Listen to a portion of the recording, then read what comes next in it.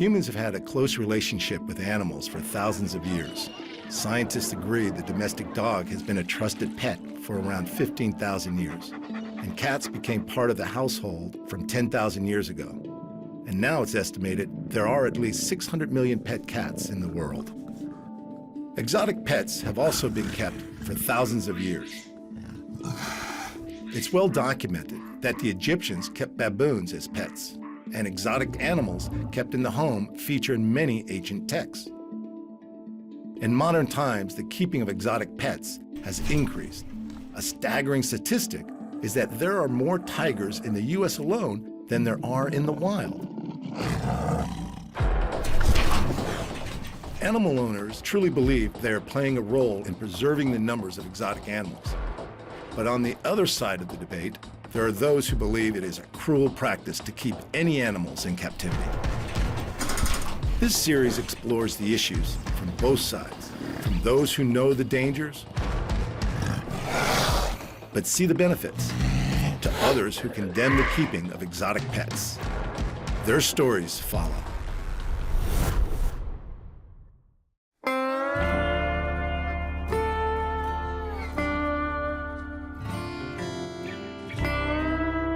The entire perimeter of this rural Nevada property is surrounded by 10-foot chain fences topped with barbed wire, making it seem more like a prison compound than a family home.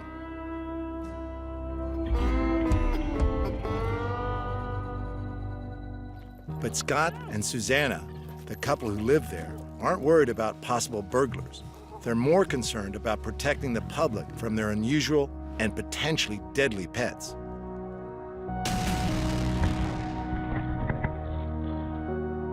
Their 10-acre property is home to a variety of exotic creatures, including tigers, lions, wolves, and other predators that many would consider too dangerous to keep at home. You don't eliminate the danger. What you do is you mitigate the risk. When it comes to safely keeping predators as pets, the more familiar the animal is with their handlers, the safer the interaction is. Oh, I know.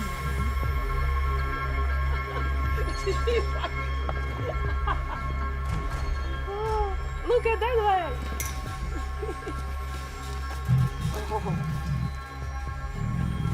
Susanna is clearly very comfortable with her feline companion, and although the lioness is obviously unsettled by the presence of our camera crew, she shows no sign of threatening behavior towards her keeper.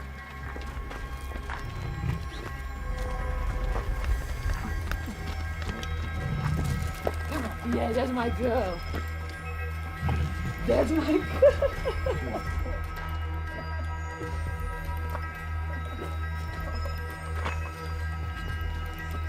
Yes, I know. She can knock me down. Ah, don't kick me.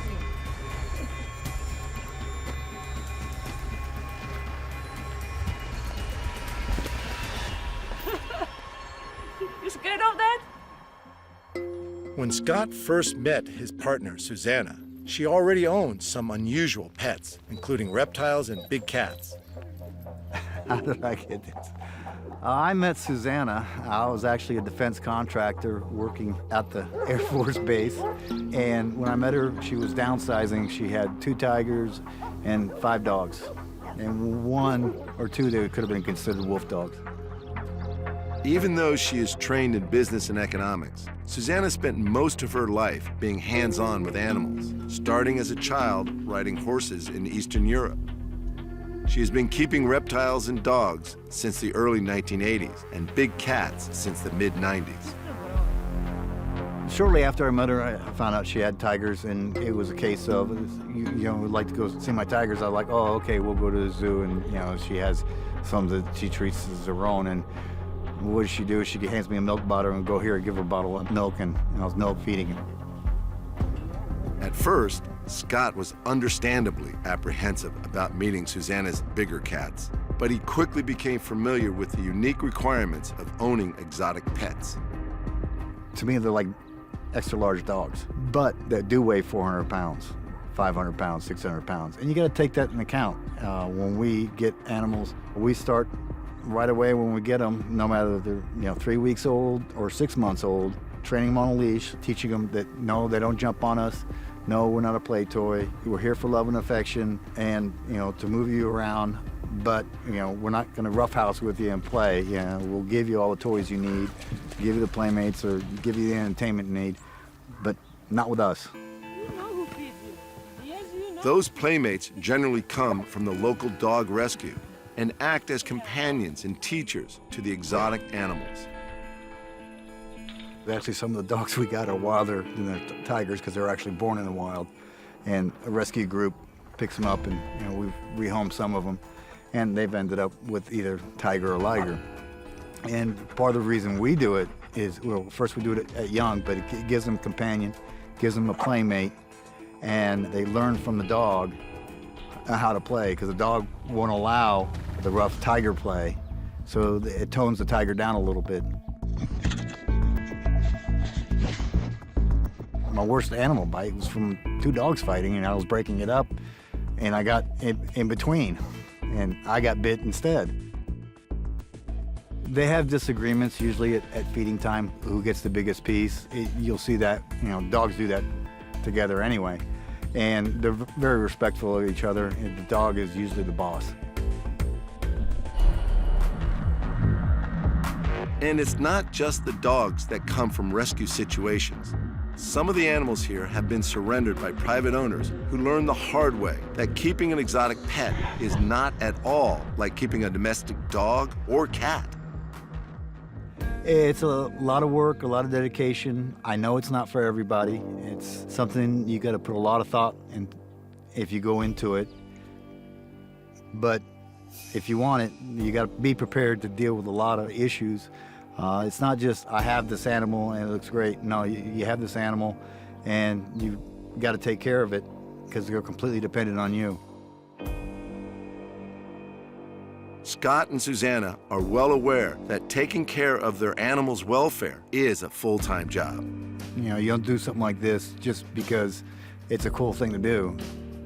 It's not like I can take 2 weeks off and go to the beach somewhere. No, I got to worry about them being fed, being watered, being clean, veterinary care for any reason. I'm always sore. There's always something to do. Every day's different. It depends on the time of year. In the winter, because the property is so vast and we have to have water to all the animals. If we have freezing temperatures, check to see if water hoses are broken, if water manifolds are broken. Make sure that animals haven't destroyed something. It's never dull, I can tell you that.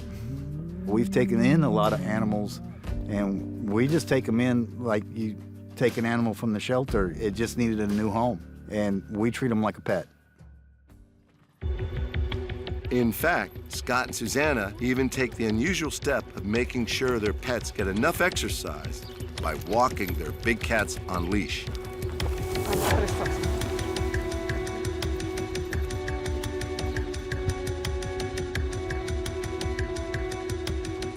It's a practice that most pet owners are very familiar with. But when the animal you're leading weighs between 300 and 600 pounds and is capable of killing you within seconds, it's a risky activity. And when your predator pet is weary of a camera crew, it's a practice that could be life-threatening. And he's the one that came from Las Vegas Zoo. Yeah. He's an attention hog. He wants to be on camera everywhere. And he's the only one we don't leash walk because they were hands off with him, so he doesn't know what a correction is. And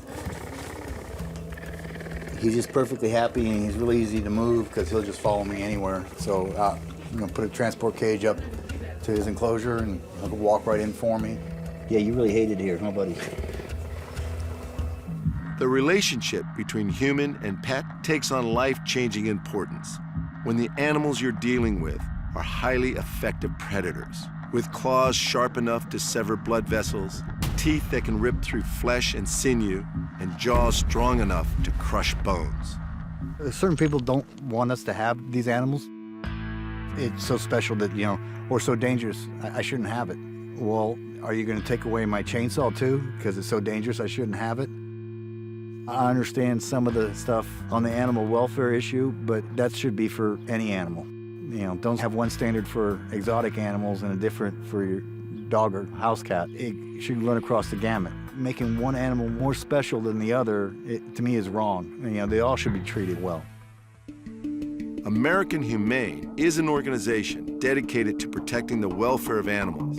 Their focus is on the care of captive exotics more than on the debate over whether or not they should be kept in captivity.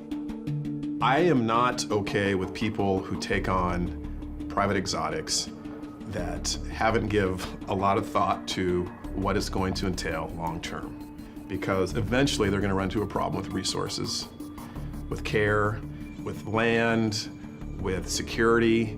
And unless you have given a lot of thought to that, you're just not in a position to own an exotic like a tiger.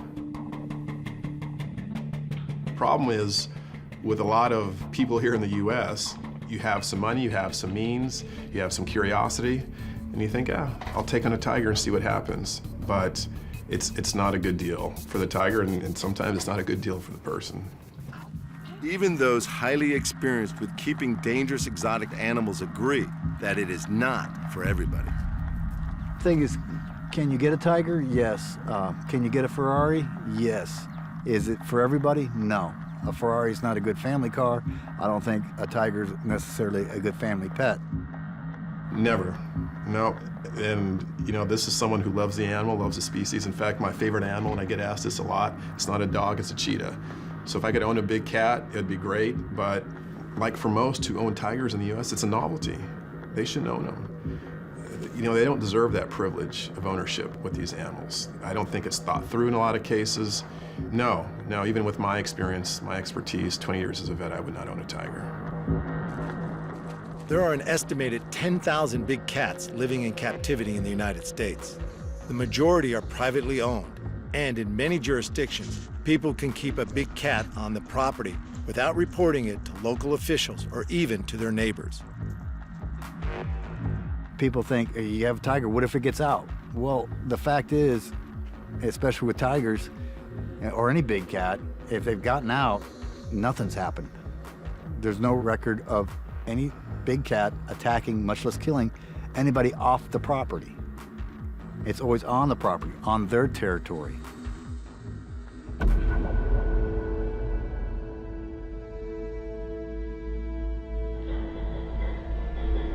More of a case of you, as a person not used to being around tigers, would not know how to react properly if a tiger charged at you. Versus me, is I know what to do, I can break it off in 2 seconds. You will turn and run, and all of a sudden, you have a tiger crawling up your back. Animal attacks often occur when people react in a way that the animal doesn't understand or simply hasn't seen before. Like with the wolves, part of their greeting is mouthing. And they'll just come up, put their mouth on your arm. They're not biting down or anything, but if it was anybody else that doesn't know that, they'll yank their arm away, and all of a sudden they got mauled by a wolf, and when the wolf had no intention of doing that. Animals put in unfamiliar situations are often more afraid of humans than we are of them, and that's when an encounter can become deadly. In other cases, owners are teaching their pets bad habits. And a lot of it comes from not knowing what they're doing. And some people just do the wrong things in raising them. I remember seeing one video of one guy that used to play tug of war with his tiger at feeding time, play tug of war. Well, his daughter ended up putting her arm in the enclosure, and the tiger did what it was trained to do, played tug of war. And it's instances like that where, the injuries and deaths come along. And the people being injured are the handlers, owners, or people in and around the big cats. And it's very simple. It's sort of like, if you don't want to die by skydiving, don't go skydiving. If you don't want to be injured by a big cat, don't go where the big cats are. So just why are Scott and Susanna willing to go where the big cats are? For the love of the animal. There's nothing like it when they come up and seek a reassurance from you. Something makes it nervous. It's like, is it okay? Yeah, yes, it's okay. Yeah, you can go do it. About 95% of what I do it for is for the animal, whichever animal it may be. Some animals are more affectionate to others. You build a stronger relationship with certain ones. The ones you raise from 3 weeks old or the one that you get 4 months old. It's just how the relationship develops.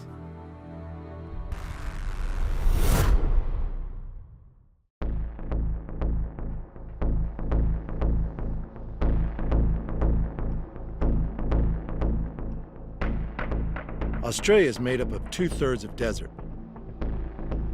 It's a harsh place for any animal to survive. This one has adapted perfectly to its environment. The dingo is a carnivore that was introduced from Asia around 5,000 years ago, and it has thrived in Australia ever since. A subspecies of the wolf, they can be seen as a pest by farmers and are known to kill livestock. But can they be a good pet? Dave Graham recognizes the dangers, but has chosen one as his companion. While it's rare to see a pure white dingo, what makes this one even more unusual is that the owner has fallen in love with her. Do I consider Alice a pet or a best mate? I think she's like my girlfriend. I can't be without her, and I don't think she can be without me. She owns me, she controls me, oh my God. We have some arguments, but she always wins, and she runs the household. She runs everything that we do. Dave is a farmer and a qualified animal behaviorist from Queensland. And from his experience working with dogs, he totally understands the genetic makeup of the dingo. A dingo is quite literally a dog that has gone back into a wolf-like state. When they first came to Australia, they went straight back into the bush and have become that wolf-like creature with the 5 elements that all the dogs that we now have been bred out from. Dingoes have everything. They track, that's sniffing out their prey. They stalk their prey, which is where we've now got all of our herding breeds come from. They chase down their prey, which of course is our hunting dogs that we now have. They consume, rip apart their prey. And then of course, they also have that social aspect. They do work together. They really do work in packs. Using their paws, using their teeth, really rip anything apart, and they can get right inside, get the exact part of the animal that they want to eat with the amazing dexterity that these guys have. Farmers have blamed dingoes for causing large amounts of damage to livestock. As a farmer, Dave has witnessed some of the damage done to his sheep by wild dogs. When you grow up in the outback on the inside of the dingo fence, you have a difficult relationship with wild dogs. So my entire life, I've always seen wild dogs as an enemy because I've seen the damage that they've done on our livestock, on my sheep. There was some nights that they would come in and take out 90-odd sheep, but not kill them, just rip them apart. And my job, of course, was to come through and put them down in a humane way. And that was always difficult for me to appreciate the beauty of the dingo in the bush, but also the damage that they can bring to our farms. The dingo fence, the world's longest fence, originally built in the 1880s as a rabbit-proof fence, was converted in the 1940s into a dog barrier to protect sheep and cattle from dingoes. Over 5,000 kilometers long and spread across 3 states, it has been partly successful in stopping dingoes from crossing the border and killing livestock. The dingoes that managed to get through were often shot by farmers as they were considered pests. So how does anyone consider this a safe pet? It's been a long journey for me to appreciate how beautiful and how valuable dingoes are to our bush, but I'm under absolutely no delusion whatsoever that wild dogs and vulnerable animals mean lots of blood. There is a contradiction. In his farming life, Dave had to destroy wild dogs that were killing his livestock. Alice was the one dingo that stole his heart.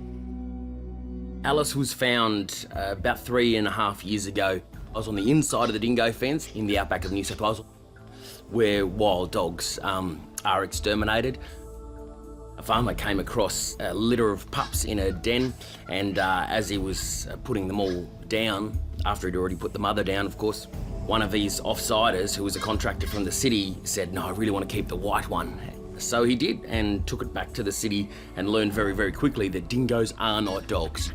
You have to be extraordinarily skilled, and you have to have extreme management plans, and also very, very, very good fences to be able to keep a dingo in, because they are wanderers and they don't require human interaction.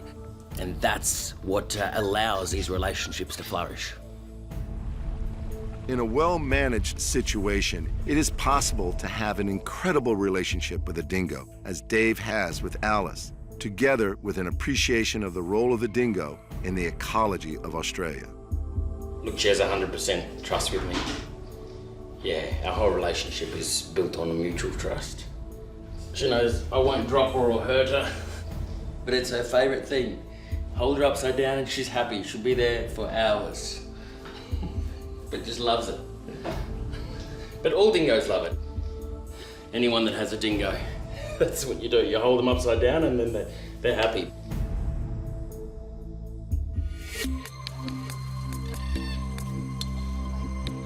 Mark from the Armadale Reptile Center looks after two dingoes, Kai and Jay, who were both previously kept as pets.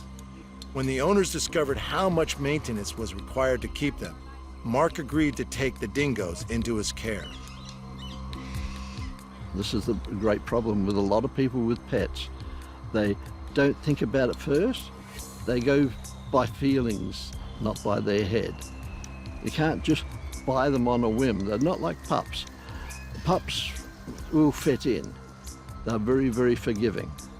Dingoes aren't really forgiving. Mark has had to work with the dingoes to gain acceptance from them. In particular, the older dingo, Kai, who is the alpha male, took longer to accept him. I've had Kai growl at me to start off with. Eventually he accepted me, but I couldn't go near Kai. Jay was fine. He was younger though, he's a little pup. That's the way he acted. But the other one backed off and he growled a little. And when they growl, you stand back.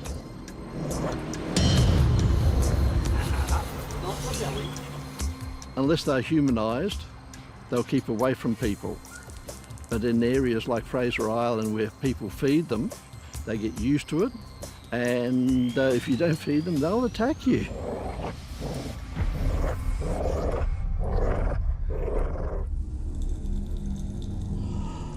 Fraser Island is a heritage area situated off the coast of Queensland, which has a population of protected dingoes.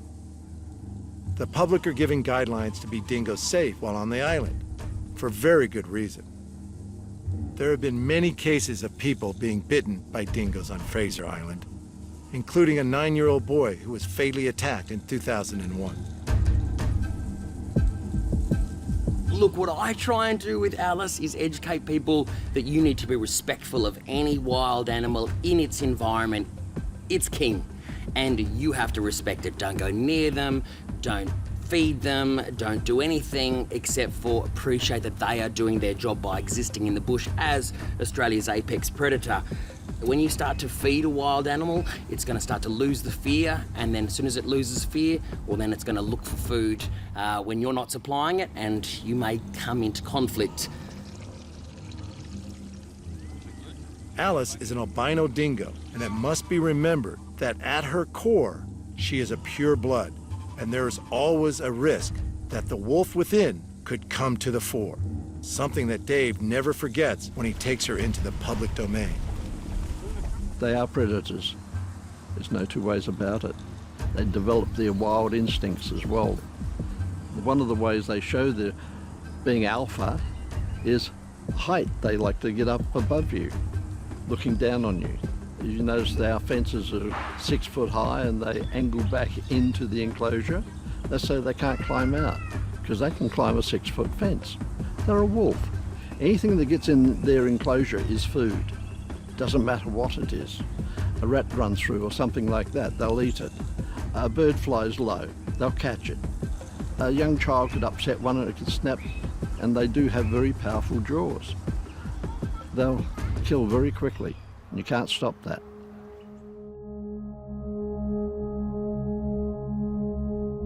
While attacks on humans are relatively uncommon, one of the most well-known dingo attacks occurred in 1980 near Uluru, Central Australia. Lindy Chamberlain, mother of 9-week-old baby girl Azaria, was convicted of her murder. The Chamberlains maintained their baby was taken from their tent by a dingo, and in 1986, following the discovery of Azaria's jacket near a dingo lair, Lindy Chamberlain was immediately released from prison. In 2012, following years of speculation and inquiries, the coroner concluded that the cause of Azaria's death was as a result of being attacked and taken by a dingo. When you ask people, instantly they think of Lindy Chamberlain, the terrible death of her daughter by the jaws of a dingo. So that's prevalent in people's minds, but I think we do have a love affair with dingoes because they're just so strange, so distant, and so rare. I mean, you would be hard-pressed to find too many Australians that have seen a real dingo in the wild because they naturally just blend into the environment. That's the job, and that's why for hundreds of years of white settlement, and of course the thousands of years that they've been here during Aboriginal settlement, they have just inserted themselves into the ecology. But at the same time, these guys are using those jaws every single day to get through life. And when you need to eat to survive, it brings you up against humans because we're growing animals out there, sheep, cattle, goats, pigs, and of course these guys are hunting in that same territory. So we do really have a love-hate relationship in Australia. Alice has a natural tendency to investigate her surroundings, a trait that's typical of a dingo. She uses her highly tuned senses to great effect around the house. One of the things that makes dingoes different from dogs is that dingoes love to climb. They're up on top of everything, into everything. It doesn't matter how small the surface is. They need to check it out thoroughly and know what's going on in their environment. Yeah, she loves getting up on top of things, but it's really this super investigation and this crazy brain that just needs to know exactly what's going on. They always look like they're chilled, but I think it's because, well, they've got a lot to think about that they've just investigated and they're just going through all their different TV shows that they've got inside their head of all the different adventures they've been on. One could be easily mistaken after seeing Alice's relationship with Dave, that dingoes make an ideal pet. The reality is that Alice is a wild animal, and by her very nature is a predator. Are we ready? You're being very good sport. I love my dingo, but they do not make good pets. They are a wild animal that belongs in the wild. It's just that at the moment I belong to Alice. They don't bark, which seems great, but they do everything else that could possibly drive you crazy. They shed continuously. Everything gets covered in dingo hair.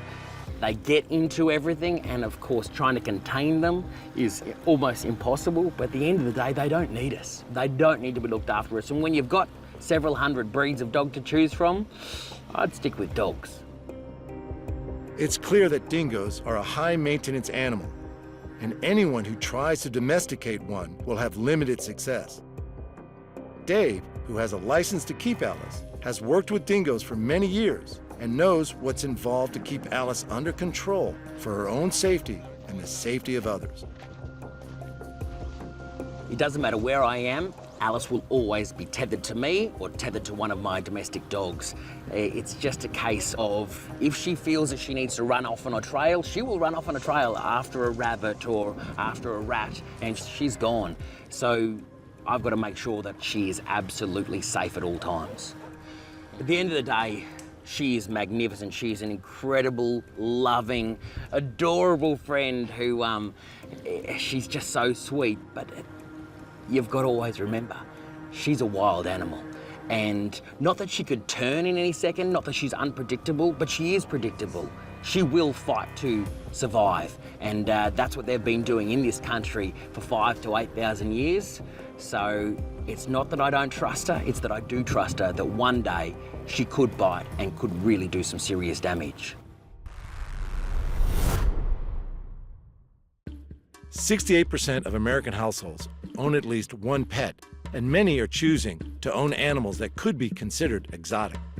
The legal definition is subject to local jurisdiction, but generally an exotic pet is one that is rare, unusual, or a wild animal, not typically kept by humans. Often, that's because those animals can be deadly. It's better to be bitten by an angry snake than a hungry snake, because a hungry snake won't let go for a while. But they're very popular and should not be kept around small children,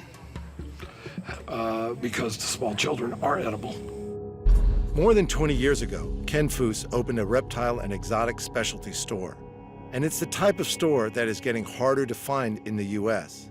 The animals he sells range from those that can just give you a nasty bite to those that can kill in a matter of minutes. This is our second largest selling animal. You would think us being a reptile store, it would be all reptiles, but this is a pygmy hedgehog. They're very popular. We sell hundreds of these, and I wouldn't own one if you gave it to me. But we sell a lot of them. It's basically an animated rock. Regulations around owning exotic pets are different in every state of the U.S. In Nevada, pretty much anything goes. There's not a lot that we can't have. I mean, I can have a tiger in here for sale. Why would I? I'm not qualified to own a tiger. Most of the people I know are not qualified to own a tiger. It's the same thing with primates. We can sell monkeys here. We can sell chimpanzees. We can sell anything we want. But 99% of the people on this planet are not qualified to own a monkey, period. And I sold monkeys for 5 years, and I just got tired of looking for that 1%. Foose's biggest selling pet may not look frightening, but as a carnivore, it certainly can bite.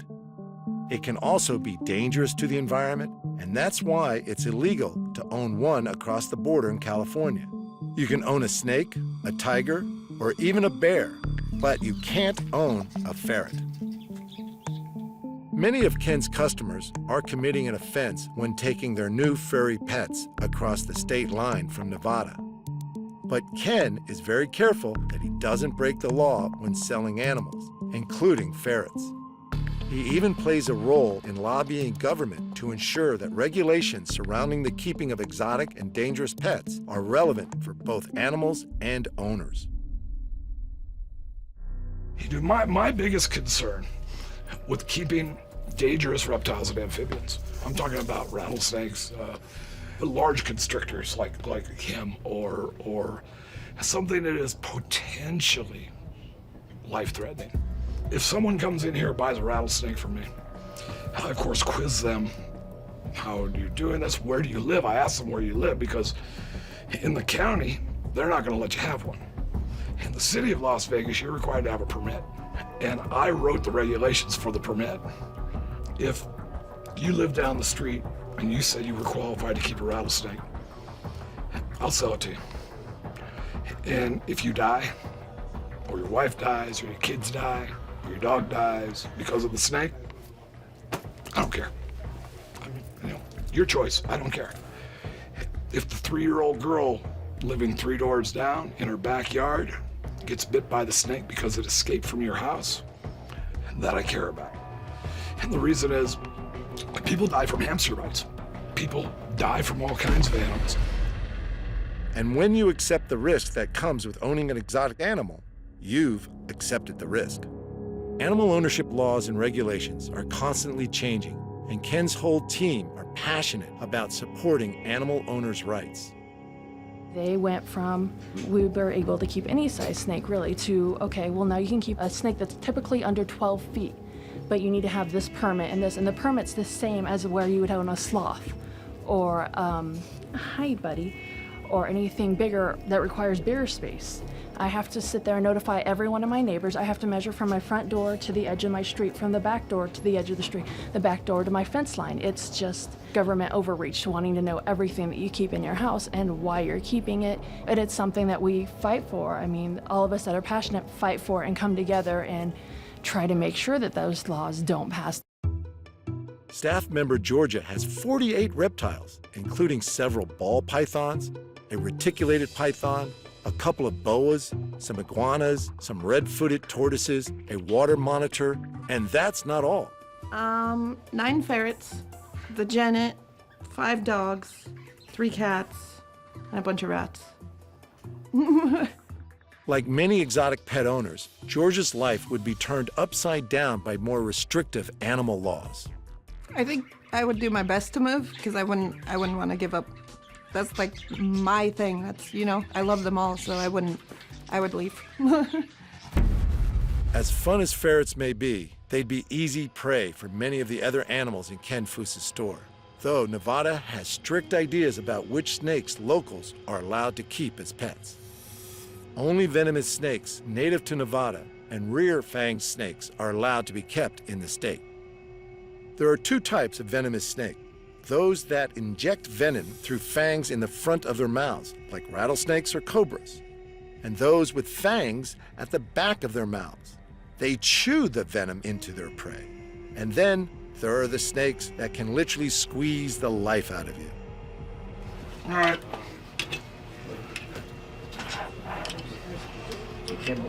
What are you pulling out here? This is a tiger reticulated python. It's about 15 feet long. Air gas grabbed the other end of this. My back won't handle this. They do very well in captivity. Like I said, the only real downside to them is they get too big. If a snake like this bites you, you're gonna know it, and you'll bleed. They're not deadly. They won't kill you, but they'll hurt you a little bit.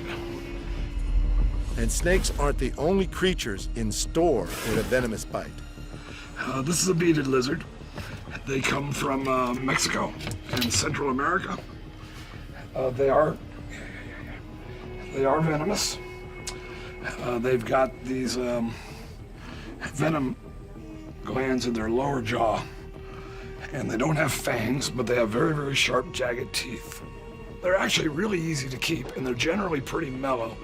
But it's also the excitement. You've got a beaded lizard. They, there's something romantic about having one. Beaded lizards can grow to 3.5 feet long and are related to the Gila monster. They're the only 2 venomous lizards in the world and can deliver an extremely painful bite. They just tend not to let go. They will hang on to you forever. There is no anti-venom for this. They won't kill you. Years ago, we had someone break into one of the cages and stole one of our beaded lizards. And it was a baby. It was about 4 inches long. And he put it in his pocket. As he reached into the cage to grab it, he got bit. And then when he put it in his pocket, he got bit again. And ended up going to the hospital. So he recovered. He made a full recovery, and in fact came into the store about a year later and stole something else from us. But we caught him that time. But they're very, very cool, and people like them because they're a novelty. They're different. They're not lethal.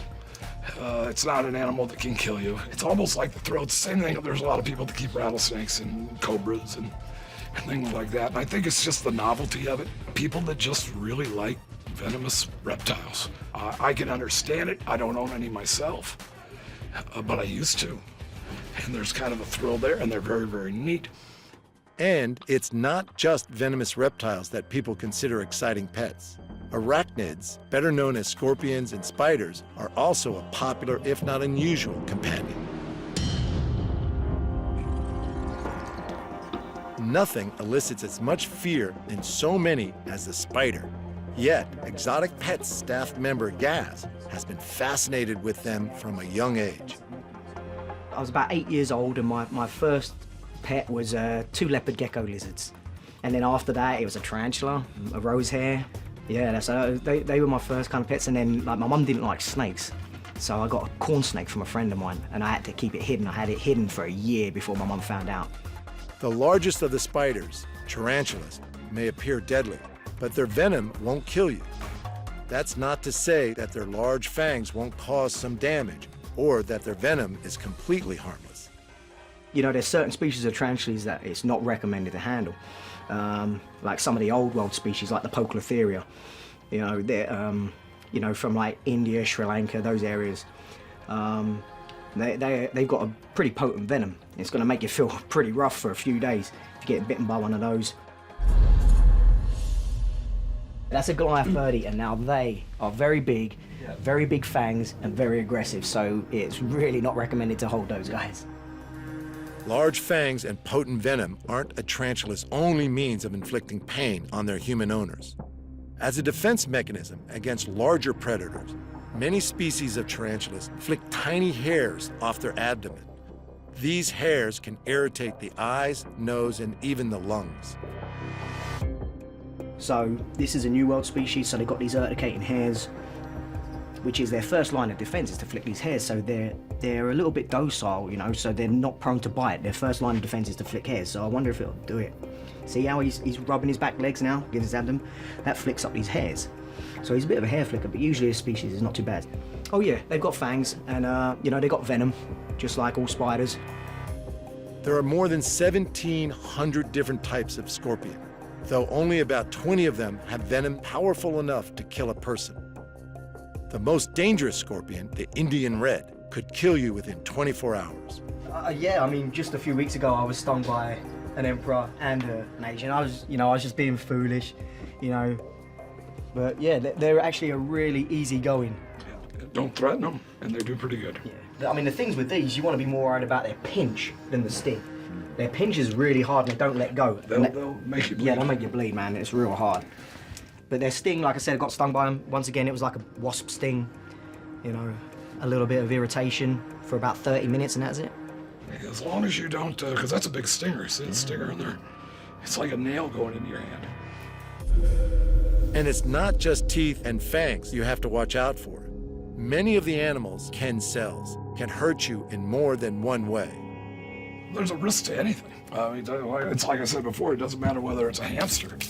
And there's always an inherent risk. Of course, we would tell people this is a rear fang snake, be careful. But beyond that, this is another animal that could never hurt you. The venom is not strong enough to do more than like localized swelling. The snakes, the animals that I have in here, quite frankly, that hurt you the most are things like these. Claws. It's the teeth and the jaws and the claws. These are not from snake bites. These are from these animals' toenails. Now these, the key thing here, there we go. The key thing with these things is you control the legs. And that way you don't bleed. This is what I call tame. When they first came in, there's no way I could hold them like that, so I would be bleeding all over the place.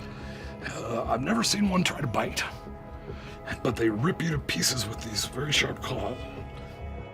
So many of the animals in Ken's store have bites that can rip skin or inject venom, or claws that can draw blood. Why would anyone want to own them? They're just such cool animals, you know. It's just you know, I've always found them fascinating. From the tiniest of little, like, common house spiders, you know. It's just beautiful. They're just fascinating animals, man. I've always been fascinated by them. It's the thrill. It's why do people race cars or hang glide? Everybody has their own adrenaline fix and that they've chosen, and this is a lot of people, this is it. And for as long as there is a demand for exotic pets, Ken Foose and his team will continue to fight for the rights of animal owners to keep them. Not everyone should keep a lizard, not everyone should keep a dog or a cat or even a mouse. Why would anyone have the big python or have this or have that? And I'm like, people jump out of perfectly good airplanes every day. Why? Are you going to ban skydiving? And a lot of these legislators say they're trying to protect us from ourselves. Well, if you're going to protect us from ourselves, ban smoking, or ban drinking, or ban skydiving, or car racing, or football. There's a lot of stuff we do to hurt ourselves, and we do it on purpose. So it makes absolutely no sense to ban something actually as benign as this.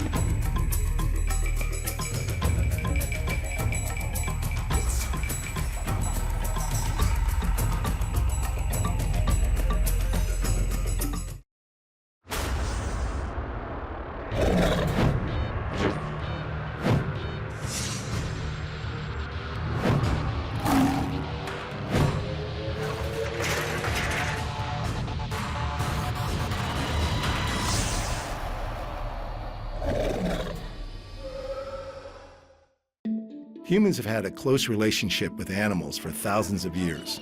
Scientists agree the domestic dog has been a trusted pet for around 15,000 years. And cats became part of the household from 10,000 years ago. And now it's estimated there are at least 600 million pet cats in the world. Exotic pets have also been kept for thousands of years. It's well documented that the Egyptians kept baboons as pets, and exotic animals kept in the home feature in many ancient texts. In modern times, the keeping of exotic pets has increased. A staggering statistic is that there are more tigers in the US alone than there are in the wild. Animal owners truly believe they are playing a role in preserving the numbers of exotic animals.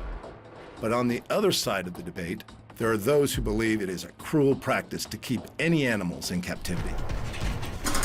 This series explores the issues from both sides, from those who know the dangers, but see the benefits, to others who condemn the keeping of exotic pets.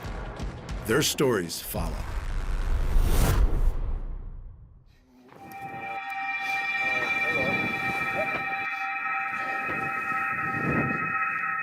You can go take him over to the log there, Chris.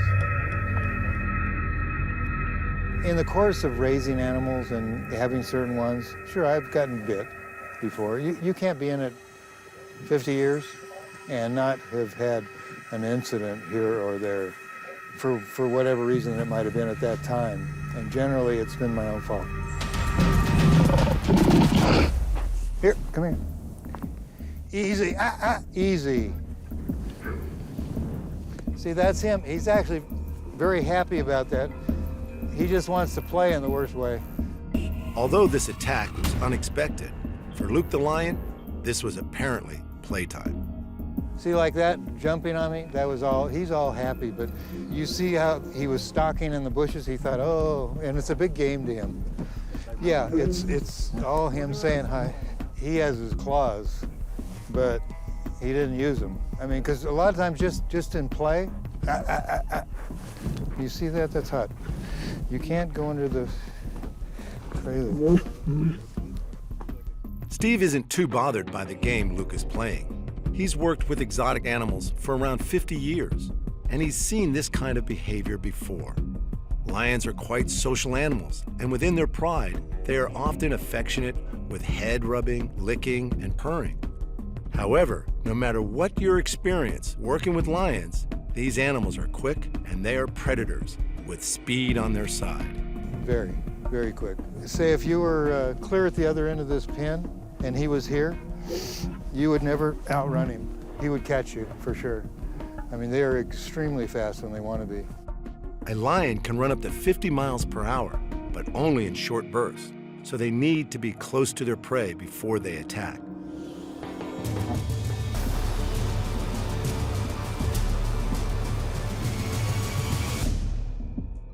But generally, lions are a sleepy bunch, and they like to lay around with their pride for around 18 hours a day. They look at us as the dominant member of whatever species. We're talking about lions, so it's lions. They want to do what they do to their fellow lions. We just don't like it when they bite and claw us, so we curtail that. Hi. Yes. Chris Edrington works alongside Steve Martin, training animals to work in film and television. This is a job that requires incredible skill, knowing what makes these beasts tick. He's like a teenage boy. They stretch the limit sometimes. It's the energy you see is a lot of that. By the time they're 5 or 6, they're much more mellow. They might be more mellow as they get older, but getting up close to a lion isn't for the inexperienced. If you didn't know what you were doing, it could be very dangerous. I mean, because you got to watch that. He'll jump up and grab it. Oh, he's watching the rabbit in the sky. Oh no, he eventually would jump at it and go crunch, crunch. The boom is a great game for Luke. Luke is an experienced animal actor, so the boom is a familiar sight. But Steve knows he needs to keep the boom well away from Luke's reach. This is all part of professional animal training, and Steve Martin is one of the best trainers in the business. See, we teach them a mark. It gives them a place to go to. Like if the director said, we need him to come out from behind the bush and come stop there and then run off, we teach him a mark so we can call him to an exact spot. And I tell him, all right, and then Chris would call him off. If you watch a lot of shows, you'd start picking up on that, oh, okay, I get it now. Because you see him come up, skid to a stop in an exact spot. Usually it's always a trained behavior to go to that. When it comes to training, it's all about repetition. If you want to train a lion to perform on cue, it needs to be second nature for them. As they get older and as they learn stuff, no, go on. He wants to rub on me and say hi. As they get older and they learn stuff, they learn how to learn. And where that might have taken us 20 or 30 times of doing it before he goes, I got what you want now. You notice how he went out and got on it right away? After a while, you get on set and they go, can he do this or that? And I said, well, he doesn't really know us. Give us a few minutes. And usually we can get him to do it. Lions have been used in the film industry for many years, from Leo, the MGM lion, and the black and white era, to a wide variety of blockbusters still being made today. The lion forgot his lions. Maybe he was tired of retakes, but he suddenly turned on Bigford and gave him a bad mauling. To Bigford, however, it was all in a day's work. Lions have long been associated as the fierce aggressor in popular culture. But there's also a softer, more endearing side, as well as being the star of slapstick comedy. In the business we're in, we don't say they're pets, they're working creatures, even though we have a very strong attachment with them and them with us. Usually we always try to get an animal and hand raise it, because it's not like getting an animal, this is no good, we'll get rid of him, get another one, yeah, get rid of him. Usually when they come to us, they're here to stay. I mean, we do this as a business, and also, you know, I've been in it, I hate to even admit, since 1967. So I've been in it a lot of years, and you know, we like our animals. We spend a tremendous amount of time. These guys are here every day, 7 days a week, and I have other trainers too that are very dedicated to all of them. So you build up really strong bonds and relationships with these guys, as you can see. Luke was donated to Steve as a baby from a park in South Carolina. So this young cub has grown up with Steve by his side. This relationship makes it hard to believe that in the wild, a lion can be so dangerous. Oh yeah, he'll be a real good animal. He's, you know, like you can see how excited he is all the time. As he gets older, hopefully the excitedness will settle down a little bit, because I've been gone for 3 weeks, so this is pretty normal for him to constantly want to greet you. Oh, I know, it's okay, just relax. No, The relationship between Steve and Luke, like all Steve's animals, is one of great respect. But for Steve, he prides himself on being able to create such a wonderful bond with his movie stars. I'm relaxed, but I'm also aware of what's going on. I mean, there's a lot of people that really think they know what they're doing and don't. I mean, unfortunately, a lot of the private sector that do have animals, you know, they get these animals and they raise them as babies and they're real rambunctious and they think because my little girl was around it when it was this size, that she can be around it, my daughter, my son, or whatever, when they're full size. It's a whole different mentality. Animals, like humans, grow through varying stages of maturity. Playful when young, but when the predator instinct kicks in, these trainers need to be on their game.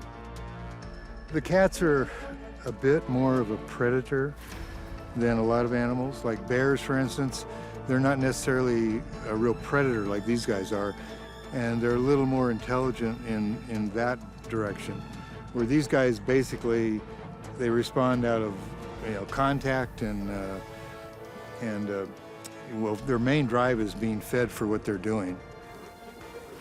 You see what he's doing right now? He's begging. He says, Chris, give me a piece. That's it. Is it a good boy? Huh? No, quit. Juan Stewart is a vet with American Humane, and part of his role is to ensure the safety and well-being of all animal actors. I frequent sets and even the animal companies that provide these dangerous animals to the films. I've had experience and time around a lot of them.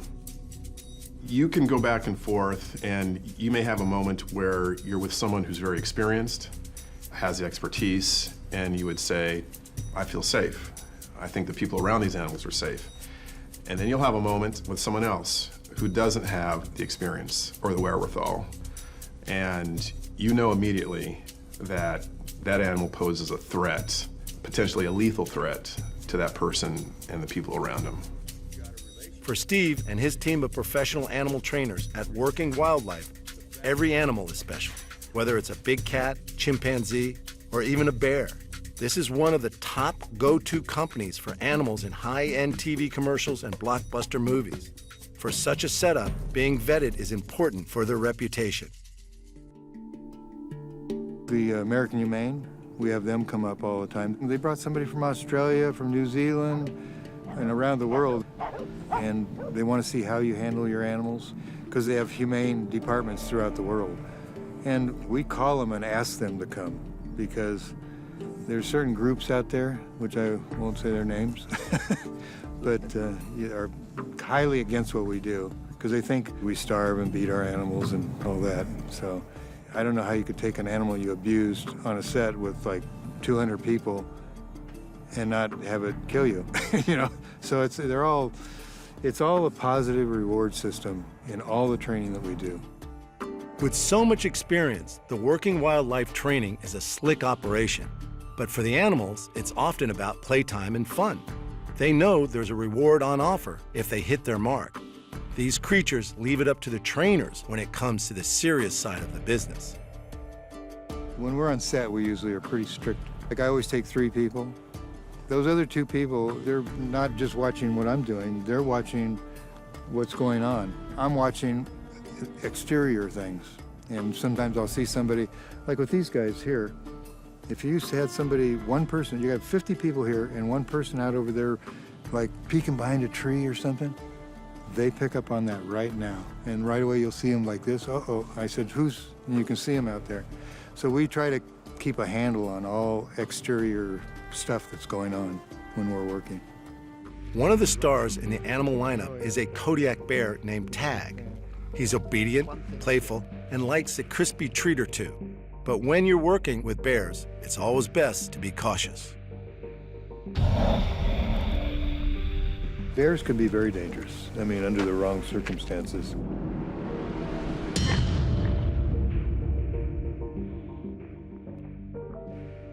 Even though he's real nice, he's very good about things, very forgiving. No matter what, he's still a bear. And you always have to take that into respect. You do the wrong thing and at the right time, and you could you could set them off for one reason or another. So we're very careful about what we do and how we do it. And we've actually had him in houses and various things. But you know, we go and check everything out before we are ever going to do a job in certain situations and make sure it's safe for him and for the people. Tag is clearly one of Steve's most beloved bears, and he is so switched on that he's worked out it's very much to his advantage to be well behaved in order to get a few extra rewards. He's not real keen on chocolate usually. Look at it. It's good. It's got peanuts in it. I mean, sometimes I offer him like a chocolate bar and he'll put his nose on it. Yeah. Well, bears are very, very smart, and you can teach them a lot of things. One of my favorite is lions. I really like the cats. But these guys they have a different intelligence level compared to a cat. A cat's more primitive, where these guys are, the primitiveness isn't as strong in them as it is in the cats. So they're a little smarter. I think they definitely think about if they didn't like somebody, it's always back there in the back of their mind, you know, and if the opportunity arose, they could probably take advantage of it. But you have to be careful because they do have their claws. You know, none of these animals, as you can see, are declawed. Tag is so popular, he even travels overseas to take a starring role in the movies. He's very socialized with people. I mean, actually, we can work in close proximity. Like the thing we just did in South Africa is with Johnny Knox and him, and we taught him to drink beer. I mean, it wasn't beer, it was, we put Dr. Pepper in a beer can. But the two of them are sitting down, drinking together, and they high-five each other with their beer. We had 2 days prep down there and did all the sequences they wanted, so he's a very adaptable bear because he's had so much exposure that when he goes to a new place, he knows it's a game. Oh, yes, I know. Here's your animal cracker. Come on. You're too lazy to get up and get it, though, huh? Bears have different appetites depending upon the time of year. In spring through to summer, they'll eat 3 to 5 gallon buckets of food a day. But in the cooler months, it's about a half a bucket. Well, their whole system slows down this time of year. You're a lazy worker right now, aren't you? It seems Steve has Tag well trained. However, these animals all have predator instincts that should never be disregarded. But with safe practice in mind, the working relationship between animal and trainer can be full of rewards. You can see in this guy, he picks up on things real quick. So, you know, at first when we started teaching him, like I said before, it's a slower process. But as they learn how to learn, they kind of, like these bears, they'll just kind of look at you like, oh, okay. And so they pick it up real fast. Shake it, shake it, shake it. Good. Good boy. Good boy. The animals are always the #1 priority at working wildlife. And Steve has an incredible setup where the animals only spend a small amount of time in their enclosures. On a property this size, the animals get to roam in dedicated open spaces while they prepare for their next starring role.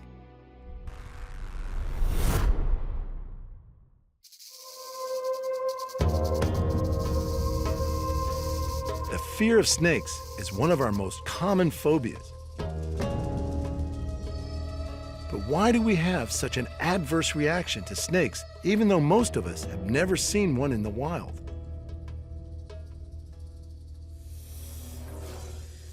Snakes are found on every continent except Antarctica, and there are over 3,600 species slithering across them.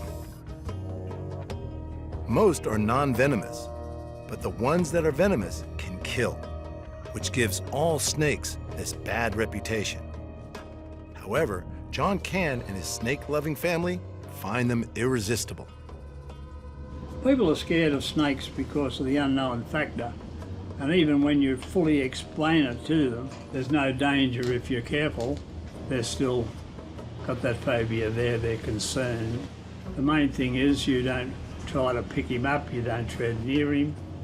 A lot of deadly snakes, you can tread near them, they'll escape.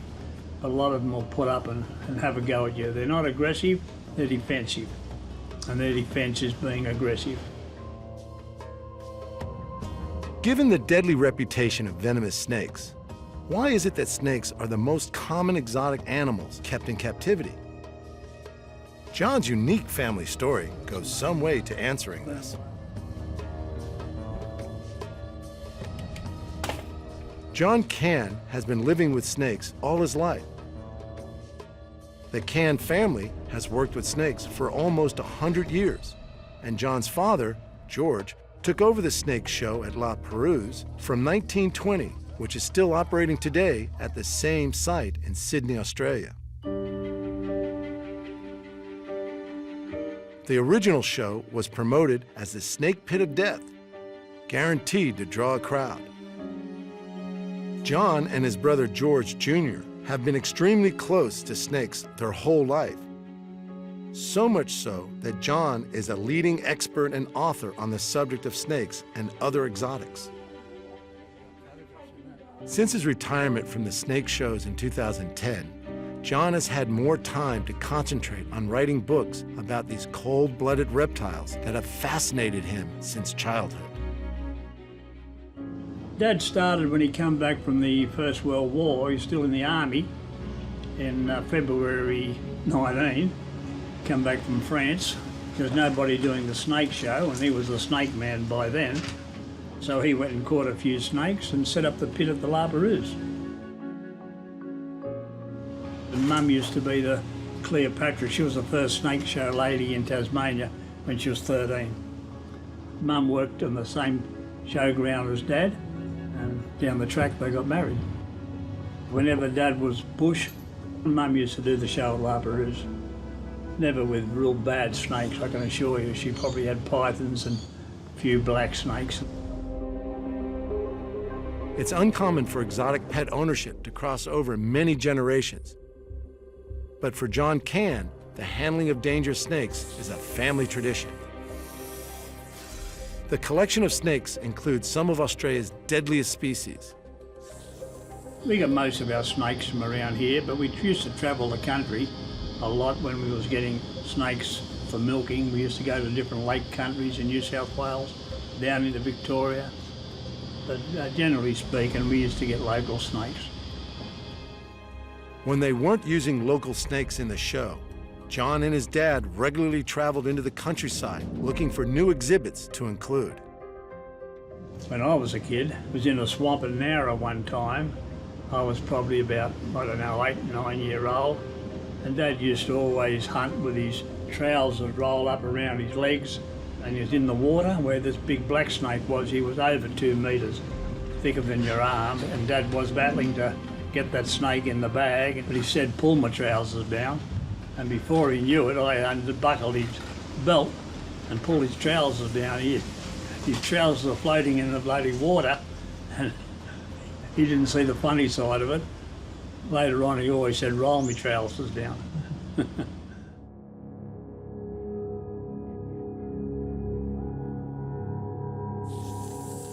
The diamond python has a stunning skin coloration, which makes it an attractive option as a pet.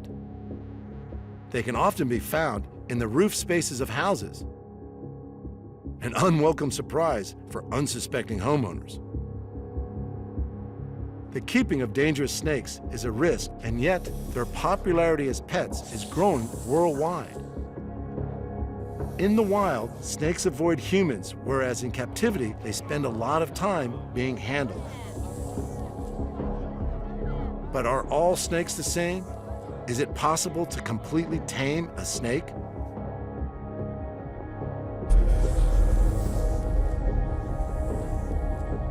They all have their own temperament, whatever mood they're in, but some of our deadliest snakes do quieten down in captivity after a time, and people, in my opinion, carelessly put the venomous snakes around their neck, and as I photographed in one of my books, a friend of mine kissing a tiger snake, and that's the snake that killed him. So you can never be certain they're not going to bite even when they're quiet. I have had friends of mine in comas for weeks and weeks after a bitten by a snake they reckon would never ever bite them. So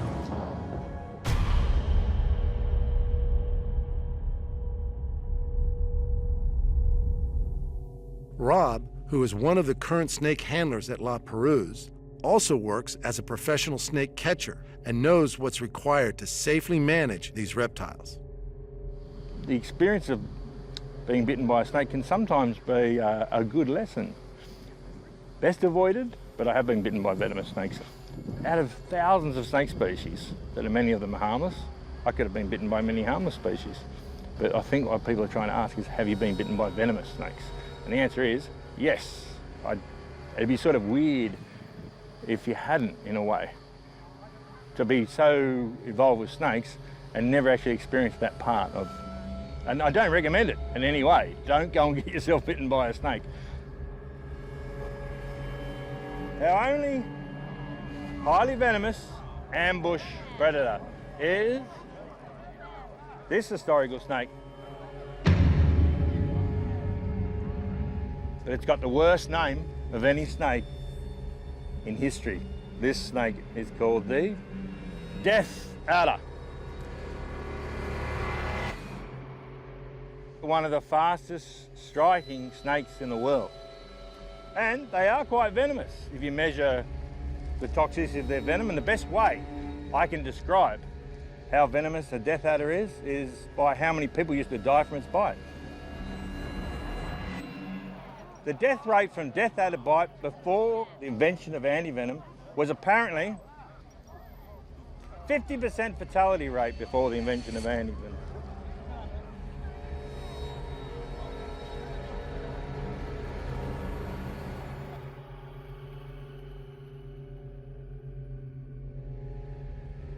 Even when you're an expert with snakes, it must be remembered you could be dealing with a venomous snake that won't hesitate to bite if they feel threatened. John's dad survived the ordeal of being bitten by a tiger snake. He got a very bad bite from a big tiger snake on the ankle there, and the snake really hung on and gave him a lot of venom, and all he did was say to his friend who was with him at the time, "Don't tell the missus about it," you know. But she knew, she could see the look on his face that he was bitten. But that bite would have killed a normal person, I would say. Could have been within 10 minutes, it could be an hour or two. But it was a bad bite from a big cranky snake. Tiger snakes, one of the world's deadliest snakes, are highly venomous and found in subtropical and temperate regions of Australia.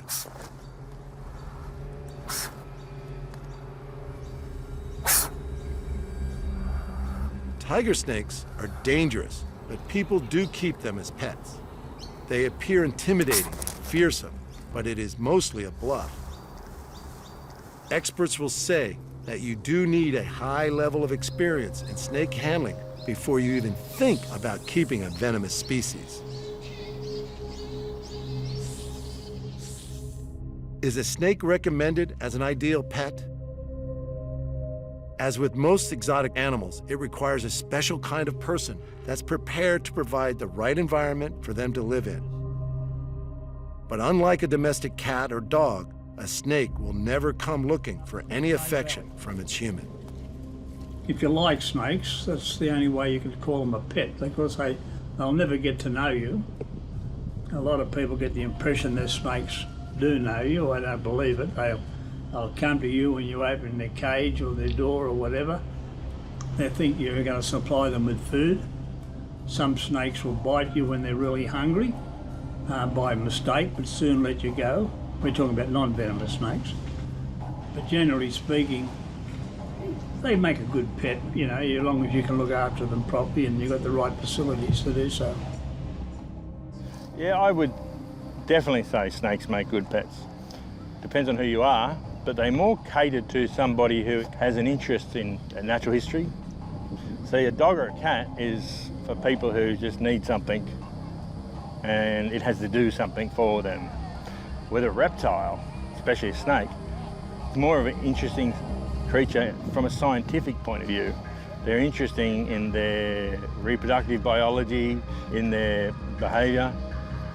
They're low maintenance, so they actually make quite good pets. John Cant is a responsible owner with an enormous amount of experience. he has always been around snakes and other exotics.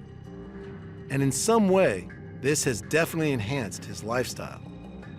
Snakes evoke fear, but for John, they are a constant joy and a pet that in most cases are easily handled. Knowing how to handle a snake properly is important. Allowing them to move freely is recommended, as it will soon let you know if it isn't comfortable. You never restrict their movement. If I stopped him from moving, he would get cranky about it, maybe not bite me. If I held it long enough, he probably might. I don't know, I'm not going to try it out. But irrespective of that, you never restrict a snake from moving unless it's a venomous snake and you got him by the tail and you're trying to keep his head away from you. You hold them by the body. But as a so-called pet or that python, you don't restrict their movements. John's diamond python is from the python family, which are non-venomous and known as constrictors. Tightening slowly around their victim, constrictors coil their body around the prey until they are suffocated and ready to consume.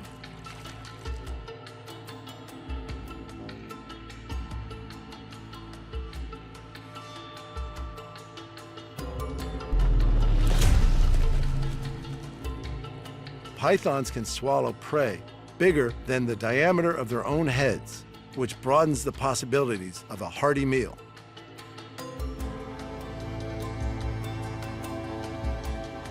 The snake pit at La Perouse provides the opportunity for the public to get up close and personal with some of Australia's deadliest snakes in a controlled environment. Rob recalls the impact his snakes have on the public that come to see the shows.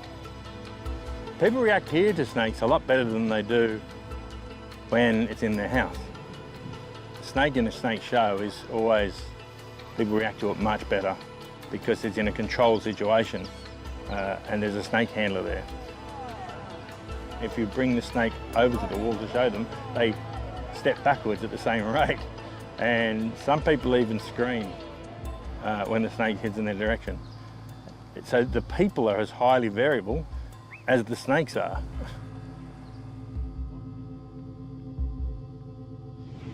Well, they're all very curious. I often used to get the impression at times that people are a bit disappointed you never got bitten, which is probably could have been true. I'd like to think I was wrong, but they're interested on the educational aspect of it.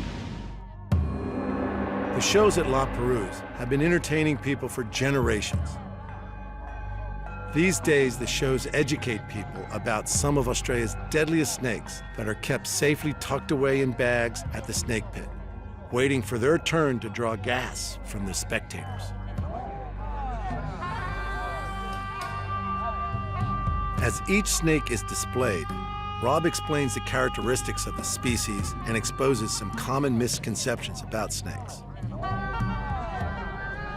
Safety is always top of mind when working with these reptiles, and even though he knows their behaviors well, there is always the slim chance he could get bitten. They have to be respected at all times.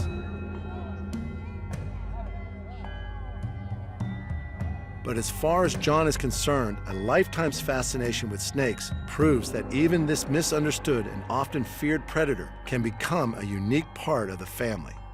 Just don't expect them to fetch a ball.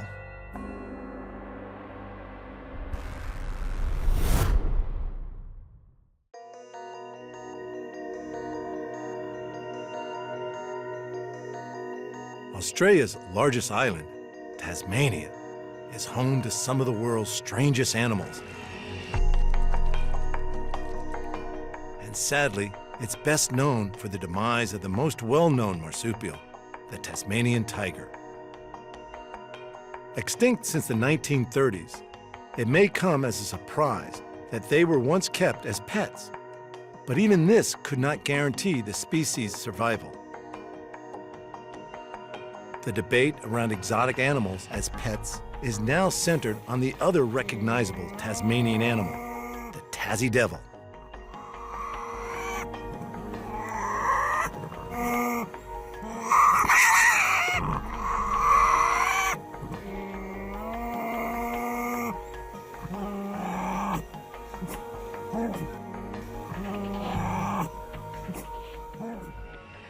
The keeping of native animals in Australia is a hot topic, but maybe the best opinion on this comes from someone who works with the devils every day.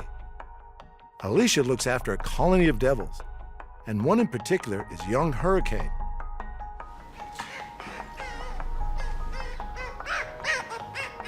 This here is baby Hurricane. He is a Tasmanian devil. He's approximately 5 months old, we believe. So he is being hand-raised by me at the moment.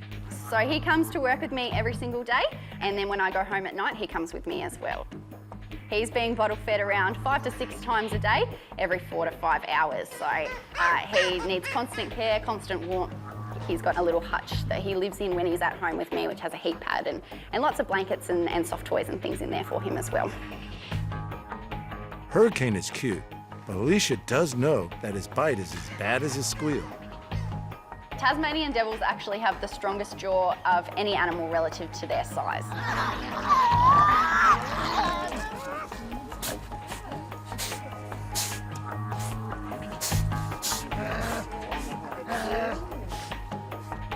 The second strongest jaw belongs to the tiger. Therefore, pound for pound, Tassie devils can actually bite you harder than a tiger.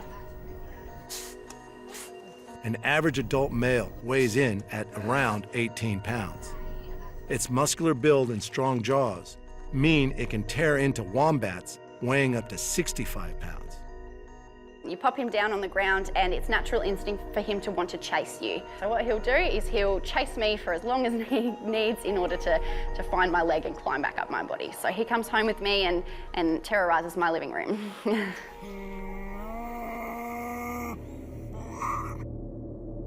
He likes to intimidate you, so that's Tasmanian's devil's game, basically. They like to open their mouth wide and show you their big teeth. They like to make really terrifying noises in front of your face.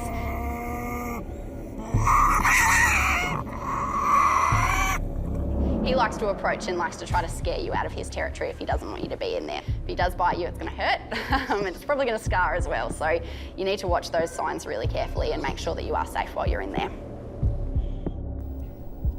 Devils could be good pets. Their size, the sleeping habits, and what they eat is similar to that of a pet dog.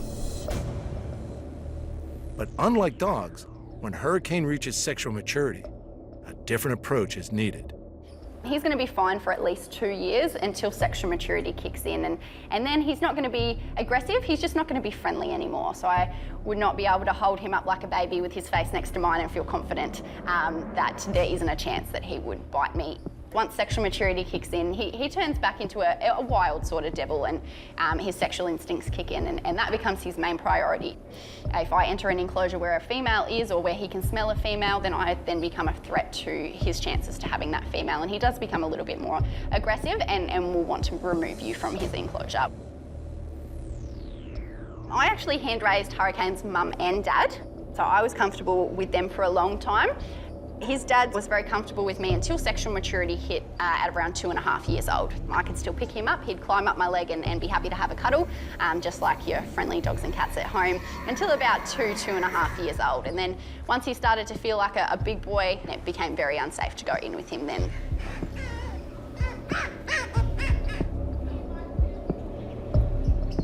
So that's his natural instinct. He wants to grab on. I have a little bit of arm in there, so it's pretty painful. It's like a vice-like grip at the moment.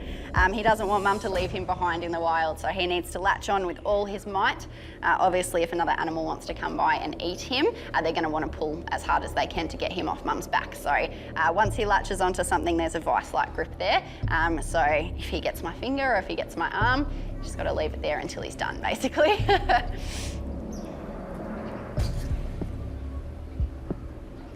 There's little doubt that a tight grip could cause serious injury.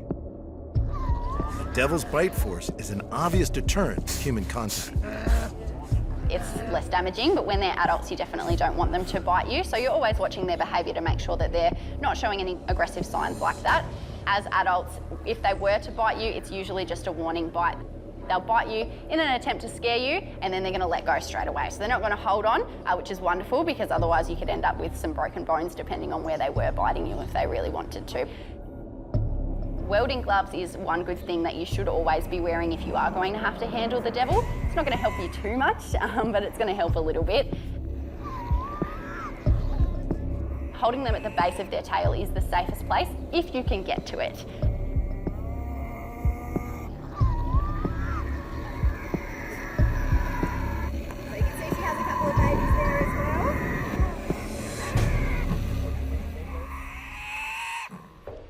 Although it's illegal to own any endangered native Australian animals, it's more the Tasmanian devil's temperament that protects it from private animal ownership. Usually people do try to push the boundaries with things like that. Probably people are a little bit too scared with Tasmanian devils. Tasmanian devils tend to have a really bad name. They'll stand in front of you, they'll open their mouth really wide and they want to try to intimidate you.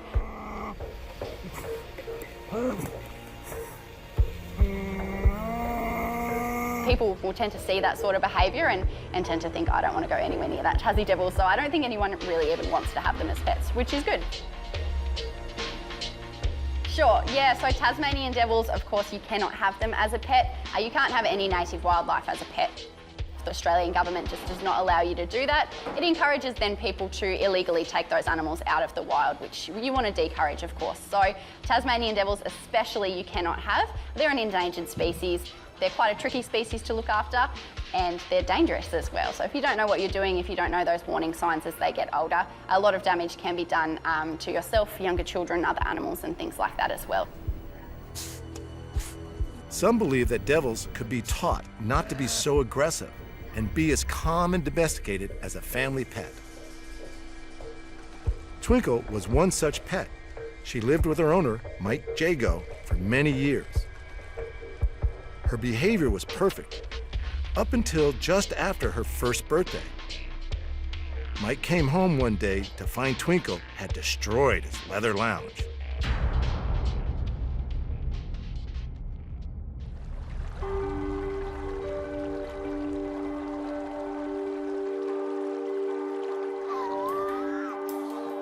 When the thylacine died out, the Tasmanian devil took over the title of the largest known carnivorous marsupial. But where the thylacine's relatively docile nature made it suitable as a domestic pet, even hand-reared devils are far from safe to be around. Some experts say that had devils been domesticated for generations, they may have become more predictable and better behaved. Domestication may also help in saving the species. It is estimated that 90% of all devils in the wild are affected by an aggressive cancer which is threatening their existence. Many believe we are witnessing the demise of a species and that captive animals may be the only way forward. Private ownership may still be a possible solution to the conservation of other species, but the issue remains contentious. Is domestication really a viable solution? In some states here in America, it is outright legal to own just about anything, but that doesn't make it okay, and it doesn't make it beneficial to the animal. Just because it's legal doesn't make it right, and we know that.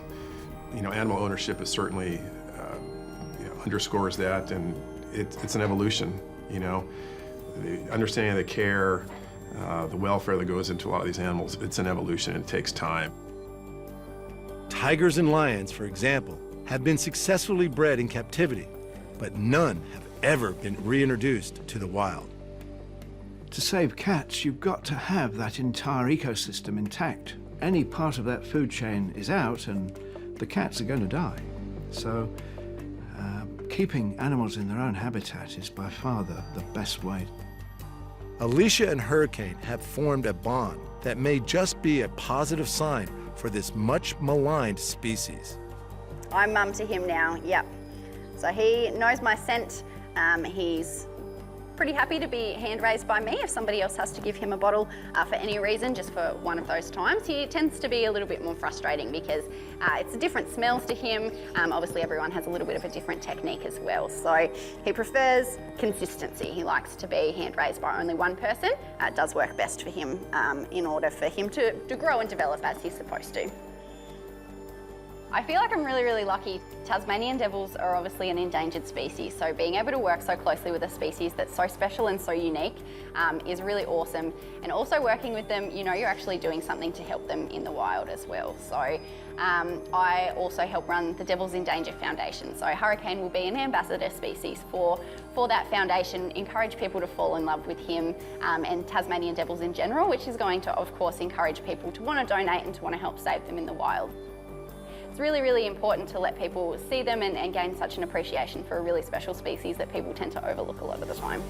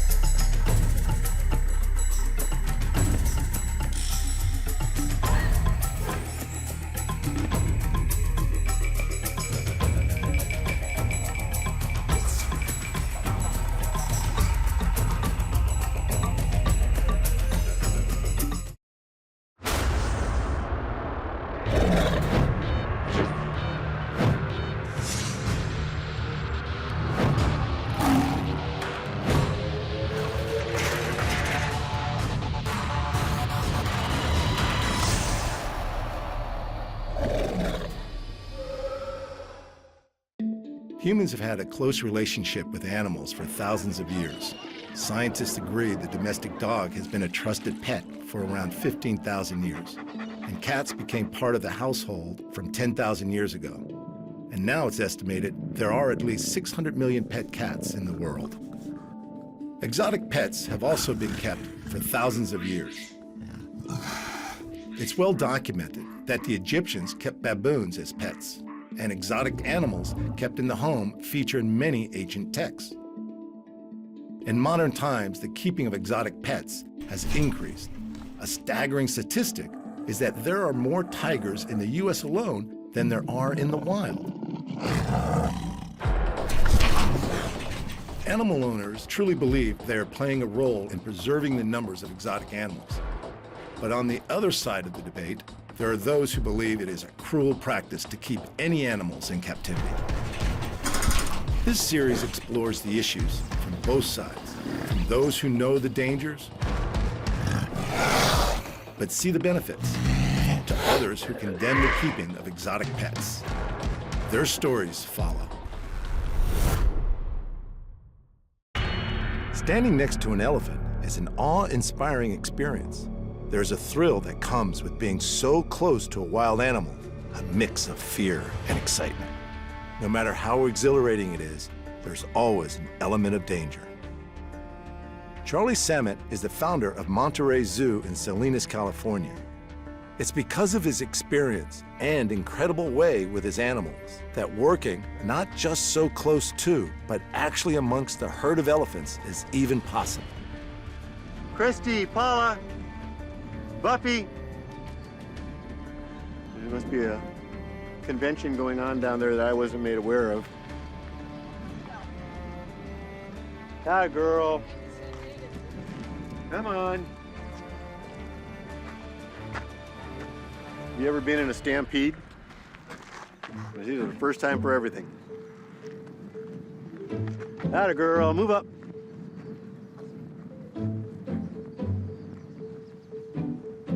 Ah, what's going on here? Not a girl.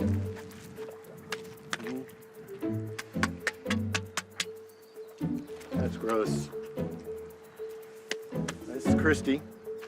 That's Buffy. Buffy was a carnival elephant. Christy was a circus elephant. They just both found retirement homes here. I do have to say, though, from the entertainment industries they came to us very healthy, very sound, very well taken care of. So they weren't what I would consider a rescue by any means. They were just done working in those environments and needed a place to retire.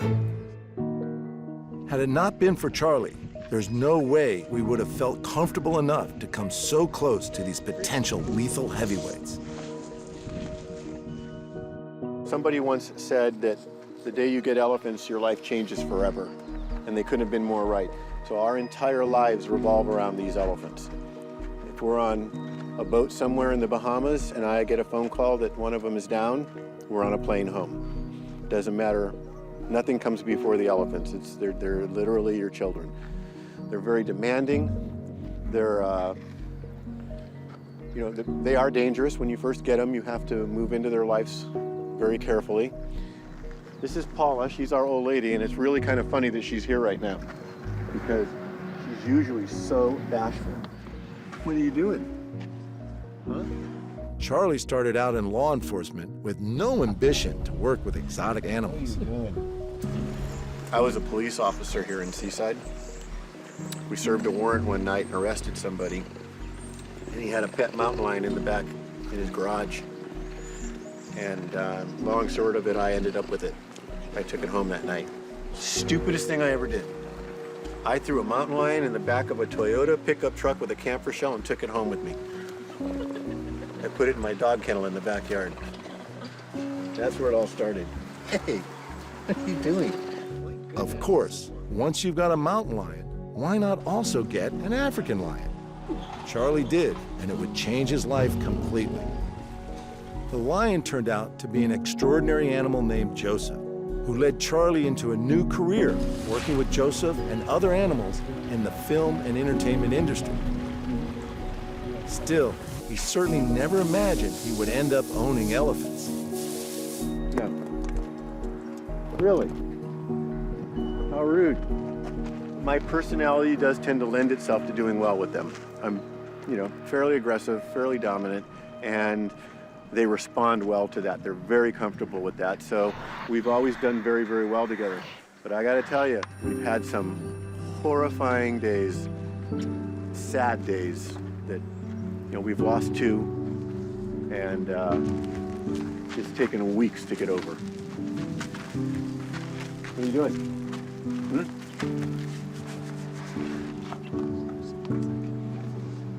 So I guess some could argue that this is probably my favorite place in the world. It's just one of those things where you can't imagine what it's like to have friends like this.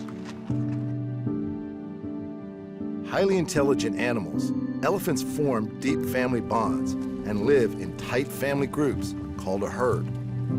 Charlie is part of the Monterey Zoo herd. Well, I actually do feel like one of them. So as soon as they get to me, they do what they need to do, they say hi, and then I'm just one of them, and then they start doing whatever else around me. The thought of them going out our driveway and us not seeing them again just couldn't happen. I couldn't imagine it. Elephants are often seen as placid, gentle animals, but there's no doubt they can pose a very serious threat. Charlie's elephants are hand-picked in a measure that helps ensure the safety of his team. We never brought anything here that we thought was going to be a threat to our staff. We do have this one here, who had hurt several people before she came here. She didn't kill anybody, but she dumped a few people, so she took a little more work to be around.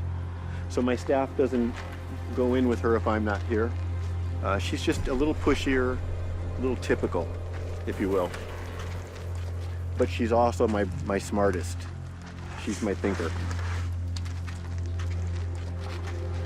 I saw that. What's you doing? Now, here's a good example. These were somebody's pets. They were getting expensive. They were getting to be a lot for them to handle. They didn't really have to get rid of them, but they called and asked one day if we didn't have a better situation for them.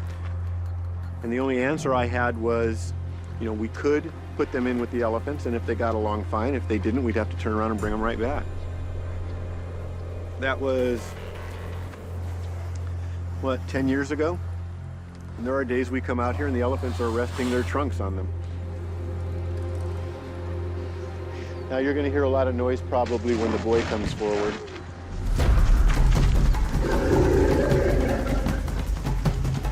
mood changes quickly as there is a sudden commotion from the elephants.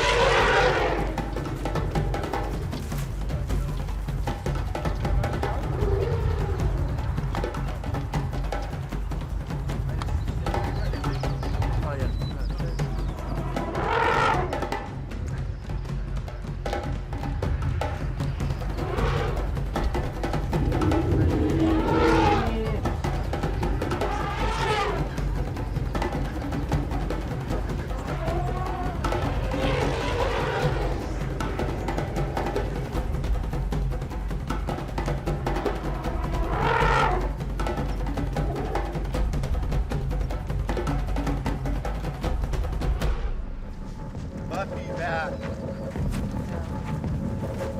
Daddy Buffy. Christy. Easy, that a girl. Buffy back. Back.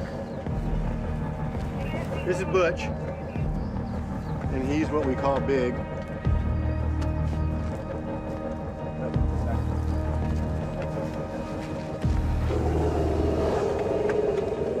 Sorry.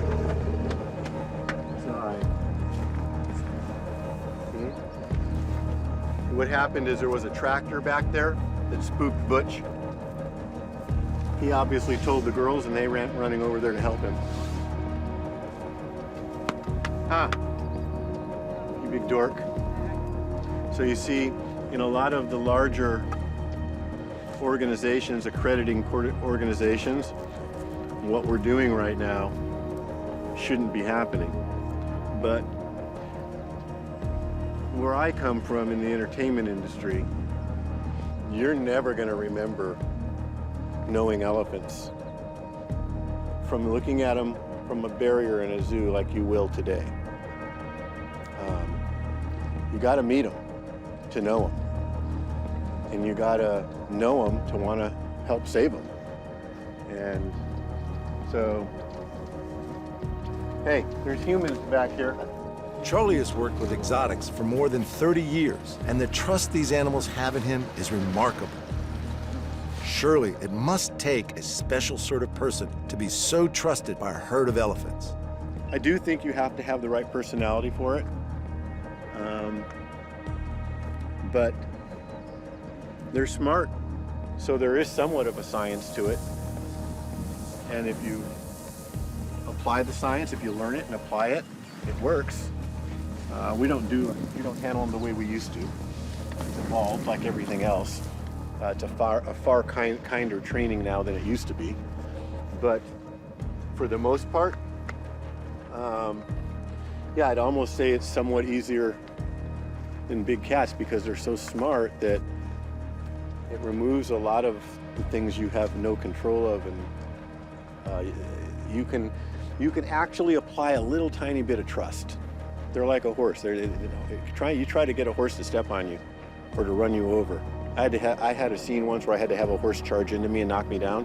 It took us days to find one that would do it. They just instinctually have no interest in hurting you.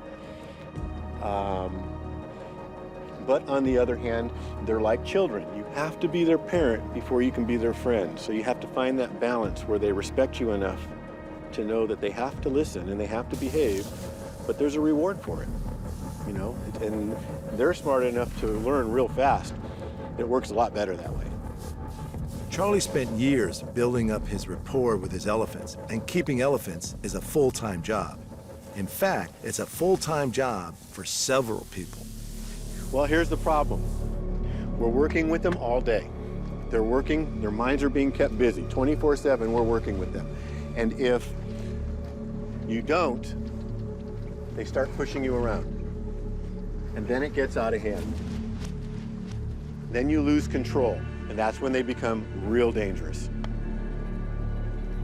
Butch says, I just want to help. Huh. Big door. So, again, you can't go to work every day and spend what little time you have left with an elephant. You have to be doing it full time. You have to be doing it professionally for a living to keep them manageable. But on the other hand, do we treat them like pets? I think we treat everything like pets, but we do it professionally. Spending so much time with his elephants, Charlie is completely at ease with them, but he's always alert to possible dangers. Now, when they all came running, when they all went running that way towards Butch, and Christy was in the middle of it, I won't lie to you, I had a little concern there. That's a lot of elephant and very little Christy, so I headed that way. But once again, we've never had a bad day. We've never had an incident. They did just what I thought they were going to do. They ran to Butch because they thought he had a problem. Charlie's closeness to his elephants is as much about enriching their lives as it is about enriching his. The best mental stimulation they have is us. The second best mental stimulation they have is the other animals. And the third is themselves, the group. So, but they have a lot of things to do here. In the morning, my elephants deliver breakfast to the bed and breakfast. So they go up and they visit with people. Their breakfast baskets have bags of fruit that they get to share with the elephants. So there's the positive. That's why they walk up there with us and they're happy to do it. In the afternoon, people get to come and help us give them baths. And then at night, they go to bed. They get their treats and they go into their barns and they go to bed. So.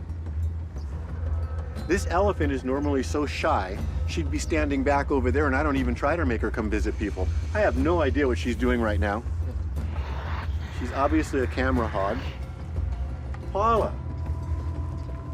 what's this about? Paula and Christy came together. Both came from circus. Christy back. Christy back. And there were some things we've changed. Like in circuses, they're not allowed to touch things with their tusks. Whereas in our environment, it was okay. So it took a while to teach her that this was okay. We're far more lenient than they needed to be in circus. So, if you will, they get away with a lot more. But we just cut it off at a certain point so that we keep the control and we keep enough respect so it's still a safe activity. There are more than 100 exotic animals at Monterey Zoo, and Charlie claims not to have favorites. Watching him with his elephants, it becomes very obvious that maybe, just maybe, he does. Some might say they're the flagship of our zoo. A lot of elephants, a lot of zoos have elephants, but I don't know. Everybody finds their magic in a different animal. Some people adore elephants, but some people would get on a plane and travel here for nothing more than no sloths. It's just wherever you find your magic.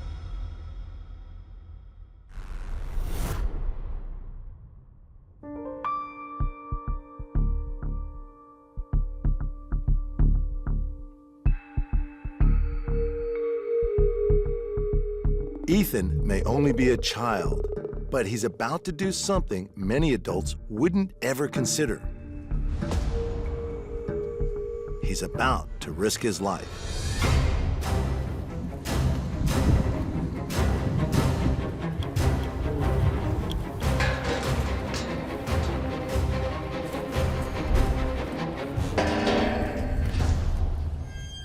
Ethan is at his grandfather's rural property where cattle would not be out of place. But these are not your average cattle. Ethan's grandfather, Dwayne, raises about 40 Watusi cattle on his Utah ranch. Putting a 10-year-old within reach of an animal of this size and temperament is a risk. But for Dwayne and Ethan, it is a calculated risk. Also known as the cattle of kings, an average Watusi weighs around 1,000 pounds, and their horns are the largest and most dramatic of any breed of cattle. That's exactly what makes them one of the most dangerous. Even Dwayne is wary. I can get a little bit closer, but this cow's getting ready to have a calf, and I know her. I get halfway over there, she's gonna chase me out. That cow there will just take her baby and run. This new baby here, her mother would probably let us go up to her, but they are threatening because they're showing you. When they have a baby, you respect that, okay? You do not play with their babies. We play with one here because we know this cow. I mean, she was bottle raised. These cows here, you know that they're not gonna let you play with their baby. These cattle through the years, because of a lot of times the predators that are in Africa, the hyenas, okay? The mothers have become very, very protective. This little cow behind us, she's showing you, she does not want you to play with her baby. And so as protective as the mothers are, the bulls are really docile. They don't care. You can take that baby, but with the mama, you're not gonna play with it. So why does Dwayne let his grandson climb into a pen with one of these potentially lethal beasts? It seems a common theme among owners of dangerous animals. Familiarity breeds trust. This little cow's name is Tina, and she was bottle raised, okay? And that's why she's so gentle. My grandson Ethan here, he raised her on a bottle. This is his cow.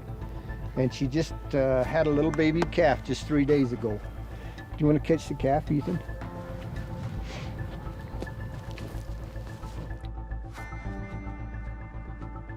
Now, you can see the little horns are already starting right here.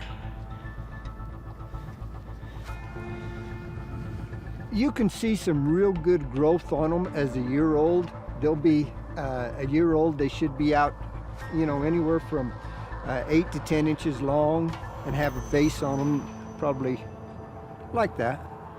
The breed does well in the Utah climate, and it is prized for its good looks, its robust and drought-hardy nature, and for those massive horns. We started raising these in 1982. We've learned a lot about the Watusi, and you know, actually, a few years ago, we sent semen back to South Africa, where these animals originally come from, to get new bloodlines into a herd over there. We've understood that in Africa, they're after, you know, it's a thing of economics. Great big horns, great big long horns is harder for the animal to travel, to feed. And so in Africa, they're breeding the horns smaller.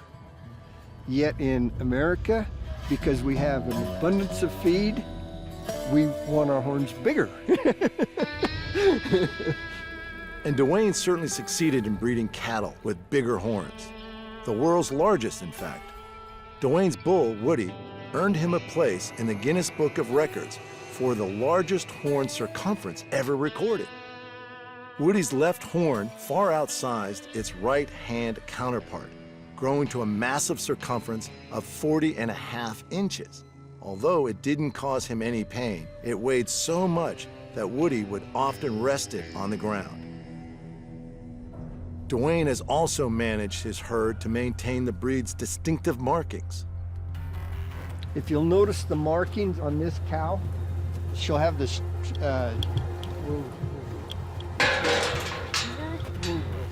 she'll have the straight red over the back and the white down the sides.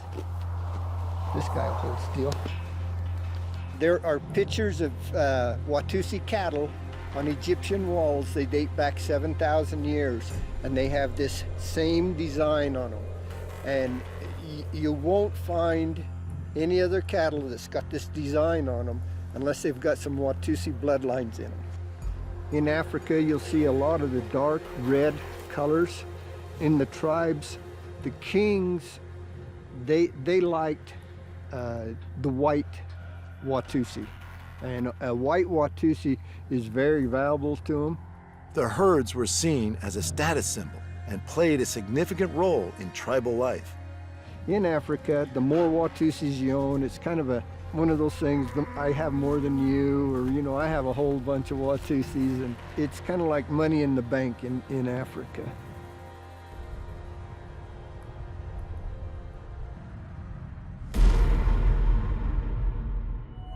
The size of the horns are intimidating.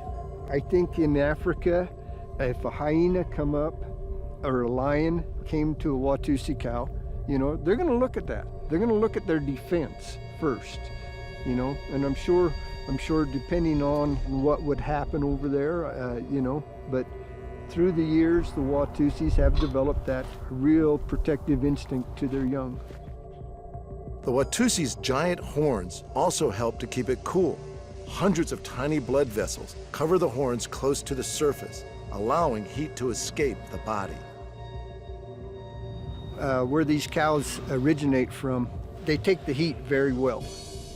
And in the summertime, they'll slick right off, and they've got kind of an oily skin to them, which again, through the years, they've developed kind of a natural pesticide.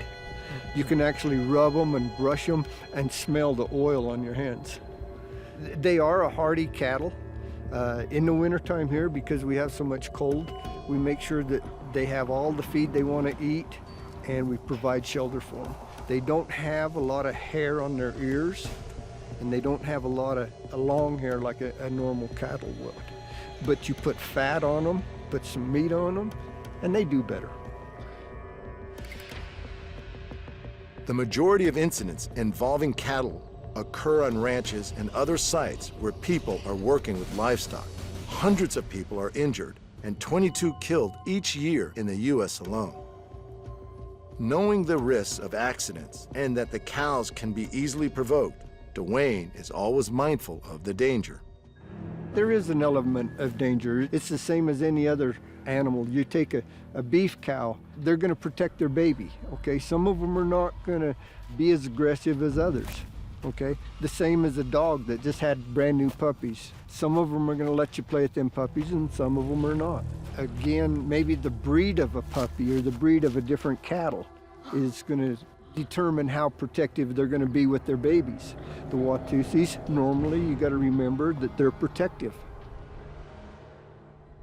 You know, you notice how long the horns are and how big they are, and yet you'll notice these cows don't use them as like a spear. I've seen so many little tiny sharp horns do so much damage to people, and yet these bigger horns like this, they'll actually, when they want another cow out of the road, or if they want you out of the road, they'll swing it and use it more like a bat. While Ethan has never been hurt by his cows, Dwayne himself has learned some important lessons the hard way. I had my knee replaced, and I got too close to a brand new baby, and the mother beat me to the fence. And she hit me, and all she did was she just hit me and turned around and went back to her baby. And that, you know, that's when I learned I can't move that fast. Stay away. Like any large creature, no matter how familiar you are with the animal, its unpredictability is an ever-present danger. The thing you always want to remember is know your animals, they're having babies, and they're protective.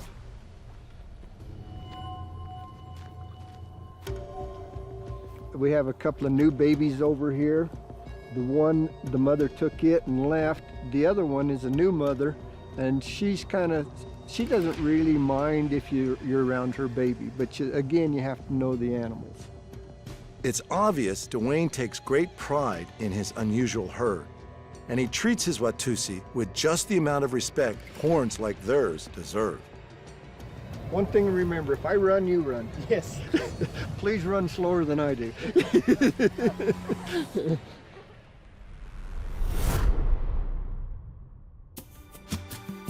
It may come as a surprise to some that the hills on the edge of the Cleveland National Forest, just outside of Alpine, California, are home to lions, tigers, and bears.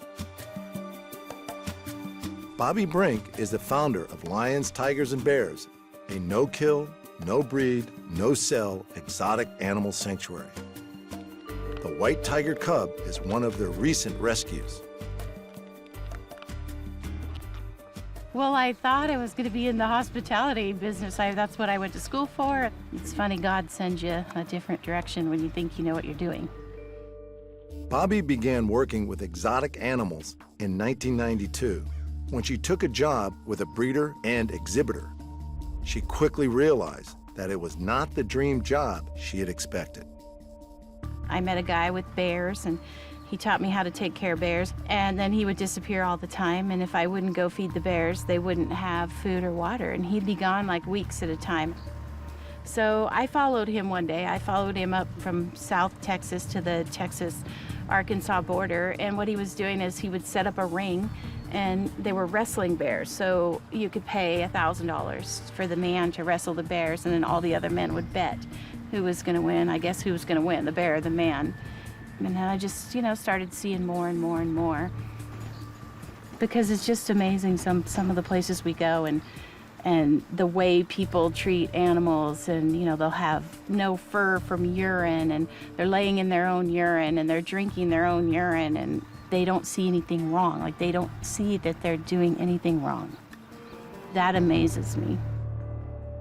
Lions, Tigers, and Bears was founded in 2002 when Bobby rescued 2 endangered Bengal tigers. Only Bobby's direct intervention and negotiation with the owner saved them.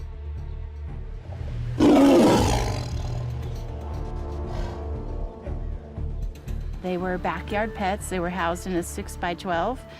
No shade, no shelter. You and I couldn't live like that for 5 or 6 years. And the guy was threatening to shoot the animals if the U.S. Fish and Wildlife didn't leave him alone, because he considered them his property. But they worked it out, and he decided that we could take the tigers, and U.S. Fish and Wildlife gave us 30 days. And that's when we built that first small enclosure, because we only had 30 days to get the permits, cross the state lines, build something to house the tigers, and get them here. And that was the start. We like to say here they go from rags to riches, because the animals we take here are usually the ones that nobody else will take. There's no place for them to go, because we work all over the country with the first responders. I've probably moved 400 animals, all lions, tigers, bears, cougars, in the last 5 years, to different sanctuaries across the country. So we work with a lot of sanctuaries, work with a lot of first responders, a lot of state authorities, U.S. Fish and Wildlife, Fish and Game, even private owners, and we don't judge. If you have got an animal and you're in over your head, and you're ready to find that animal a home, and 90% of the time, that's what we see happens with private ownership. Seeing tigers for sale in a Walmart parking lot and at cattle auctions, and seeing big cat cubs used for photo opportunities, Bobby knew she was on the right path. I went to one place on the East Coast, me and my friend, and the one photo facility had 22 cubs. So they can only use them till they're so big, and then they've got to replace those cubs with more cubs. So where do all the babies go? I believe some of them go to canned hunts, which is small area for people to shoot for a trophy, or they go as backyard pets. They're disposed of. Some of them are probably just killed and buried. There's no federal tracking of these animals. The lucky ones get to come to a legitimate sanctuary where they're not going to be bred, and at least get their dignity back and live out their life. The majority of animals Bobby now takes care of have been rescued from private owners and even from other sanctuaries. An appointment with the vet is one of their first experiences at their new home.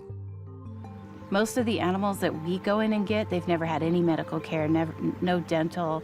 Like the 2 leopards we have right now in the quarantine, we've spent 6 months of medical, and then the female couldn't put any weight on her front feet because she had been declawed all the way around so they could use her for the photo ops.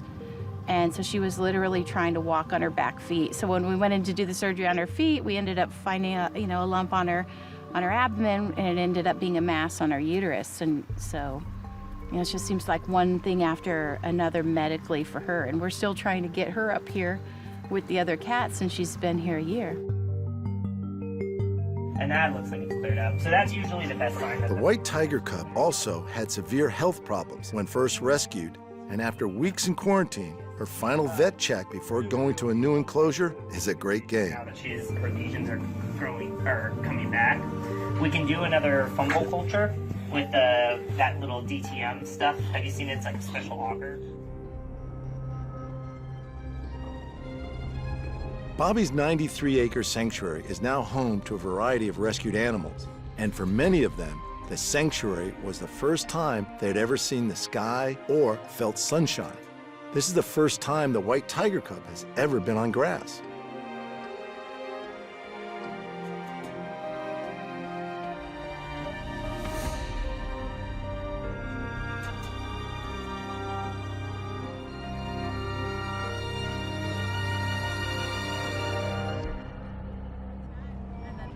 But rescuing exotic animals is dangerous work. Honestly, I think the first few weeks when I worked around these animals, I didn't think they were as dangerous as they are.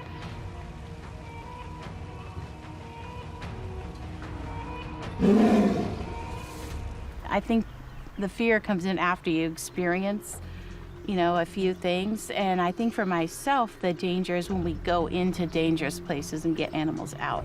Because a lot of times the cages are so dangerous, we can't dart because if they jump, they'll go through the cage. Or people have them housed in their dining room or their garage or their basement. They never really think about getting the animal out. Like there's no way to get a transfer cage down the basement stairs or in their little gates. Our cages don't fit through. Those are the more dangerous circumstances for my staff. Rather than send her staff into dangerous situations, Bobby often puts herself in the line of fire. And when I first started working with the animals, I worked free contact inside the cage. I just chose not to get anybody hurt. And a lot of times when you're rescuing animals, we don't even know, these animals' past, how they were raised. It's just better safe than sorry. Because the way we've set up everything here is pretty safe. They work in twos. They'll shift the animal, which means they'll put it in an empty cage, and then the second person goes back and checks all the locks, checks that it's empty, and then they'll go in and clean. And then the same thing, when they go to put them back in the cage, they'll check the locks, and then put it back, and then the second person will go back and check the lock. But that doesn't mean that human error can't happen, because if something happens, it would be human error. Somebody will make a mistake. That's why your buddy's so important, because that person has to have your back.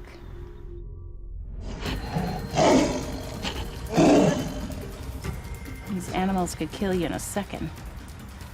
In a second.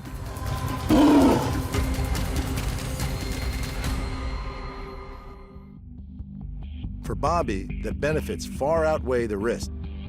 Sometimes an animal's rehabilitation requires a lot of patience. Like we had one bear we brought from Ohio, and he was fine as long as you kept him locked up. Like when we brought him in the trailer, all the way across the country, we'd open the door and feed him, and he was fine, clean him out, and no problems. And then we brought him here, we always put animal in the quarantine and do all their medical, he was fine. But when we put him out in the habitat and opened the door to let him out, he was scared to death. And he'd just run back and forth and pace. So we would just open the door for 15 minutes, and the next day for an hour, and then, a couple weeks later for half a day, and until the door was just left open. And then finally he would touch the dirt, because he'd never touched dirt before. And then finally he would go out, in and out, make sure his little safety place was still there. Now he uses the whole habitat. Bobby's priority is always the welfare of the animal. But how is her sanctuary any different to a zoo? I think one of the biggest questions we get here is, why don't you give the animals to the zoo? And I think we do something totally different than a zoo, or two totally different organizations, but a lot of people don't realize these animals originated as surplus animals from the zoos, from the breeding programs, and that's how they got out into the private sector. Bobby has strong views on the breeding and keeping of captive animals, views that have been established through many years of experience and first-hand knowledge. There's approximately 220 AZA zoos in our country, and that's who holds the SSP plan, the Species Survival Plan, in our country. So supposedly this is the legitimate breeding that's going on in our country. That's 220 zoos breeding. It's a lot. And these are not animals that can go back in the wild, so there's really not much conservation value. The breeding is for the animals to stay in captivity. You can't put a lion or a tiger or a bear back out. They're going to walk right up to you for food. And I don't think a lot of people realize that these animals are not being put back out in the wild. There is no proven plan to put them back that's working. And a lot of them, they don't know how to be a tiger. I've brought bears in here that are scared to death of space. You know, it took us 6 months to get the white tiger to walk out in the open space because she had never been out of a 10 by 10 and she was used for nothing other than breeding. So when she came here and there's the green grass and the pool, and she was afraid of the waterfall. So it just, a lot of TLC, a lot of time, and you know, now she'll use the whole habitat, but it took a long time. You know, one of the most important things we can give our animals is dirt. You know, it's like the difference of standing on a tile floor all day versus standing on carpet all day. There's a huge difference, and it makes a huge difference in arthritis and how their joints feel, and especially when it's cold. Seeing distressed and mistreated animals takes an emotional toll. And Bobby also struggles with the idea that even the sanctuary she offers isn't ideal. It's just a glamorized prison. That's what it is. You and I wouldn't want to live in there. I mean, it's beautiful, but you wouldn't want to stay in there for life. You know, when I first started working around the animals, I really didn't see anything wrong with the way they were housed and, you know, people having them as pets. And I think it just grows on you. Like myself, I've been, you know, working around these animals almost every single day since 1990, and it's really obvious they don't belong in a cage. So part of Bobby's goal is to ensure that the animals live as closely as possible to how they would in the wild. They don't make good pets. I think it's selfish. You know, and that's one thing that I've questioned myself about. You know, am I being selfish by, you know, wanting to have the animals? And I had to like get in check and make sure that there's a reason for every animal to be here. You know, just like the little bobcat that we took in Diego. If he could have went back out in the wild, that would have been the best thing for him. But unfortunately, he can't go back out in the wild, so he needs a place to live out his life. Rescued grizzly bear Albert suffered from malnutrition that caused permanent neurological problems. And not all of the rescues turn out well.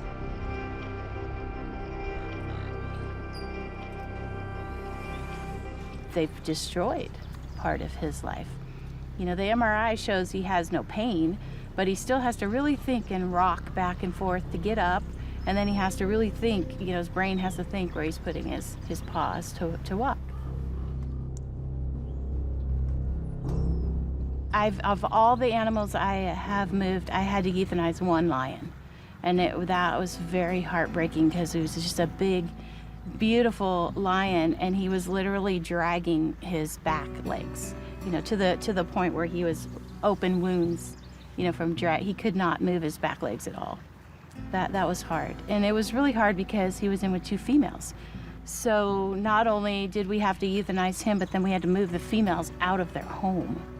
That was hard. Bobby will continue to provide safe and enriching environments for abused and neglected animals already in captivity, leaving future generations to continue to ponder the question of finding a better solution.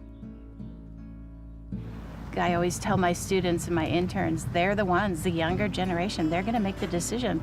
Do we work on saving the wild tigers in the wild? Because we only have about 3,000 tigers left in the wild, and it would be really nice to keep the ones that we have in the wild protected.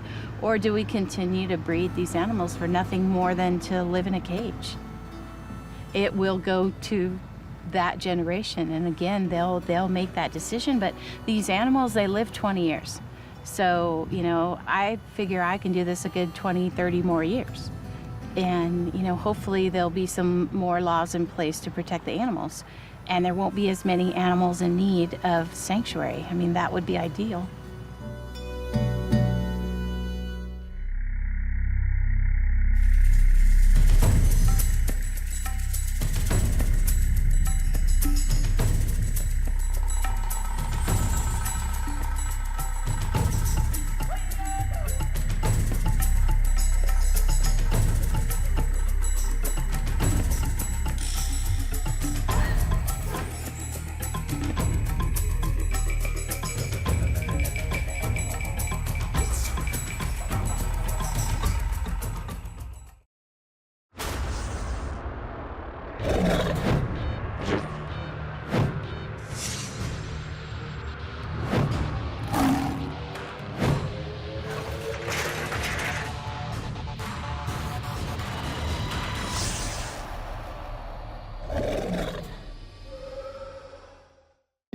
Humans have had a close relationship with animals for thousands of years.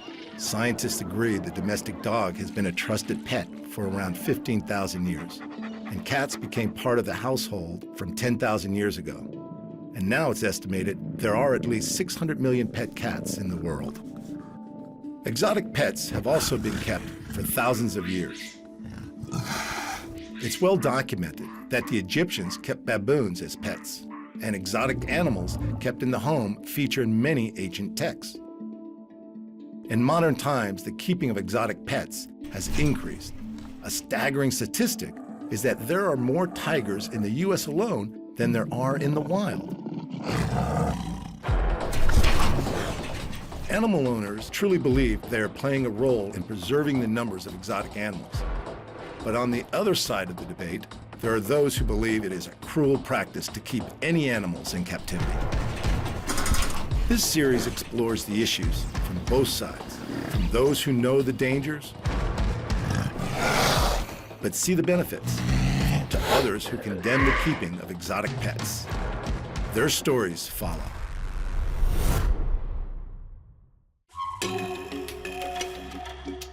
My father was very much of a naturalist. I traveled extensively with him. My preference of abode is to be in the middle of nowhere. I like the outdoors. I like animals. I like to live amongst them. Martine Collette grew up surrounded by wild and exotic animals.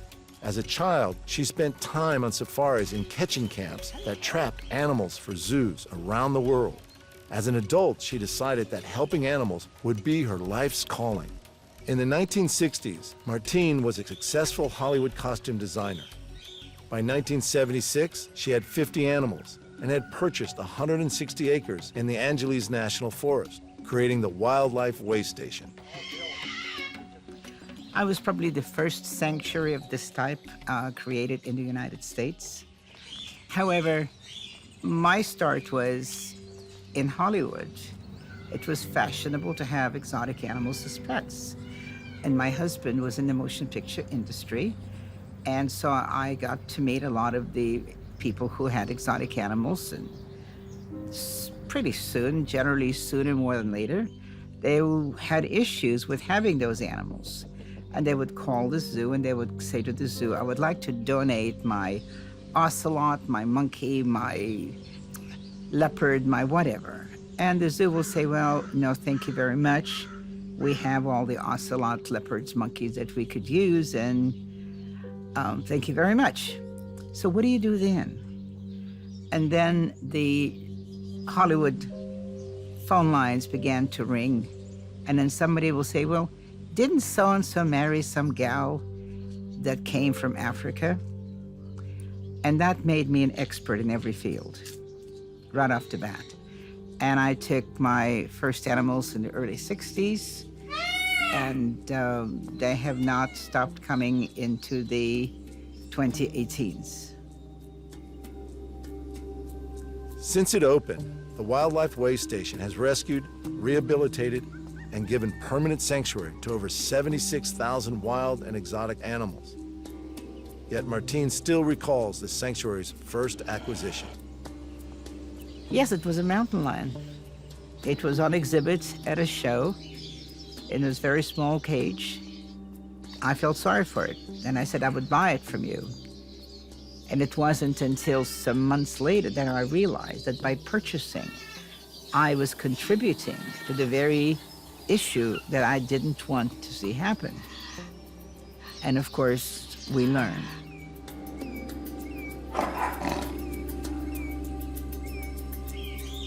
Four decades later, Martine has won many awards and accolades, and Wildlife Way Station is home to more than 400 wild and exotic animals. Still, Martine considers improving the lives of the animals to be her greatest achievement. Being able to make a difference for however length of time to the quality of life for the animals. Animal care is always the most important thing. Animals require everything we require: food and shelter and an opportunity to raise young and an opportunity to be able to move, and an opportunity to be able to live a life for which they were designed to live a life. And being somebody's pet in a household is not necessarily giving them that. I'm not going to say a blanket statement that all pet owners are bad people. They're not. But when you look at the amount of unwanted animals that are exotic animals, you sort of have to say and ask yourself, maybe you should take a piece of the Hippocratic Oath. First, do no harm. And I'll give you some examples. You buy a baby monkey, and it's the cutest thing in the world. I tell people, don't buy a baby monkey. Have a baby. They'll leave home sooner. You'll have less responsibility. Because while it's a baby, it's amazing. And it's all yours, and it requires you. When it grows up, it becomes a mature animal. Instincts kick in. Reproduction desires kick in. A man who owns a female macaque is fine until he brings in a girlfriend. And the girlfriend now has to compete with this macaque. The macaque doesn't understand that there is a problem. So sooner or later, it bites the girlfriend, then it has to be quarantined or it'll be taken away by the authorities, and the man then has a choice. You choose a girlfriend or you choose the monkey. I recommend they choose the monkey. I am not against the people, I'm pro-monkey. I want the monkeys to have a chance to be who they are and live a life that they're supposed to live. Martine aims to provide the animals with a habitat and lifestyle that is as close as possible to life in the wild. But where many sanctuaries are non-contact, Martine doesn't discourage human interaction. I believe captive animals should have human friends because they're never going to go out in the wild. And this is a controversial subject. Some people don't believe it. Some people do. I happen to believe it. I like the animals trusting us. When I want to look in somebody's ears, I want to be able to have them come over. I want to look at their ears. I want them to open their mouth for me. I want to see the rear end. I want to be able to give them a hand injection if I need to. I want them to be comfortable enough so that we don't have to tranquilize them as many times to do some basic performances that need to be done. Those basic performances are usually carried out by the way station's resident vet, Rebecca. I feel incredibly privileged that I get to go to work every day and, see the tigers. If I have a bad day, I can go and visit with the lions. To me, it's a privilege to get to work on them. But it's also constantly stimulating. Intellectually, working at the way station is physically stimulating. It's a lot of climbing and hanging off of things and working outside in this environment. So it's fun and different every day. I have two favorites right now. Bolero, who's our big male lion. He's wonderful. Although he marked me in the face not that long ago. I walked over there with my coffee cup because I go say hi to him in the morning, and he was snuggling at the fence with me, mooing, and then he just turned around and got me in the face and the coffee, and I was offended, and he turned around. Bolero, and then we have an elderly hyena named Gulliver, who has chronic heart disease, and in the wild, hyenas usually only live about 10, maybe 15 years, but in captivity, we keep them well into their 20s, sometimes into their 30s.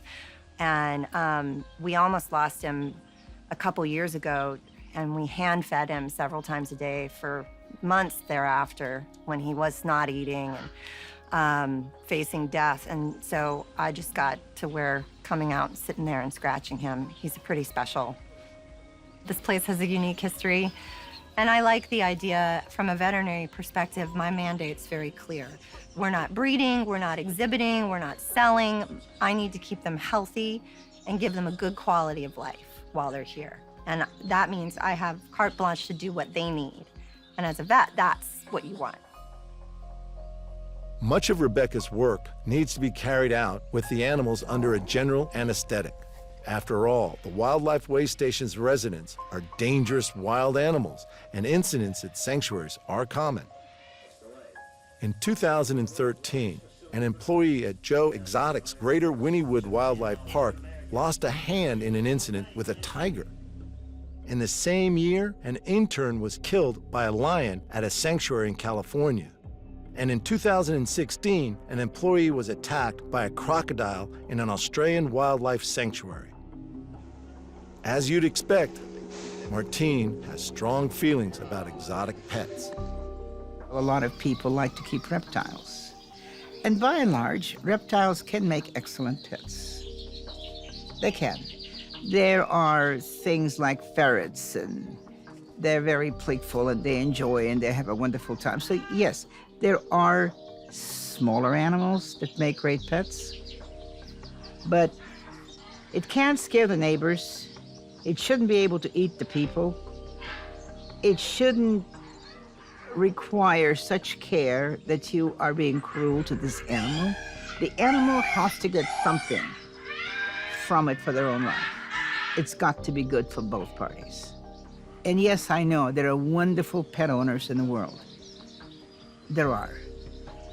But when you look at a whole, when you look at the entire animal welfare, again, I go back to my Hippocratic oath. First, do no harm. And if you cannot guarantee that every animal is going to be well and happy, then you probably shouldn't do it. Although Martine is against keeping wild animals in captivity, she's realistic about the possible benefits of captive animals. This is a very difficult argument, and there's lots of pros and cons, and it depends who you talk to. I find that most people, unless they have seen something, smelled something, touched something, felt something, basically it's not in their world, and it doesn't mean a lot to them. I think children need to see the wonder and the magnificence of animals. They need to be able to connect to animals some way. And I know a lot of people will say, yes, but there is films and there is pictures and there is books. It's not the same. There are pictures of apples and there are pictures of trees, but it's not the same as an apple and a tree. So I don't know what the future is going to bring, but for the sake of the animals, I think for people to care about something, for them to protect the animals, they need to care about the animals. And to care about the animals, they need to be able to relate to these animals. They need to be able to identify with them. They must have some connection. Otherwise, why would they care? So I think it's important that we always maintain a connection with wildlife as well as domestic life. Whether that be wild animal parks, or whether that will be zoos, or whether that will be some other arena they will yet to be developed. But I think people need that. And after 40 years in animal rescue, Martine also applies her pragmatic attitude to the future of facilities like hers. Ideally, all of us should be striving towards putting ourselves out of business, ideally. But then there is the real. And I'm not sure it's going to happen in my lifetime. Perhaps it will, but I doubt it. I would never want to see a world without animals. I would never want to see a world where children do not live amongst animals. To me, it is absolutely critically important that people learn where we come from, who we are. We are a species like any other species. We're just smarter. But our roots are in the same place with everybody else.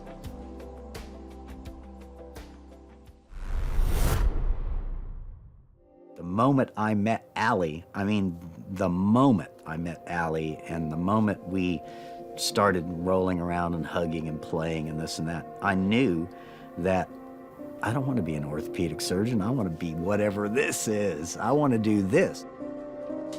Bob Ingersoll never realized his ambition of becoming an orthopedic surgeon. and Allie would turn out to be the chimp that changed his life.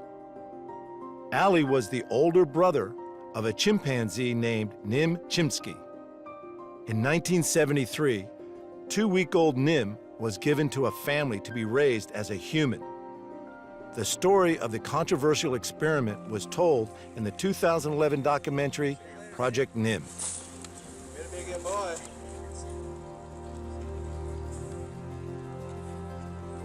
It was the most joyous experience of my entire life to be with chimps. And I knew that unconditional kind of a, one-on-one, the relationship, that the space between the chimp and you is a beautiful spot if you do it, if you understand it, if you recognize it. And I did pretty much immediately. And it was something that I didn't want to give up. And here I am 40 years later. I became a primatologist, and I have a master's degree in primatology from the University of Oklahoma under the psych department, and an undergraduate degree in psychology. The experiment, involving Nim and several other chimps, set out to explore the concept that only humans use language. The chimps were all taught American Sign Language. The chimps involved were more than just pets. They were raised as human members of the family, taking pet ownership to a different level entirely. I saw them as my friends immediately. I mean, I interacted with Allie on the first day as if he were gonna be my friend forever, just like a human friend, no different. And it surprised me, because I thought it would be like a dog or a cat, or, it wouldn't be like it was. And I can't explain that to you. Chimps engage you in a way that you're engaging me, and that I'm engaging you. The Nim Project drew a lot of criticism. Much of it centered around the way head researcher Herb Terrace saw Nim and his fellow primate participants.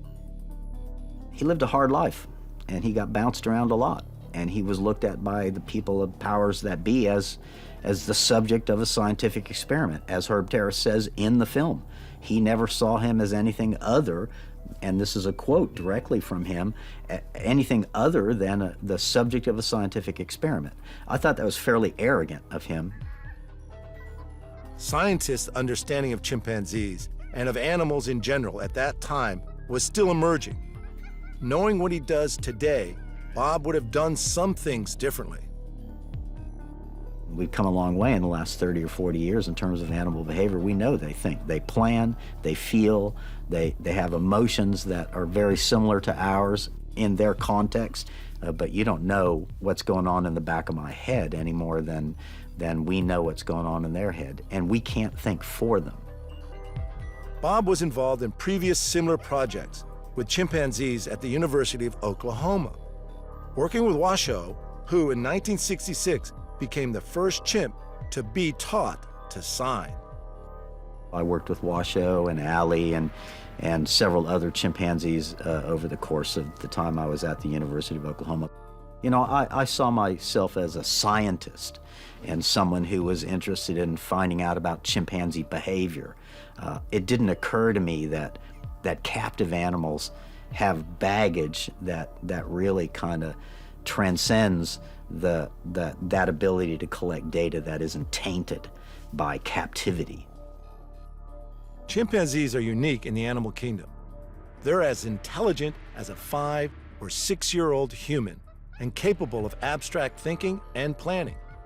This often leads humans to forget that they are still wild animals, including some of the humans involved in Project Nim. It was one of those baptism by fire. If you can do it, you do it, and you're good at it. And if you can't, you're weeded out fairly quickly. I mean, lots of people worked out there briefly and got bitten or got scared or realized it wasn't for them, or chimps are stinky and they smell like chimp poop and this and that. The average chimp is 5 times as strong as a human, and many people have been severely injured in attacks by chimps. Although Bob and his human colleagues were somewhat naive to the dangers at the time, there was never a serious incident.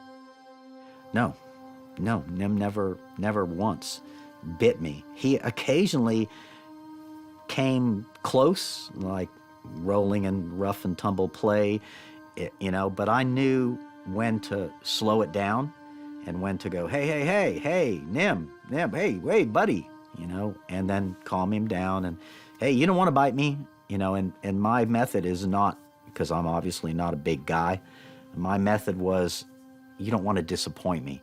And that worked for me, you know, and so I was one step ahead of that. You know, I don't want him to react or do something that he would not want to have done, but sometimes they just don't have the cortical control that humans do. And so in the heat of play, there might be a situation where he goes a little bit further than he should. So I could read that. But he never intentionally ever tried to bite me or attack me or any of that. No, we were buddies. And that's not always the case with all chimps, but Nim was a special chimp to me, and I think I was a special person to him. When the research project came to an end, the chimps, including Nim, were sold to a pharmaceutical testing laboratory. I call this the Chimp Wall of Fame. So these are all chimp friends of mine. This is a painting by, or a drawing by a chimp named Moja, one of the smartest chimps I ever met in my life. These are Washoe paintings. I think this was in several museum shows, but this is signed by Richard Leakey, who did this painting with Washoe. So I've had an interesting and somewhat rewarding career with chimps. I don't know about the word rewarding, but more than at times trying and emotionally draining and very difficult emotionally. And some people couldn't stand it because it was tough. It was tough to see this happen to your friends. But I don't know. I felt like I needed to do what I could. Being friends with chimpanzees, you might think Bob would be willing to take one on as a pet. Well, you know, there's literally millions of dogs and cats out there that need a home. You know, let's solve that problem before you go out and get a monkey. You know, we don't need exotic animals necessarily. I just think that you can get almost as much from a dog or a cat as you could from any exotic animal, and you don't put baggage on the dog or the cat. So I'm glad things are changing. I feel very, very strongly that that the emotional side of this is part of what leads into a situation like that, and like Charlotte Nash, for example, who was attacked by Travis the chimp. I think that you know, those folks are caught in a weird spot, you know, because they got their animals not in a malicious way or not with any bad intention. They just didn't know and were misled by a breeder or someone who gave them the animal, and then they found out that, oh no, that monkey loves me but not my grandkid, you know, and that puts people in danger. I mean, capuchin monkeys, as little as they are, they can put a big hole in you. And I've actually been bitten by a capuchin monkey, and I can tell you this, it was a three-legged monkey, weighed about 2.5 pounds, and it was one of the worst bites I've ever had. I actually had to consult my doctor. When the Nim study ended and the subject sold to medical testing, Bob's life path was again decided by a chimpanzee. He began to get involved with animal activism in an attempt to save his chimp friends from what he saw as a tragic fate. Legislation passed in 2015 making it illegal to use chimps in invasive testing, and private owners too began looking for alternative homes for their chimpanzees. You know, nobody wants a 3 or 4-year-old chimp, maybe, but a 6-year-old chimp you definitely don't want. I mean, because big chimps can be dangerous. They're not as fun, you know, because most people are looking for a child replacement. You've heard it, I'm sure, a million times. It's my baby. That's a good baby. Her's a good baby. Her getting tired, isn't her? Those brothers are so crazy. Come on, sweetheart. It's not your baby. That animal had a mother, a real chimpanzee mother. And to suggest that, like in Project NIM, I mean, Stephanie Lafarge was like, he's my baby and all that sort of thing. I'm like, no, he wasn't. That was Carolyn's baby, Carolyn the chimp. And when we took that animal, you're stealing that mother's baby.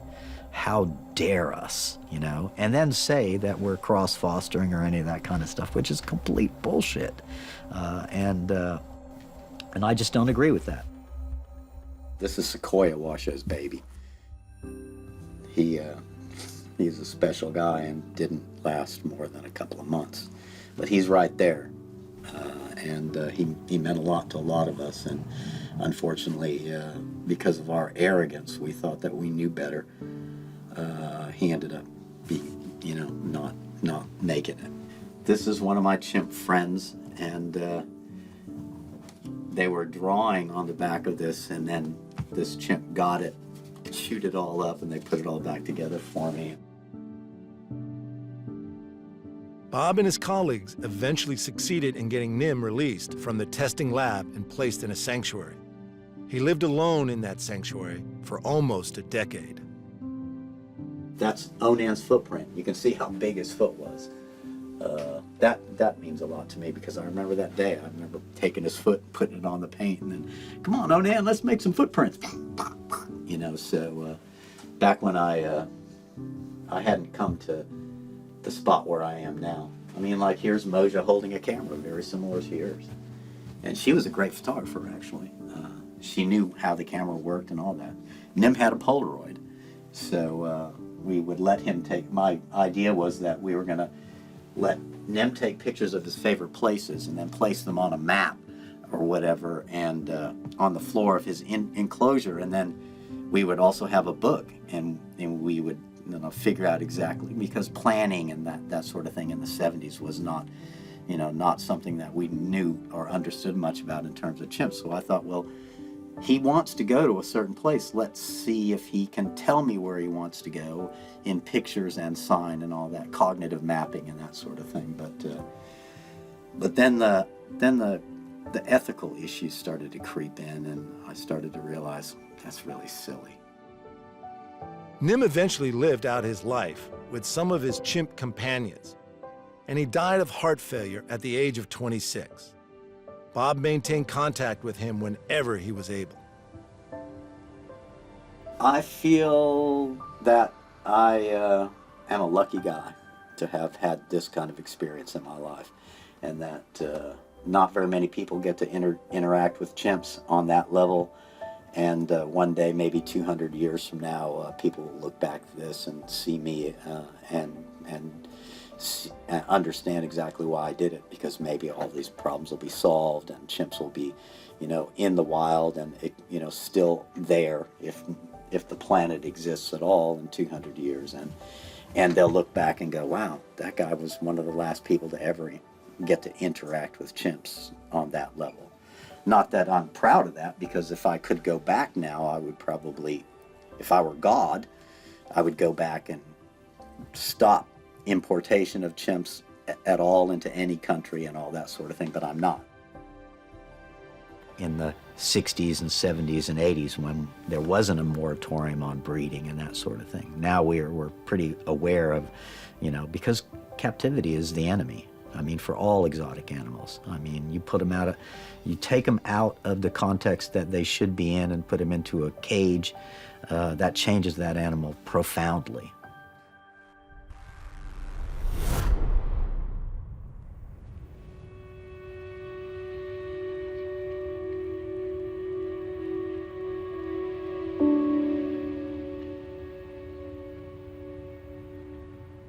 She was crushed.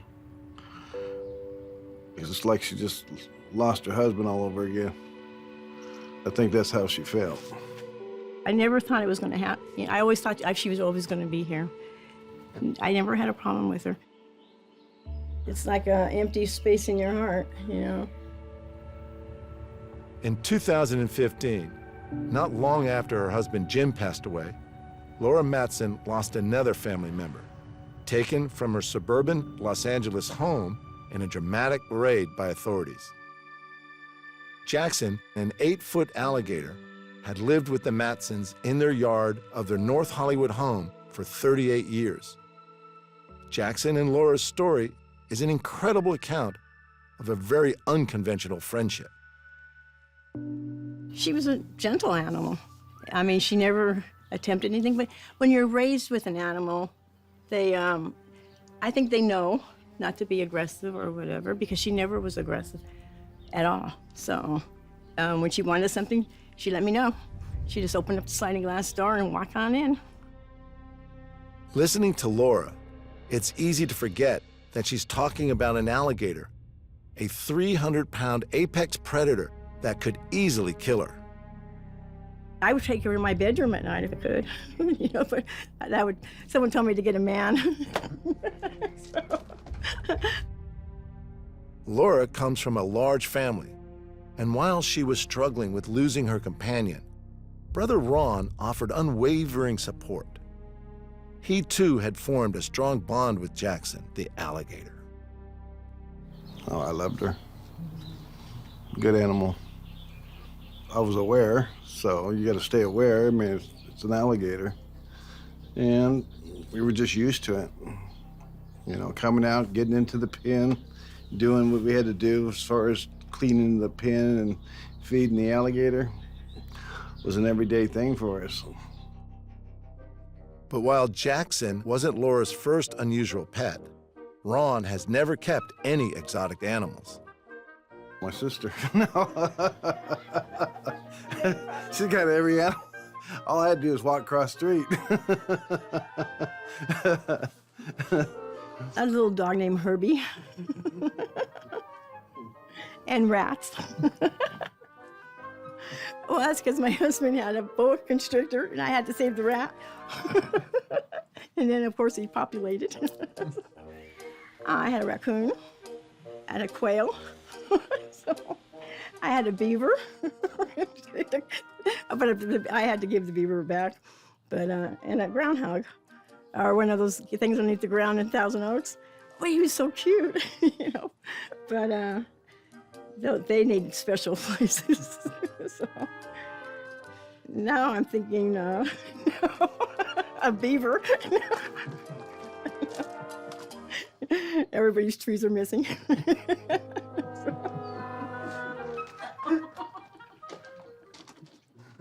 And they'll be pointing at my house.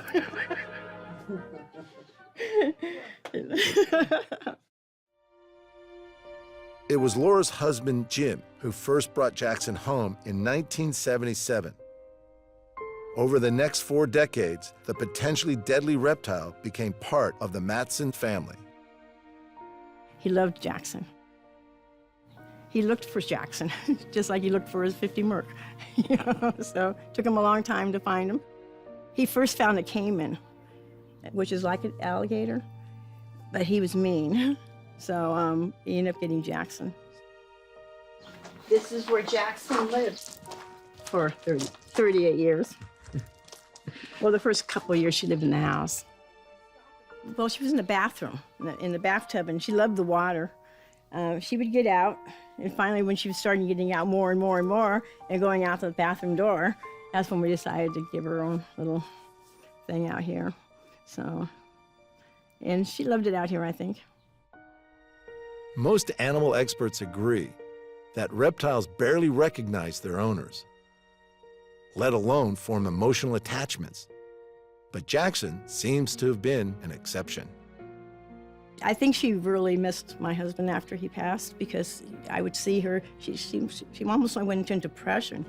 I thought, Ronnie, something's wrong with her. You know, she's not coming out, something's wrong.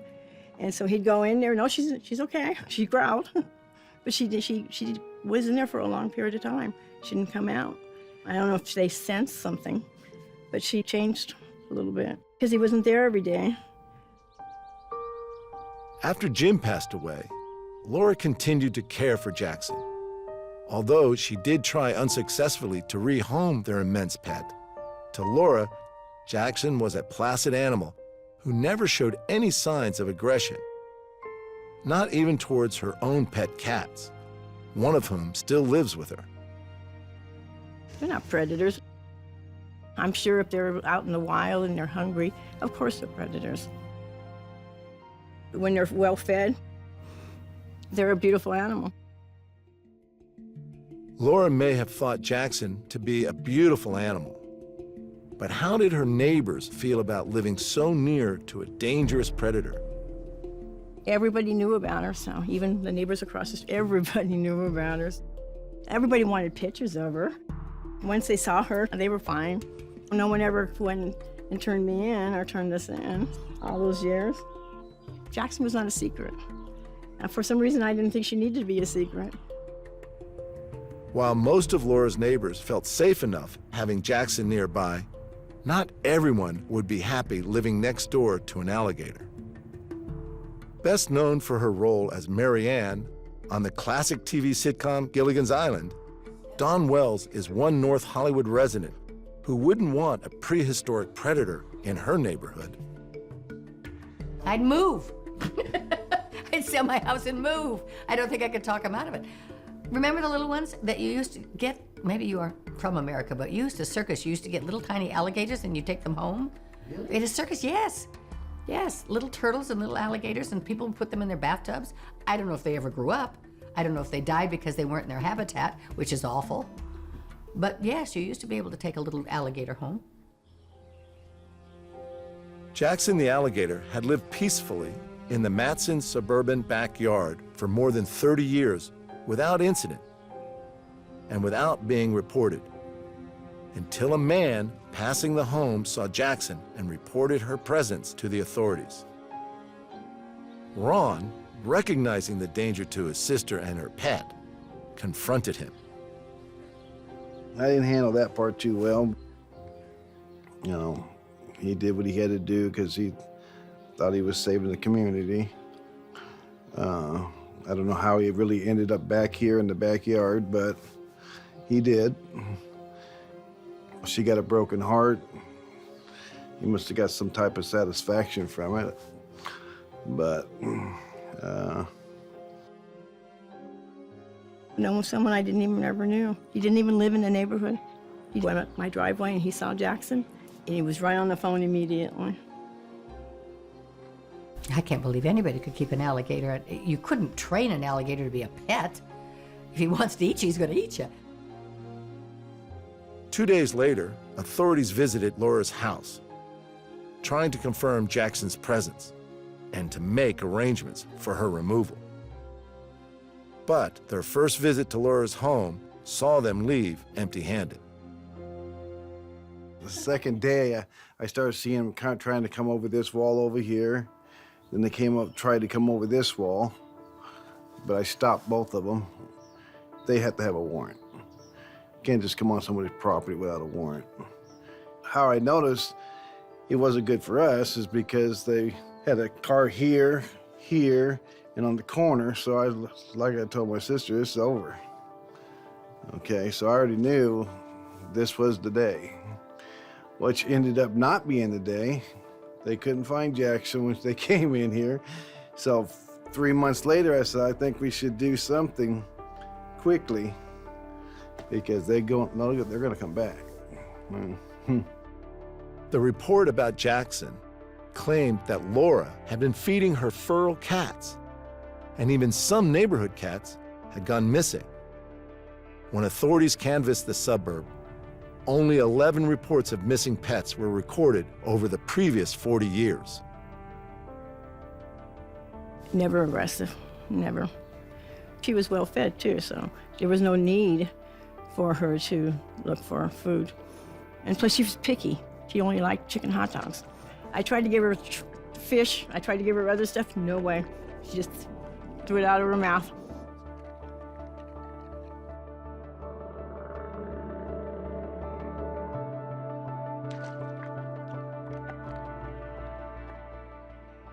Local police and officers from Animal Control and U.S. Fish and Wildlife soon returned with a warrant, required to search Laura's property to find and remove Jackson. I heard some commotion out here, and I just knew from the voices that something was going to happen. They weren't going to settle for anything. Jackson was gone, no matter what. I knew it. I think my sister knew it. So, no. I'm not saying we broke the law, but we did get attached. So, they did their job, we did ours. Let's put it that way. It was horrible, especially when they got a warrant and they went through everything in my house. I'm thinking, there's no alligators in my kitchen drawer. I mean, they went through every drawer. I don't know what they were looking for because Jackson was outside. I wish I would have thought about putting her underneath the house. But I didn't think about that till later. So, but they probably wouldn't have left because this guy took a picture of her. That turned me in, so. Laura was right. This time, the authorities were not leaving without Jackson. Once I seen the warrant, I knew we had a problem. I knew my sister was in here sleeping. I knew I had to get her out because they weren't leaving. My job's to protect her. And just one thing led to another, and next thing we know, we got them all over the property. The police officers, animal control, the zoo ended up coming. So. I had no rights whatsoever. They wouldn't tell me anything about her. They wouldn't let me see her, nothing. They came back. And they finally found Jackson, and well, we helped them put it in the truck, and off to the zoo it went. And then we set up a habitat for her. So she's doing real well now, real well. Yeah. Jackson was rehomed at an alligator park in Colorado, and a GoFundMe campaign was launched to create a new habitat. We were the biggest donors. Okay. But she's happy, and we will get it back out there to see her. Despite taking good care of Jackson since the 70s, by not having the relevant permit, Laura was breaking California law. But as any animal lover knows, losing a pet is hard, let alone a pet that has been your constant companion for nearly 40 years. Now that they ran their law down, how it really works, okay, I understand now. But at that point, you don't think about stuff like that. Even if they would have told me afterwards, I wouldn't have cared about that law. I just kept doing what I was doing. Because you get attached, and once you get attached, it's it. I think she probably misses me. I'm sure she misses the chicken legs and the hot dogs. When I go to bed at night, I think of her because that's when she would make the thumping noises. And I miss that, so. But I'm glad where she's at. She's in a beautiful place, so.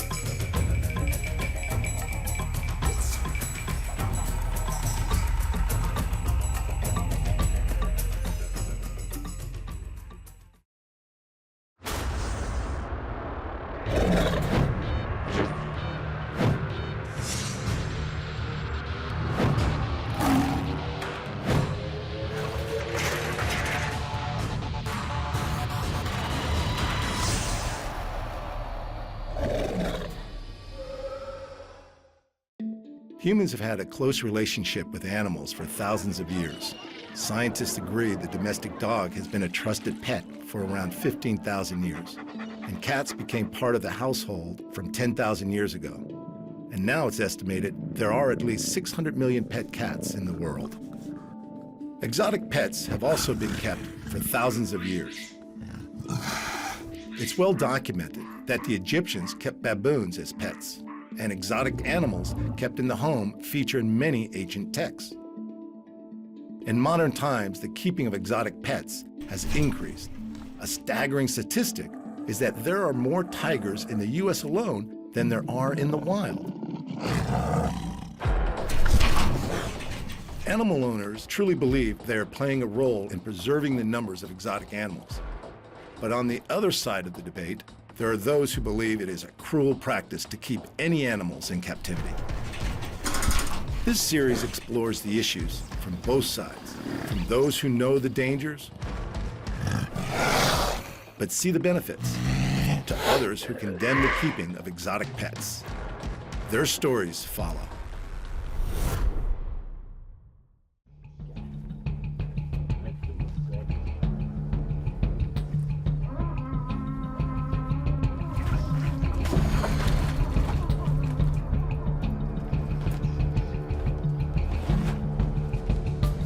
His mum actually has put me in hospital for 24 hours, where she bit me when I was feeding her and damaged a tendon.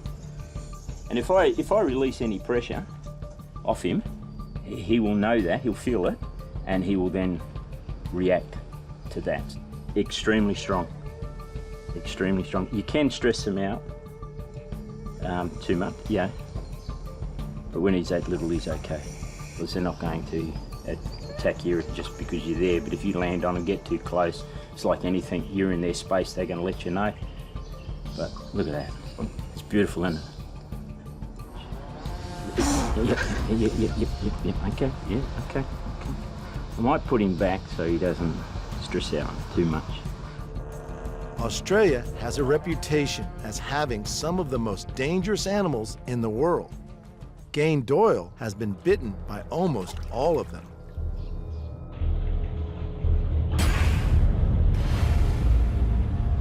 I'm not pulling out the other olive though, because then we'd have a lot more blood shots.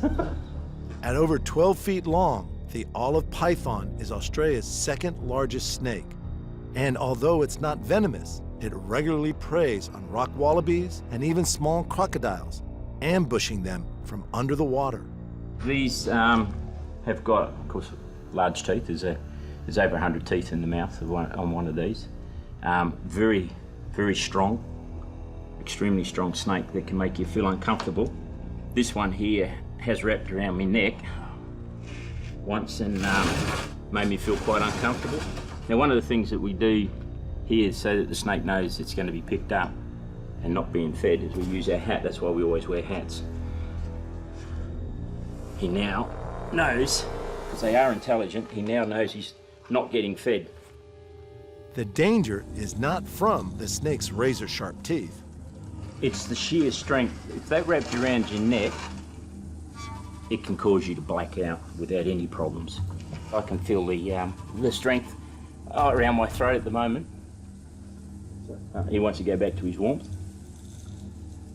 Extremely strong snake. This particular snake, I had him out at the other end of the shed, just doing a display, and he reached up using me as a perch, and I could feel myself blacking out because he put so much pressure on my neck, it was slowing the blood circulation off to my brain, and I started to feel a bit woozy. We're going. I'm trying to shut the door back in. Sure. Gane and his father run the family business, the WA Reptile Park in Perth, Western Australia. He's grown up living alongside Australia's apex predators, venomous snakes, crocodiles, and dingoes. Not all the animals here are deadly, but the majority can do some serious damage. There are some you could keep as pets at your own risk. There are some pythons that have a few attitude problems, and want to bite or wrap around. You just got to be aware of all that. But, you know, as a pet, they're pretty easy to keep. Yeah, I mean, Lacey there, he's really easy to keep and he's quite friendly, but there's always that chance that something can go wrong. I like him. Yeah? Yeah. What have we got here, Jack? This is a lace monitor from the eastern states. A lot of people in the eastern states have these as pets. And this one here has bitten me. Got very sharp teeth, but that was only because I was feeding it. It missed the rats that I was feeding it that day, and grabbed all 5 fingers on one hand. The claws and the teeth are extremely sharp. When this fella bit me, and again it was only by accident, he did do a bit of slice and dice on my fingers, but there was he didn't cause me any problems to go to hospital or anything like that. Yeah, I may have needed stitches, but I stayed home. I don't like going to hospital too often. Oh, this one's pretty cool. When you actually feed this fella, we give him a scratch on the back. He arcs up the back like he enjoys it. Emotion, no. Personality, yes. This fella has his own little personality. And yeah, look at that. He's beautiful, isn't he? Closely related to the Komodo dragon, Lacey may be a friendly monitor, but the tools he uses to prey on small mammals and birds in the wild leave their mark on his handlers too. He's just using them and he's just hanging on, so the points go through. I mean, our skin's soft compared to them. So that's, yeah, you get that all the time. I never worry about any little scratches or anything like that. It's part of the job, you know, getting bitten or scratched or whatever, you know. It happens. It's not the nicest of feelings, you know, being bitten. Yeah, but yeah, with this type of job, it can happen if you you don't pay attention to what you're doing. A small scratch or even a large bite from a monitor lizard or a crocodile may not bother Gain too much, but surely a tag from one of the world's deadliest snakes would slow him down. Australia have 17 of the top 20, and this is one of them. And this is one of our local snakes for Western Australia, which is a dugong, which is a brown, but it's our local one around the Perth area. This one here got me in 2016. He wasn't in this cage, he was in another cage, and I was cleaning him out, and I had the words go through my head, turn on the light, and I didn't turn the light on. I hooked him, and he grabbed me. So I don't know which end I was trying to lift, and he actually bit 2 fingers. And envenomated me. It was about 25 minutes before I felt any effects, and then spent 30 odd hours in hospital getting one lot of antivenin, and my kidneys stopped working.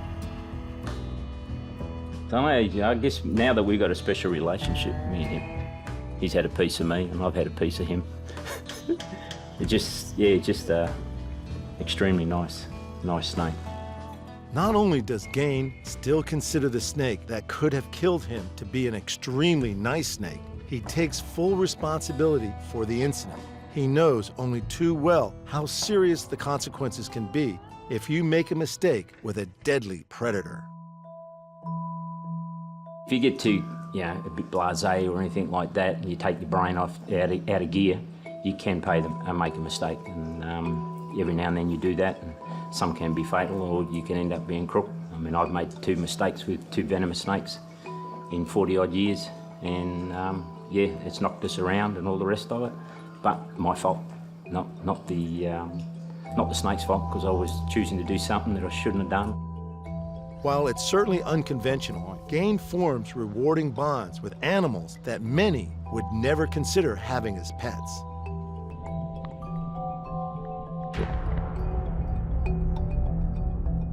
Well, I used to have my first tiger snake. When he passed away, I was quite upset, because I used to go to do displays and talk to these kids and say, instead of on theory, I now had practical experience of what a snake bite felt like. This was the one that did it. And when he passed away, I was quite upset, because we had that special relationship, that bond of, that was my first bite. Again, that was my fault, but it was still, okay, I'm now one of the people that had been bitten by a venomous snake and survived. Well, this one's bitten you as well. This one has bitten me as well. But he's still a nice snake. It's still a nice snake, yep. And in a very Captain Hook moment, we meet the mother of the crocodile we saw earlier, the one that sent Gain to the hospital and could have easily taken his hand. She bit me when I was doing a feeding display in here with 45 kids. And it was the first chicken of the day, and I'd normally feed around 12 o'clock, but I decided to do it later. And when I put my hand over with the tongs, because we use tongs for these little fellas, had a chicken in the end of the tong, it saw the hand and just grabbed hold of the hand. I went through all the scenarios of what should I do to get it off. And I thought if I pulled my arm up and put it on the balcony, that see if she would release, but then I realised with those teeth that they slice, she would have done more damage. So I just hung there and just waited. Our eyes met, so we had a moment for a little bit, and then eventually she let go and slipped straight back into the water. I swapped hands and continued on feeding them. It severed 80% of one of my tendons and went through the knuckle. So it wasn't too bad. If it had rolled or twisted, it could have severed the tendons or severed a few more, but I was all okay. I didn't lose any fingers or any movement. Yeah, just out of action. But does this croc remember his human prey, like the crocodile nemesis remembered Captain Hook in Peter Pan? I think she does. I mean, she's had a taste of me, this one. She knows what I taste like, so yeah, she likes me. Young girl. That's my girl. Gain's experience working with crocs means, despite their previous encounter, he's not concerned about getting too close this time. She stays there, I'm not moving any further to her. She's already let me know that she doesn't want me any closer by a bit of a breathing and huffing at me. I feel quite safe here. She's not going to move any further from where she is. And again, it's the colder weather, and if she was warm, she'd be straight into the pond if I was getting too close. They're not going to try and attack. I've been closer to one and actually fed one closer. And it did get me when it jumped up to when feeding. It jumped up, missed it, and just caught me on the hand. And I was right next to it feeding it. Yep, that's the boy and the girl. They're the dingoes. Go and see them. Australia's wild dogs, dingoes, are sometimes kept as pets, but most owners will tell you that they can never be completely domesticated. This is Blondie, and she's a good girl. When we first got Blondie, she broke out of her pen. She found a very small hole, about 6 foot off the ground, and climbed out. But she's so blonde, she showed me where the hole was so I could fix it. Didn't you, girl? Hey? Hey? How about we go and see Max? Hey? Are they allowed to come in, Max? Come on. Hey? He was brought to us to the park because their situation changed. We normally don't take them on if they're over 18 months old because their personalities are really set. But Max was really good. He bonded to us very easily, so I decided to take him on. I don't 100% trust him, but yeah, I can pick when he's not right. Come on. Hey. The only thing with dingoes, you can't train them. They don't come when you call, but they're highly intelligent. The dingoes are as close to pets as any of the animals here at the WA Reptile Park, but Gain remains alert when around them. They still have that killer instinct. They'll still knock off other animals. Yeah, people do have them as pets, but they just got to be aware that they're totally different. If you really bring them up right, they are extremely nice pets, but you got to treat them nicely because they don't ever forget. Having been strangled by a python and bitten by crocodiles, lizards, and deadly venomous snakes, there's still one animal here that Gain won't get close to. I never trust a wombat. Never turn your back on a wombat. They are dangerous. It's automatic, get out. Especially the males, breeding season, they change and they will attack. And they jump up, and it's pretty dangerous for a bloke because they can jump up about 1 metre high, and if you're facing a wombat and it jumps up 1 metre high and grabs what you don't want it to grab, it's gonna hurt. Has happened in the eastern states. Bloke had a lot of microsurgery, but yeah, no. I'll go and play with a croc any day. You know, some people don't want to live next to a 400-pound potbelly pig. So, in fairness, when you do live in a kind of a built-up city, you know, choose the right pet. Riverside County Animal Services are an animal shelter organization and vet clinic servicing one of the largest counties in California. We cover everything from the city of Riverside, which is a large metropolitan area, all the way out to areas out in the Coachella Valley, which are just undeveloped open areas of natural desert. So we get a little bit of everything. Each year, they respond to thousands of calls from the public, picking up stray dogs, cats, and the occasional, more unusual lost pet. Riverside County Animal Services, we are a sheltering service to all the stray animals that come in. And of course, we handle a lot of field service work, and that's our officers out in the field retrieving mostly stray dogs and stray cats, and the occasional stray crazy thing, you know, whether it be the occasional monkey, alligator, Burmese python, or somebody keeping a deer as a pet. We got a call one afternoon that a woman, her 2 dogs, had cornered an alligator in her backyard. My dispatcher gets on the radio, dispatches it to me, and I kind of made a smart aleck remark of, sure, I'll go pick up the iguana, thinking that they just saw an iguana and thought it was an alligator. I rolled up to the house, got out of my truck, see 2 dogs barking at something in the corner, walk over, tell the woman to grab her dogs, and sure enough, there's an alligator in her backyard. It's interesting because we get a lot of different snakes that come from like where they come into people's yards, but we have interesting calls too where someone will call for a snake like this. I had a snake just like this, Southern Pacific, that a person called us that they found this snake in their yard and they were in the middle of the city of Riverside and they conveniently had it contained in a terrarium. And so when I GPS'd the address to try to re-release the snake, I was just thinking to myself, there's no way that this snake ended up in the middle of downtown Riverside surrounded by blocks and blocks and blocks of residential housing. So they obviously went on a trip to the mountains, who knows what, took the snake out of the wild again, and then probably the wife or something was like, the heck no, you're not keeping that snake. And so they called, you know, animal control and said, oh, I found it in my yard, you know. But stuff like that happens fairly frequently.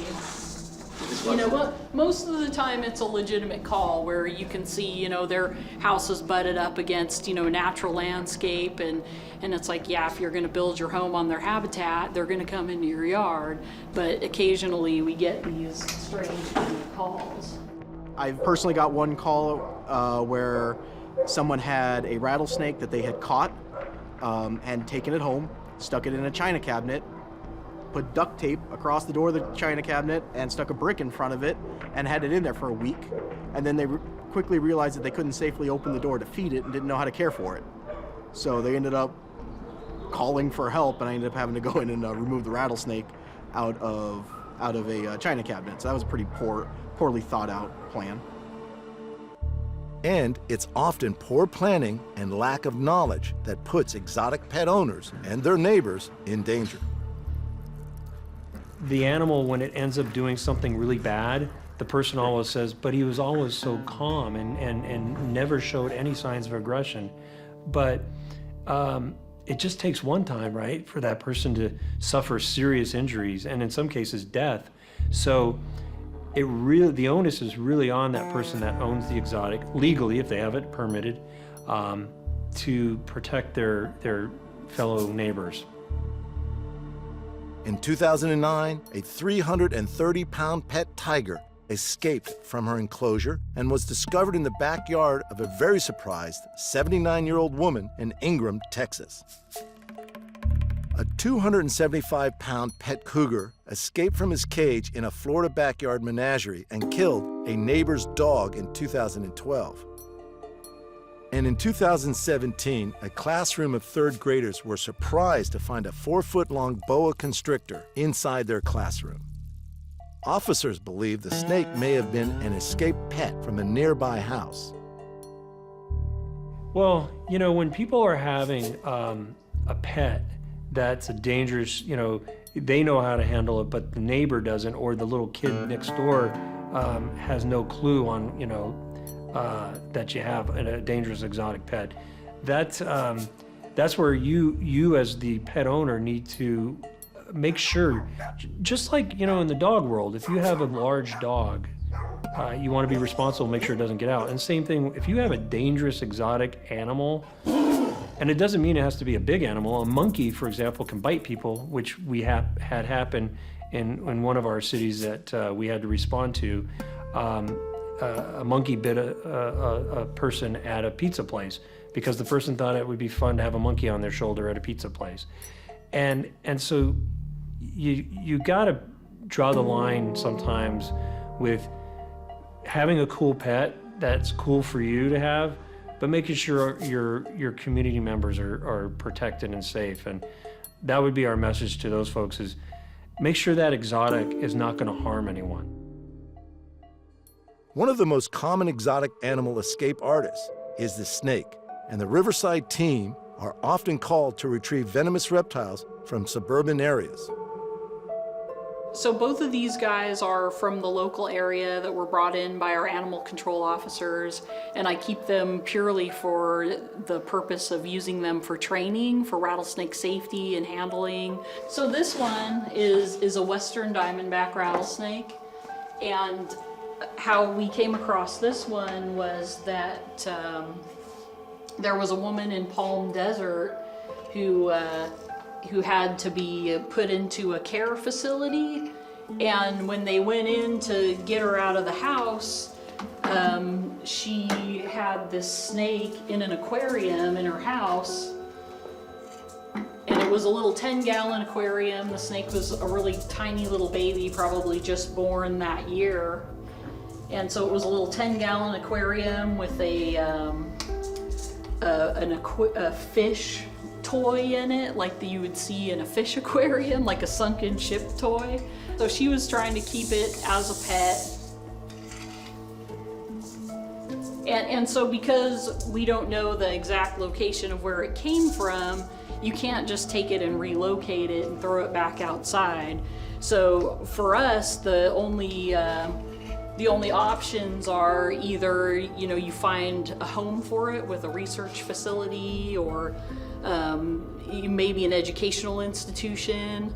Otherwise, it has to be euthanized, unless we know of the natural area where it came from and we could relocate it within its home range. While Kim provides Riverside officers with venomous snake handling training, there's no way they can train for every possible animal encounter. Burmese python is a common home pet, or at least in the state of California it is. Another county officer, she got a call in the middle of the night that a 30-foot snake was going through these person's front yard. She shows up on scene, calls me in the middle of the night, wakes me up, and says, "Hey Dylan, I need some assistance. I have a 30-foot snake."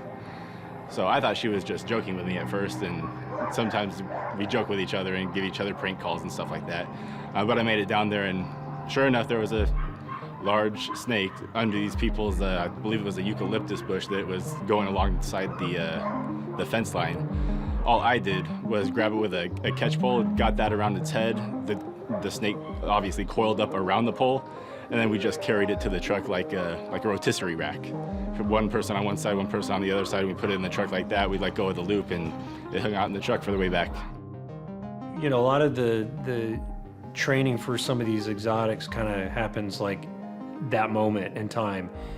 You don't really respond to a domesticated deer call every day. When it comes to like a Burmese python, it's, you know, the officers, They're really good with their control stick, or the catch pole, as it's known. Some of these are just really kind of bizarre calls that they just have to use their instincts. Bear in mind, the officers are dealing with some of the most vicious dogs that you might see walking the street. Some of them are bully breed dogs. Some of them are very aggressive. And these officers don't scare easily. In fact, I think the Burmese python scared that one officer more so than a large pit bull coming at her. Those are just such weird, odd calls, and you don't really know how to handle the Burmese python, and you don't want to get choked to death. So those types of calls are sort of like, you learn as you go sometimes. Every call out comes with a risk, and Riverside officers can just never be sure what they'll encounter when they arrive at a scene. At the time of it, it's a little hectic and scary just because you don't know if it's fully domesticated. A lot of people, they have these quote-unquote wild animals for pets and never socialize them properly, so sometimes they will bite or do other things that aren't foreseen.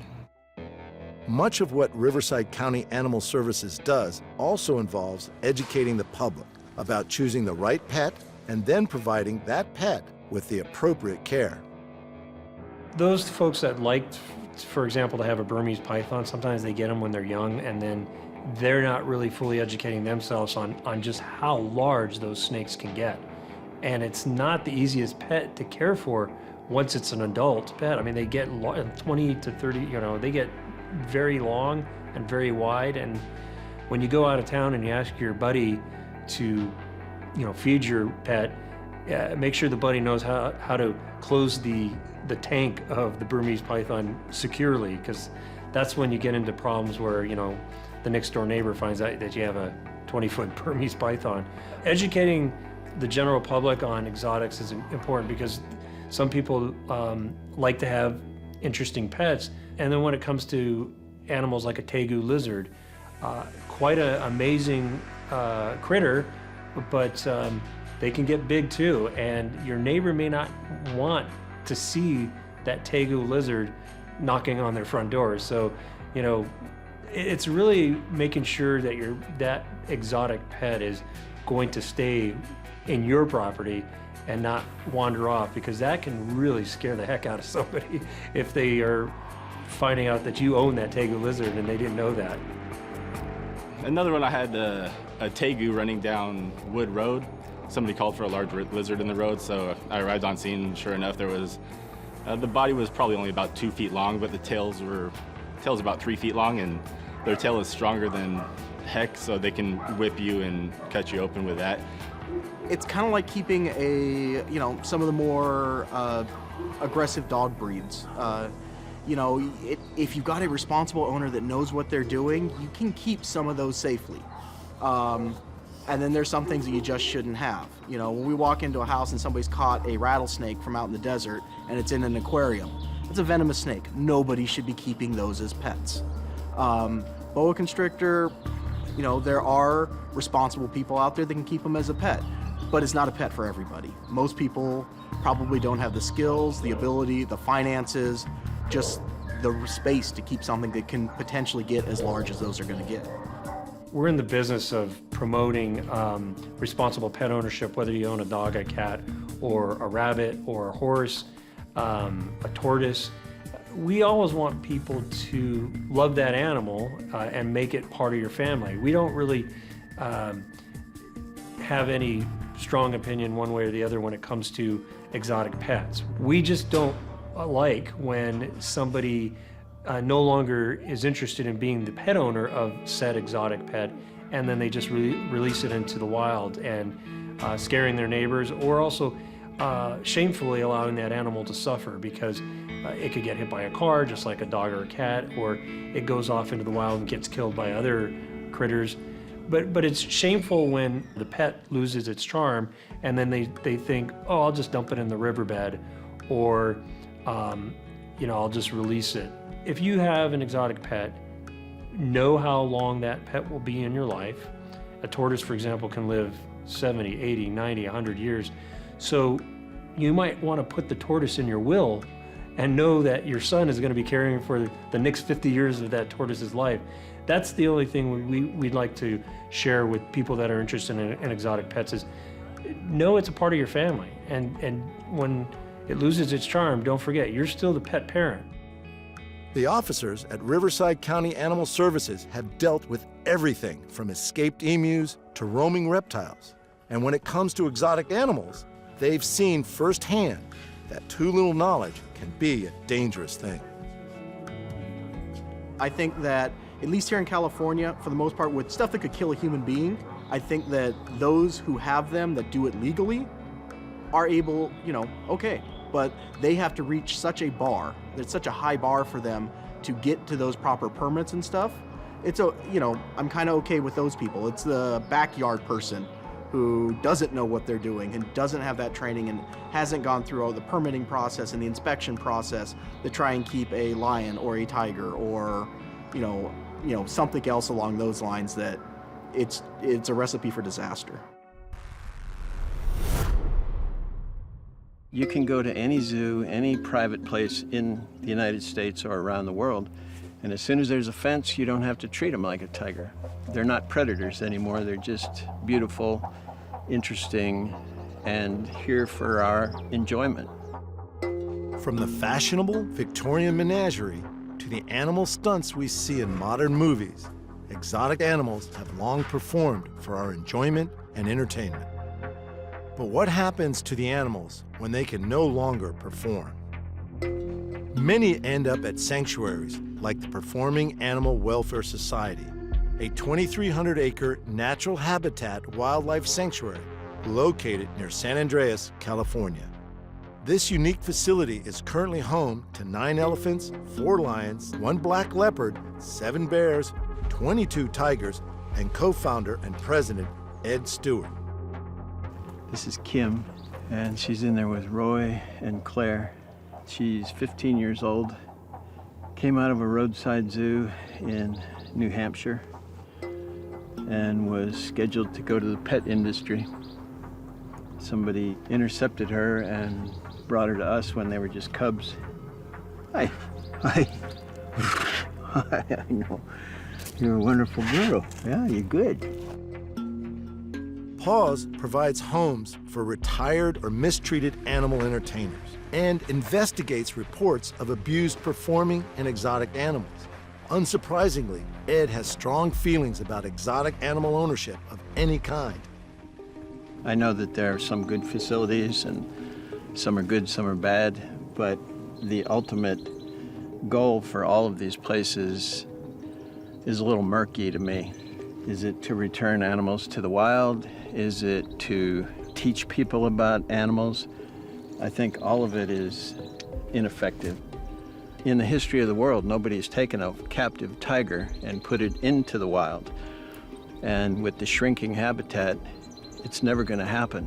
So reintroduction is a pipe dream. It's not going to happen. And while some may argue that captivity is a valid way of preserving a species or educating the public about conservation, others, like Ed, believe that captivity changes an animal to the extent that it is no longer anything like its ancestors. Our mission is to give the animals that we take the best life we can give them, knowing that we can't give them a normal life. We can't give her a natural life. She's 15 years old and she has never had to catch her dinner, never had to hunt for her food. We have provided everything. You put an animal in an enclosure, whether it's a big enclosure or a small enclosure, you have totally changed their life. She's an apex predator. She would hunt almost constantly looking for enough food. She would be raising babies. She would have an incredible responsibility in the wild, and she would rely only on herself. Their natural history is so ingrained in them to perform their duties, and you take all that away in captivity.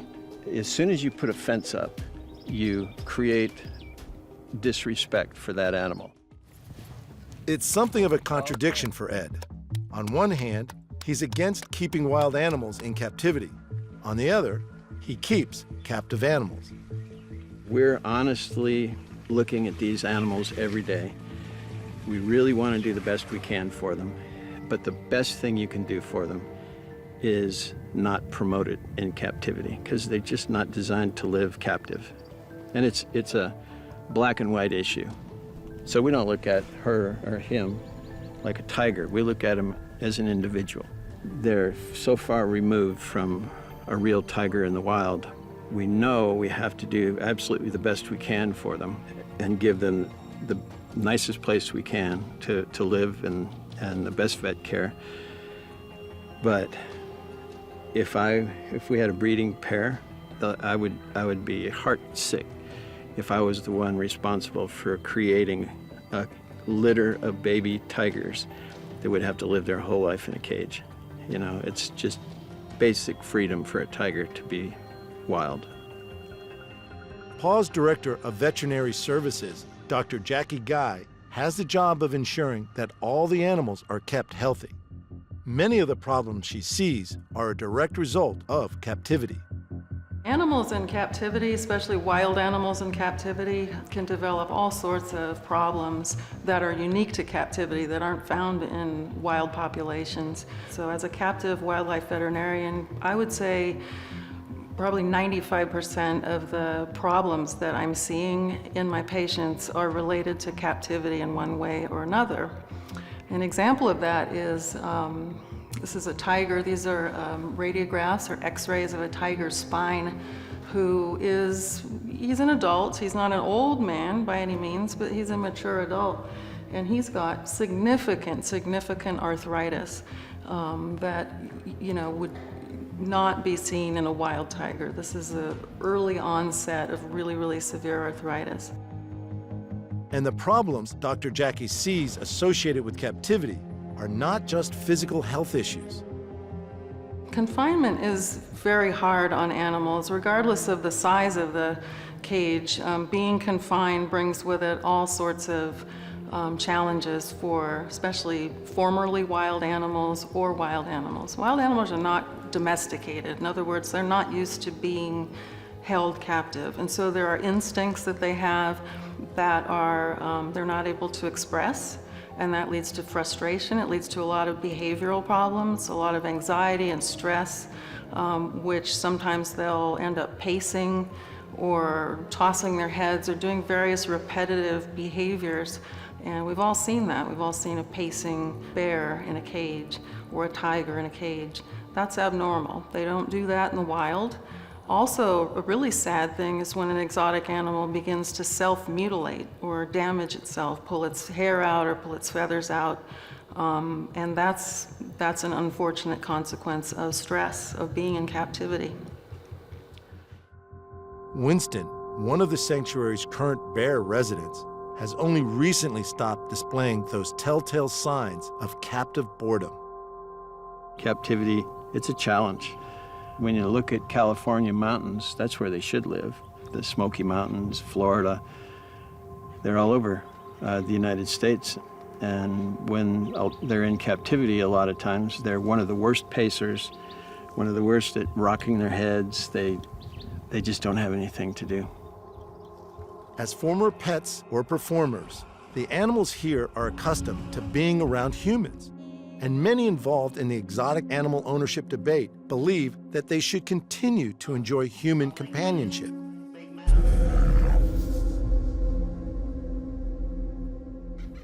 Hey, girls. Mara, let's go. Come on, girls, let's go. Come on, Chica. What a good girl. What a good girl. Mara, let's go. Come on, young lady. Good girl.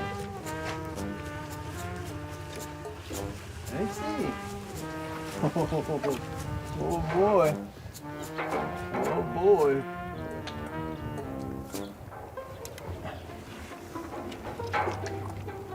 See their teeth, they're made for eating. You can see it in there. They're made for eating branches and hard brush and eating a very low protein, high fiber diet. We don't ever teach them tricks just to teach them a trick, but in order to check their teeth, it's good to be able to handle them a little bit. We don't go inside with them, but we do it from the outside. Elephants can be really, really excellent patients. They're very intelligent, they enjoy interacting with us, and we use positive reinforcement training with our elephants, meaning they choose to participate in their own health care, and they're rewarded for that. They're never punished. And so, consequently, it's actually quite easy for me to provide veterinary care for such an intelligent species. They're very easy to work with. They voluntarily will allow me to draw blood, take x-rays, work on their feet. Even more invasive things like collecting a small biopsy, things like that. They have learned that, we're not here to punish or harm them in any way, so they're actually really good patients. But not all of Dr. Guy's patients are as cooperative as the elephants.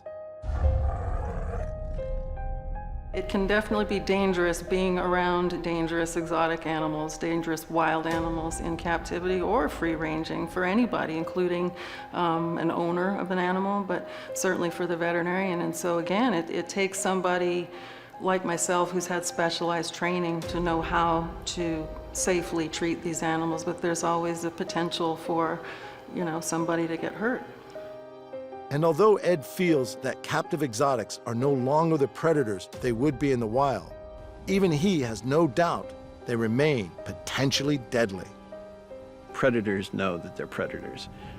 They don't know why, maybe, that they're focused on vulnerable things, but they do. Somebody with crutches, somebody in a wheelchair, somebody who's lagging behind, they know, even though they don't have to, it's just part of their nature to stalk and maybe hunt.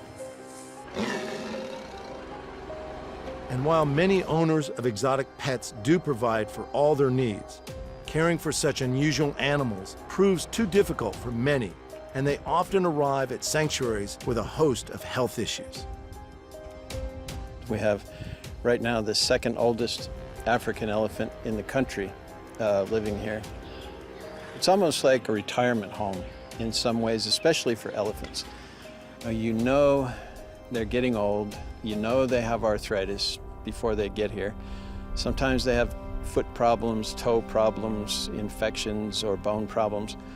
And so you just want to give them as many good years as you can. We, in a sanctuary situation, you rarely see, young, healthy animals in need of placement. They are oftentimes the product of almost what I would call a puppy mill for tigers, where they're just breeding and breeding and breeding, sometimes for photo shoots and things like that, with no regard for what happens to them after that function is complete, when the tiger is too big to handle or too big to use in public contact or films. A lot of times they're viewed as disposable, and most of them are unhealthy. They'll come to us with all sorts of issues, vision problems, crooked legs, arthritis, early kidney disease is very common. And some of those conditions are genetic. They're congenital problems that are passed on from generation to generation. For many animal advocates, freedom is the ultimate goal. But once an animal is already in captivity, options are limited. We do what we can, but we can't give them what they should have, and that's their total freedom. Nothing would make us happier than to release these guys to where they should be. But the fact is, they would not be able to do it. They wouldn't have a herd, they wouldn't know what to do, and they'd probably die within a few weeks or less. Okay, we gotta go. We gotta go. You can't eat this whole bucket. Our happiest times are when we see them up on the hill like this, grazing on fresh green grass. When you have a sanctuary, you live for moments where the animals are doing something that they would be doing in the wild. So if they're in a mud hole, if they're grazing, if they're pushing on a tree, if they're tearing branches off, those are all kind of rewarding times for us. But it's not a substitute for the wild. While Ed may be able to provide the illusion of freedom to the animals in his care, he's very aware that true freedom is something they'll never know. If any of these animals could go free, if all of them could go free, we would load them up tomorrow and take them home, take them back and let them go. And I think it's a responsibility for us to tell people the truth about captivity, at least our point of view. And if we don't win the argument, that's okay. We're not going to beat anybody over the head. But I think if you take a step back and look at captivity, it hasn't worked. It's bad for individuals. It's not helping species. So it's time to change the model. Go to the woods, go to the creek, turn over some rocks, look at the animals, teach your children respect for nature, just basic respect for nature. I think that's the starting point. And if we can't turn it around, we can't turn it around, but let's not make tigers and bears and elephants live in enclosures for the rest of their life, generation after generation after generation, for really no reason.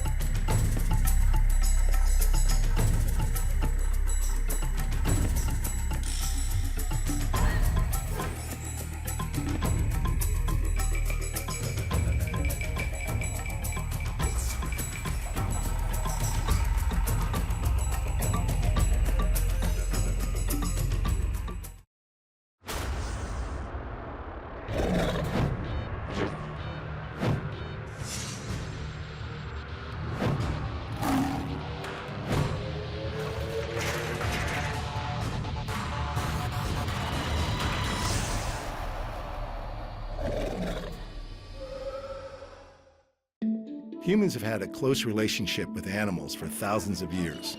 Scientists agree the domestic dog has been a trusted pet for around 15,000 years. And cats became part of the household from 10,000 years ago. And now it's estimated there are at least 600 million pet cats in the world. Exotic pets have also been kept for thousands of years. It's well documented that the Egyptians kept baboons as pets, and exotic animals kept in the home feature in many ancient texts. In modern times, the keeping of exotic pets has increased. A staggering statistic is that there are more tigers in the US alone than there are in the wild. Animal owners truly believe they are playing a role in preserving the numbers of exotic animals. But on the other side of the debate, there are those who believe it is a cruel practice to keep any animals in captivity. This series explores the issues from both sides, from those who know the dangers, but see the benefits, to others who condemn the keeping of exotic pets. Their stories follow. Birds of prey are instantly recognized as predators.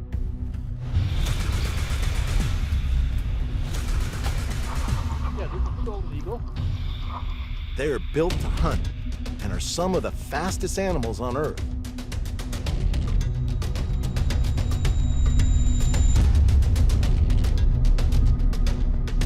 One man in Utah, USA, is closer to these birds than most of us are ever likely to be.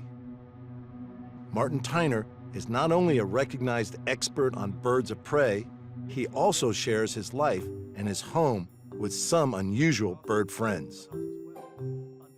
This is a prairie falcon. Her name is Cirrus. She is one of our desert falcons here in North America. She does live in the house. Basically, the reason she lives in the house is these animals are very wild, very high-strung, very difficult to deal with, and they require a lot of socialization, a lot of interaction with people in order to be comfortable, especially when I'm out doing wildlife programs in an audience of 500 to 1,000 people. The birds have to be comfortable. And so she comes in, she goes out in the daytime, but she comes in the house and hangs out and watches TV with the family. And she's just truly a member of the family. She's very sweet. She loves to talk to me. Hi, baby. Martin is a master falconer and an educator, and he is heavily involved with the conservation of birds of prey. But he is very aware of the dangers of keeping these large birds, and he never forgets where they have come from. This is in every respect. This is a wild animal. Even though you know she's worked with me and we get along wonderfully together, she still is wild. She still has a very strong fight or flight instinct. She's still instinctively afraid of humans. And so, but you know, being again in the house, in her location, strangers and cameras and things, that's pretty tough on her. And so the hood is actually her protection against stress. It just covers her eyes, so now she can kind of just sit quietly and she doesn't feel frightened.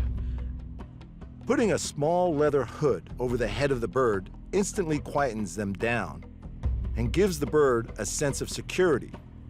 Martin is an expert on the handling of birds, so taking his feather friend back to her pen is a simple procedure. Having a bird of prey as a pet might be a different story altogether. It actually isn't quite like a dog or cat in that with a dog or cat, they have been domesticated. They want to be with you. They want to be your friend.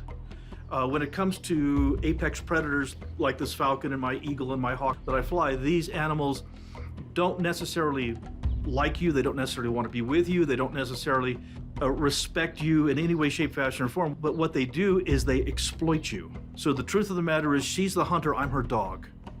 You know, falconry is one of very, very few relationships between man and wildlife that's mutually beneficial. We don't own these birds in any way, shape, fashion, or form. We serve them well. And that's the only reason they come back. Many of the birds here are rescues or long-term patients needing rehabilitation. But some have been bred in captivity. This is about as high-strung and difficult as you can deal with. And I've loved the challenge. She's really an amazing animal to work with. In no way is she a pet. She's strictly an apex predator, and you have to love that, but you never consider this a pet. She'll hurt you.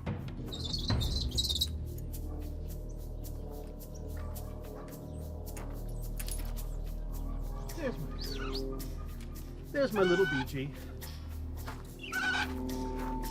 And as you can see, her posture is very, very different, even though I raised her.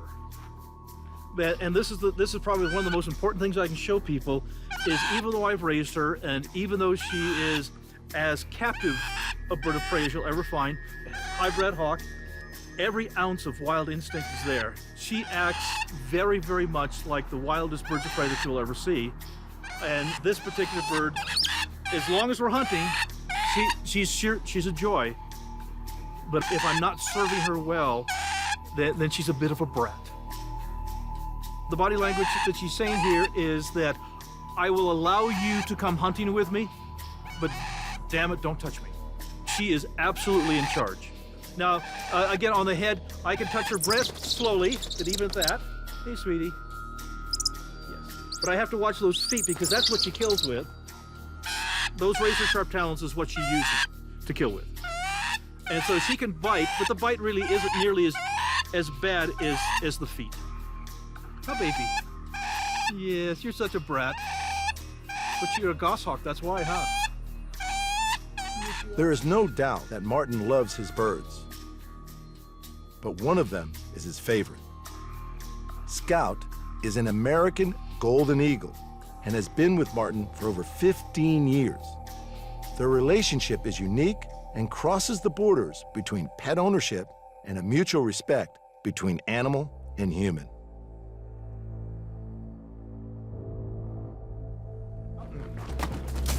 It's okay, Scout. Bounce, bounce, bounce, bounce, bounce. It's all right. Come on here, guys. We'll look at these a little bit. Oh, boy. Come here. It's okay.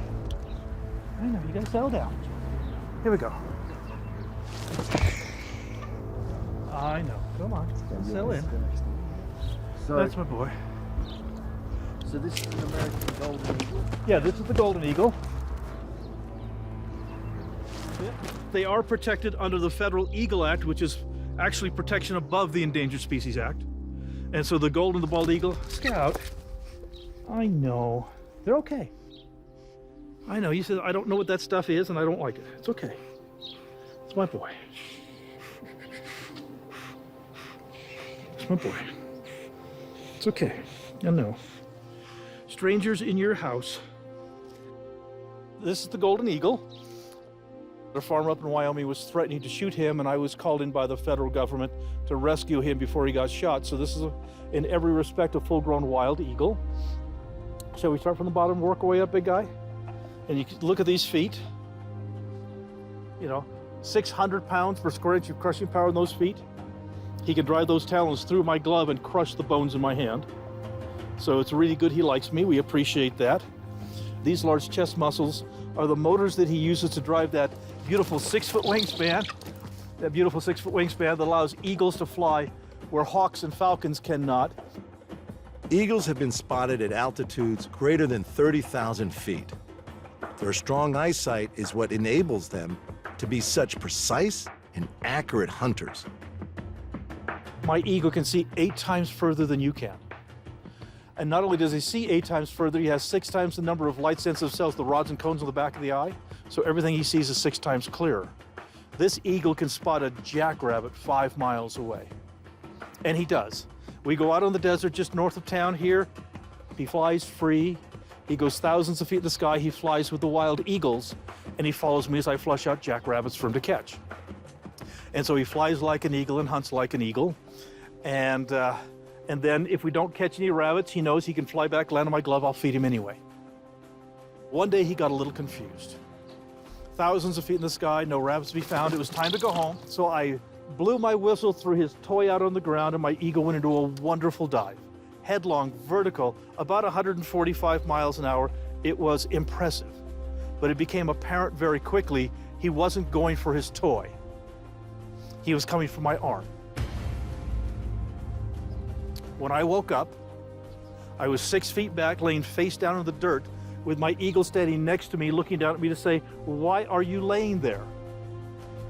I had a long talk with my eagle that day, how I cannot withstand the impact of an 8-pound bird at 145 miles an hour, and I would appreciate if you'd never do that again. He dislocated my shoulder and damaged my back and knees. Looking after eagles does have its challenges.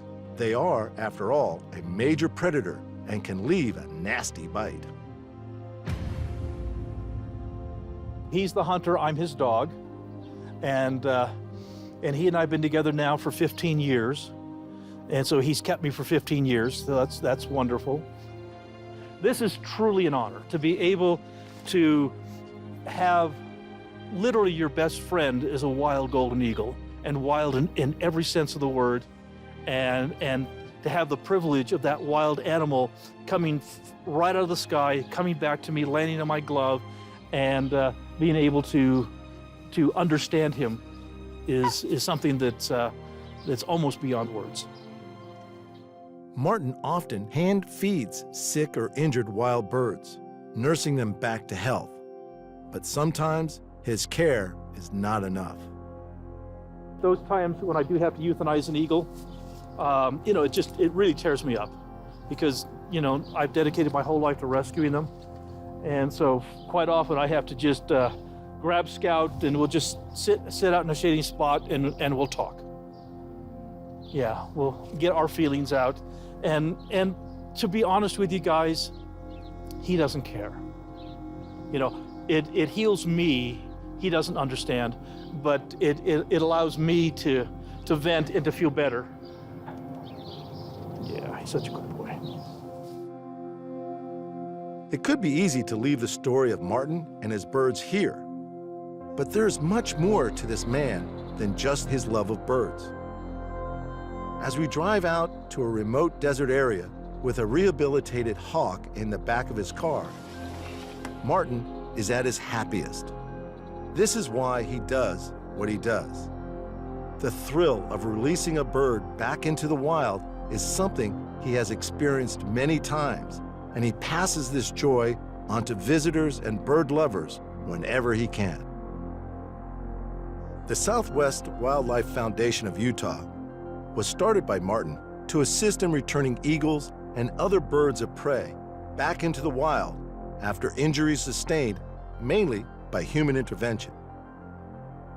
Over 100 birds a year are rehabilitated and returned to the wild. An incredible statistic, considering that the person responsible for helping these animals was not always a big fan of birds. Well, actually, as a child, I was terrified of them. My earliest childhood memory was such a horrible fear of birds.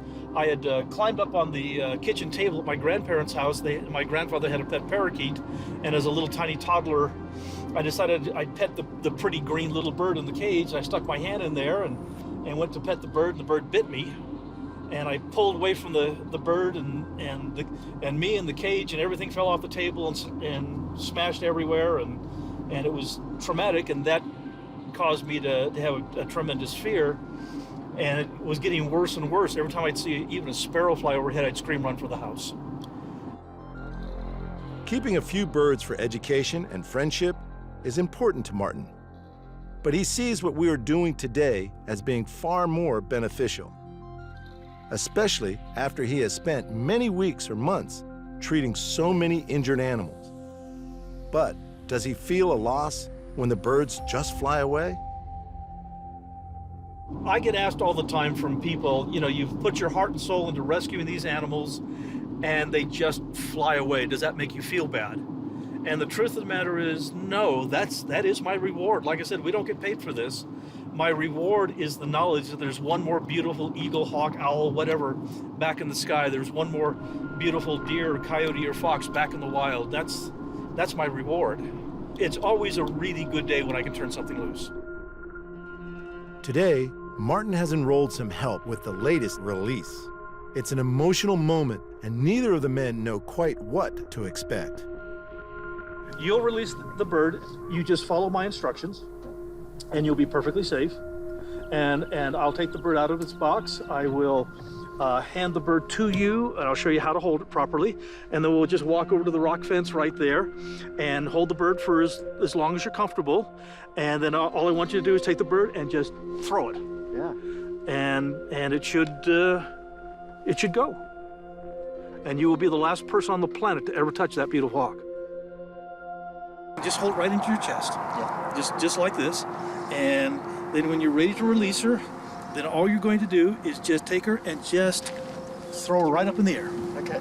So it's very, very simple. Let me strike this. And I don't want you releasing her with the hood on. That would be very bad. No, that's not good. Hey, sweetie, baby girl. Yes, you are. You're a baby girl.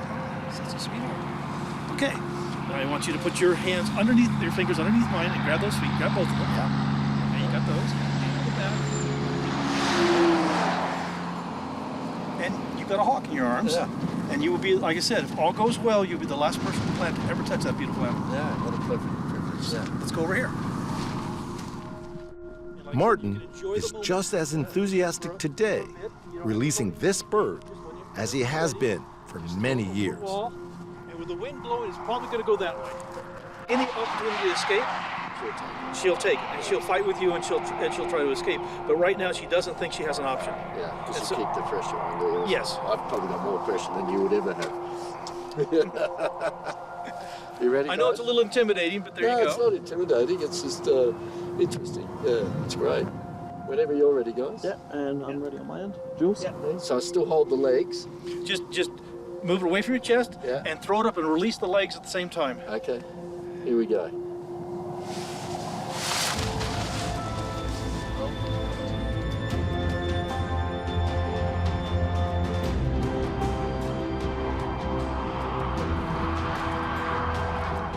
She's landed.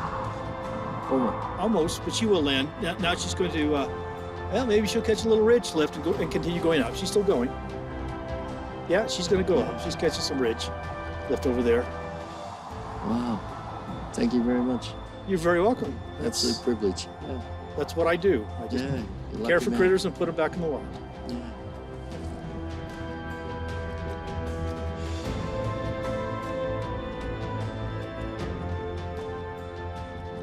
Yeah, thank you very much. Anytime.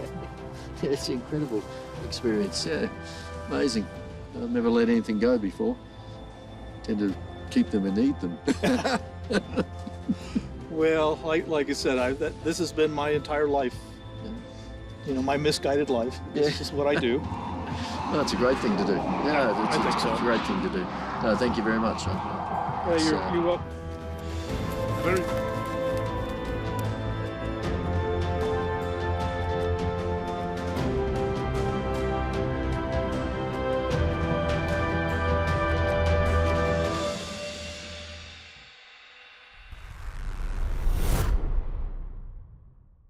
A baby ferret can be like bringing home 2 toddlers. If you don't know what you're getting, you see this cute little animal. Our first one, we had to replace all the children's beds. We had to replace all the carpets in their bedrooms. Oh, I didn't know anything. I'd be cleaning my teeth and she'd be climbing up and eating the soap. You need to know what you're doing before you do it, or it's dangerous. You look at those teeth. Look at ferrets' teeth. They're designed to chew and to crush bones. I tell everybody ferrets bite. Domesticated from the European polecat, the ferret's fluffy appearance and playful nature make it seem an unlikely predator. Yet ferrets are such adept predators that they have been used for centuries to hunt rabbits. This is what they used back in the Dark Ages and back in the 1800s. These things hunted rabbits for wealthy people, but these were bred in captivity in Europe hundreds and hundreds of years ago. The ferrets are taken and put down the holes, and they chase the rabbits out. They put nets across the holes so that the rabbits just go straight out into the nets. And that was why ferrets were first brought to Australia. They came out with their settlers.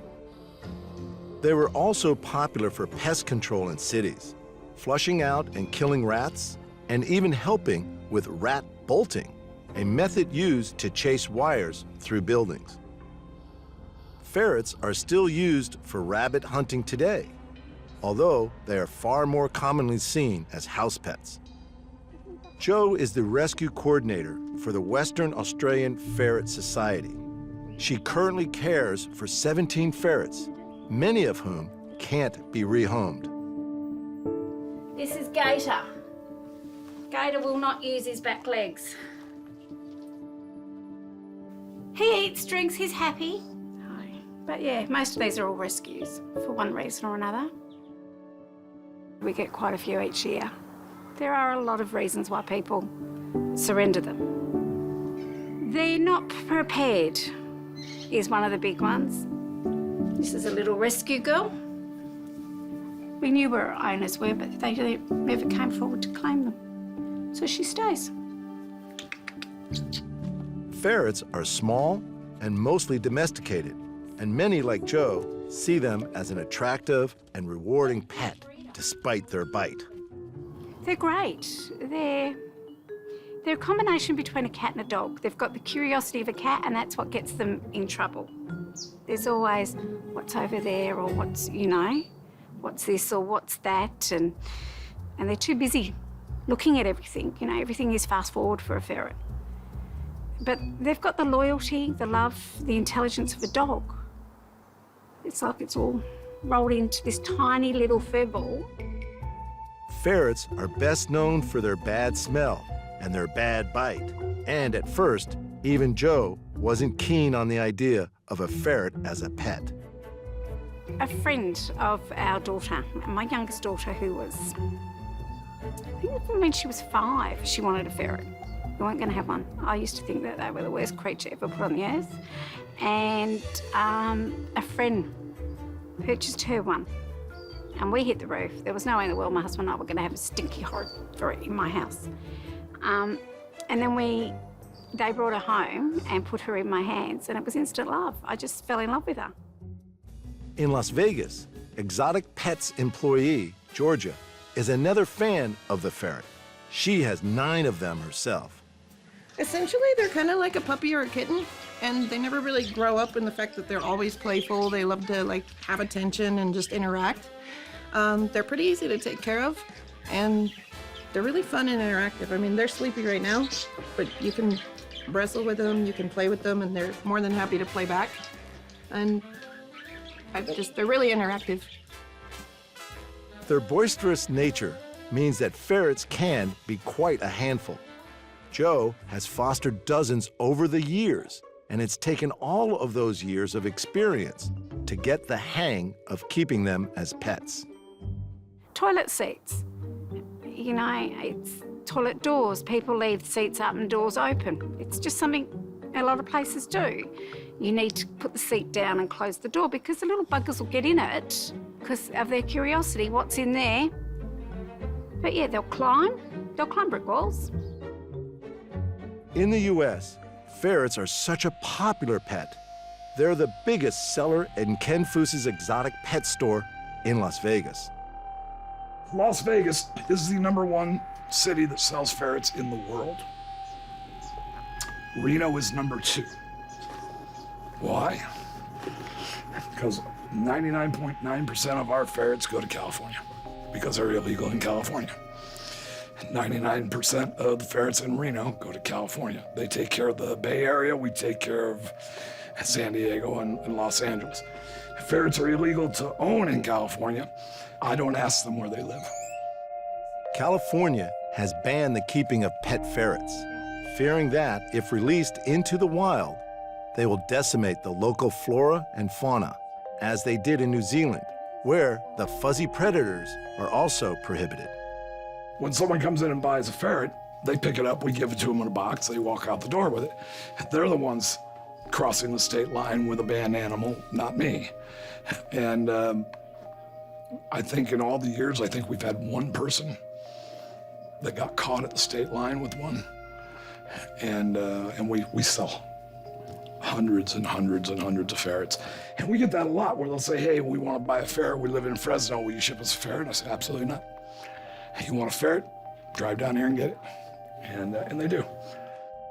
Members of the weasel family, ferrets are obligate carnivores and in the wild will feed on small mammals and birds. In captivity, they still need to be fed a meat-only diet. I always tell people, think of a T-Rex in a little version. So it's raw meat, day-old chickens, mice. Yeah, my guys have the raw meat and the chicken hearts and chicken giblets, and they like them. They need to chew. And it turns out that if ferrets aren't properly fed, they may look for an alternative and very vulnerable food source. In 2011, a 4-month-old baby boy from Grain Valley, Missouri, was left in critical condition after a hungry pet ferret ate 7 of his fingers. His parents were charged with criminal neglect. A 1-month-old baby girl left unattended downstairs in her Pennsylvania home in 2015 had her nose, upper lip, and cheek eaten by the family's 3 pet ferrets. And in Lancashire, England, a 10-month-old baby girl needed hospital treatment after she was savaged in her pram by a ferret. Having looked after hundreds of ferrets over the years, Joe maintains that their biting is rarely aggressive. They'll bite when they're frightened. They bite to protect themselves, but they'll also bite to play. One of their favourite games is tag chasey, but they can only tag you with their teeth. It's a form of communication for them. I mean, look, there's 17 ferrets in this house at the moment and there's not a mark on me. They'll come up to you and they'll use their teeth and they'll just go like that. But some people, they don't know it, they've never seen it before, they think they're attacking it. The minute they use their teeth, they're biting them. But generally, they'll only bite because they're frightened. That's it. And once you know how to handle that, you're fine. Again, that's being prepared. See? Not a mark. So he's playing with me, but he uses his teeth. But for some people, that's enough to say they've been bitten. But it's not. It's a way that he's communicating with me. Good boy. Like our producer, Joe has also experienced the ferret that bites and won't let go. Ow! You got it, you can get out of it. Good, I can't. Ow, ow, ow, ow.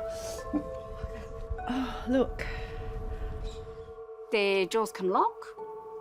I've had one hanging here. And I got in between a ferret fight, and she was just lashing out. and she grabbed me here without realising it was me. And it's just like, let go, let go, let go, let go. And then she did, and she let go, and she just looked at me and she said, oh, what have I done? And then it was, yeah, but just take them, don't pull it off, don't scream, because you're just going to frighten them more. Get a cold water tap and just gently drop it on their head. Their cute appearance can also foster a feeling of complacency.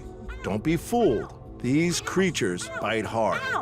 And even though they may appear to have given up on their prey, they'll happily come back for another round. Gator, you are no longer my favourite ferret, mate. Ah.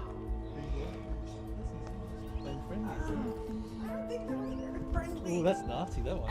Oh. They're spitting That's everything. nasty. They can bite if they wanted to, but they usually don't. It's sneezy. Sometimes when they're babies, they'll nibble a little bit harder and you gotta teach them, but they take the training pretty well. They can learn basic commands and stuff too. Ferrets' high intelligence make them both effective predators and attractive pets. They're incredible, they're intelligent. Never underestimate them. We've got people teach them to do rollover tricks, walk on a lead. I've seen them get across from one corner of this backyard to the back corner without getting a drop of the sprinkler on them. And the sprinklers were going like this at the time, and they would just time it perfectly. Or this door, they couldn't open the door, the girls, because they were smaller, couldn't open the doors. So they'd go and get the big boy, Fred, and he'd come and open the door. So, yeah, don't underestimate them. If they want something, they'll work out exactly how to get it. And the ferret's sharp teeth and strong jaws aren't its only defense. Yeah, everybody's got a different personality. And you have personality clashes and, yeah, the arguments and, I don't like you, go away. Lots of screaming. That's when they drop their stink bombs. That's another form of defence for them. But that's it, that's all they've got. And they're such tiny little creatures. It stinks, but it's not like a skunk. It will dissipate. With 17 ferrets and not a bite mark on her, Jo clearly has a special relationship with her tiny predators. And she has her own theories about ferret owners. The amount of people that get ferrets, something's happened to them emotionally. Yeah, I don't know what it is or why it is, but they get them. Is it because they're so misunderstood? And people think that, these people think that they're misunderstood or I don't know what it is, but there's something, some connection. And my mother swears I would have had a mental breakdown at some stage in my life. And it was just them that's kept me sane, because I'll just go and sit and curl up with them. It's like having a pretzel or a chip. One is never enough. You always take more.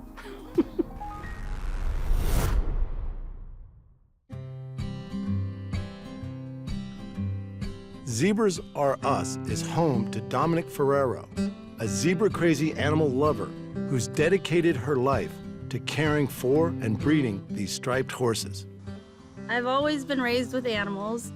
My passion for exotics started when I was young. I always liked zebras and I was raised with horses. And it became a thing where I was a crazy horse kid that wanted a zebra, and people said, no, you can never own a zebra. That's crazy. I got shut down so many times, and look where I'm at now. I think I have some of the most unique animals in the country. Dominique began caring for exotic animals straight out of high school.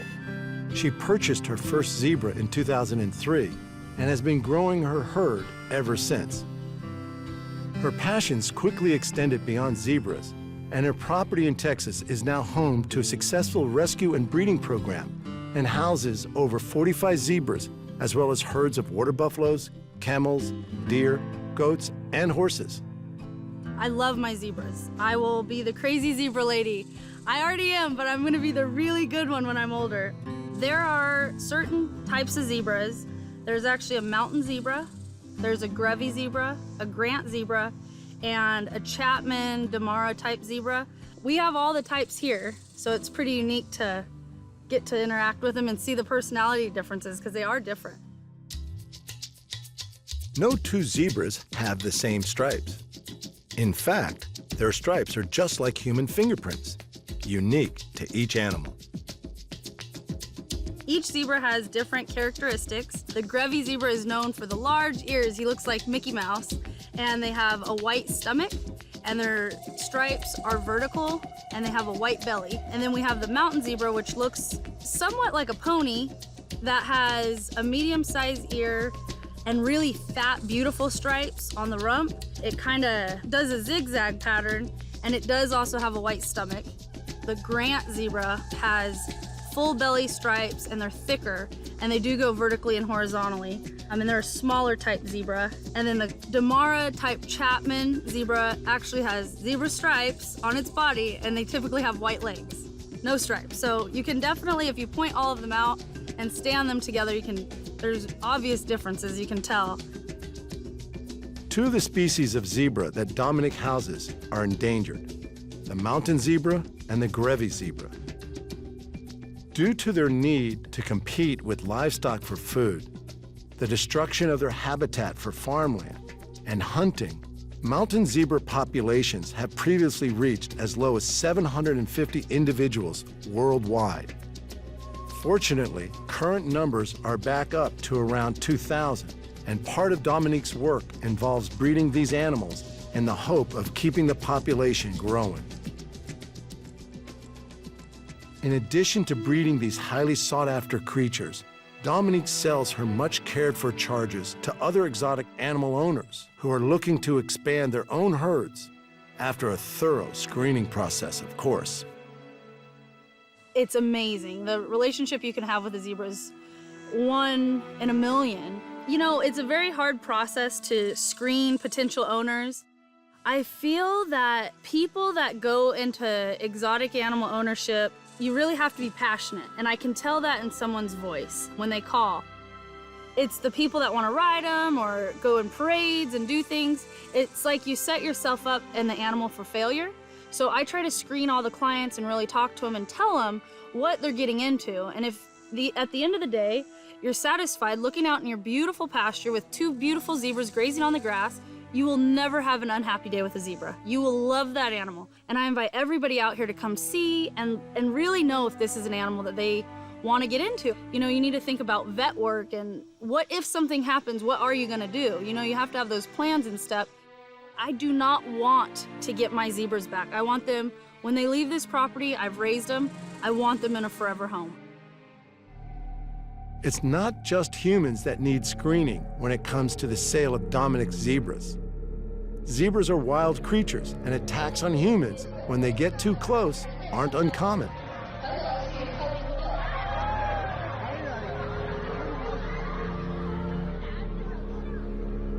With owning zebras, there is an element of danger.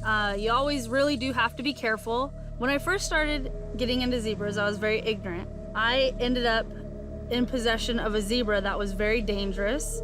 3-year-old stallion, and he was represented to me as the best zebra in the world. It even said that on the ad.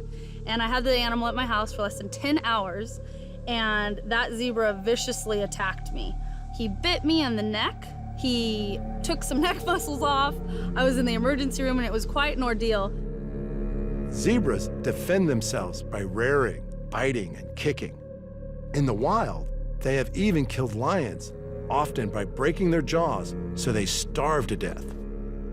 I've been kicked by camels, zebras, horses, anything you can imagine. I've gotten kicked, and that bite sure gets you. That bite'll do it. But to this day, it was the best experience that's ever happened to me. Thank God for my life, and everything's fine, but I learned so much from that day. I learned that you really have to respect these animals, and it can happen at any minute. And I think education is very important. You really need to be aware of what's going on, and it goes back to not having unrealistic expectations. If you plan on loving an animal and not interacting with it and having it graze in a pasture, you're gonna be fine. When we try to move the animals or doctor them, do any vet work, that's where you have to be really careful. And breeding and raising for temperament is huge. The foundation, how the zebra was raised, where it was raised, that's all a big deal. It's kind of like children. There's different ways to raise kids, there's different ways to raise zebras, and I believe that there's good ways and bad ways, and each one has an effect on the adulthood of the animal. I have guys that raise tigers and carnivores, and they won't mess with a zebra. So they're pretty tough animals, but as long as you get around them and you know how to work with them, it's fun. It's really fun. I enjoy it. I wouldn't give it up for anything. Unlike horses and donkeys, zebras have not been fully domesticated by humans.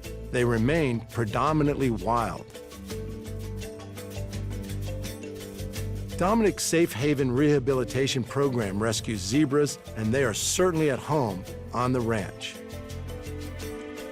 Started out with the zebras, and it slowly trickled into camels and a few different things, and now that I've had water buffalo, I am hooked on them. They're amazing. They're such a neat animal. Dominic's property is prone to flooding, so conditions here are not suited to typical livestock varieties. Water buffalo, on the other hand, thrive on the damp, marshy ground.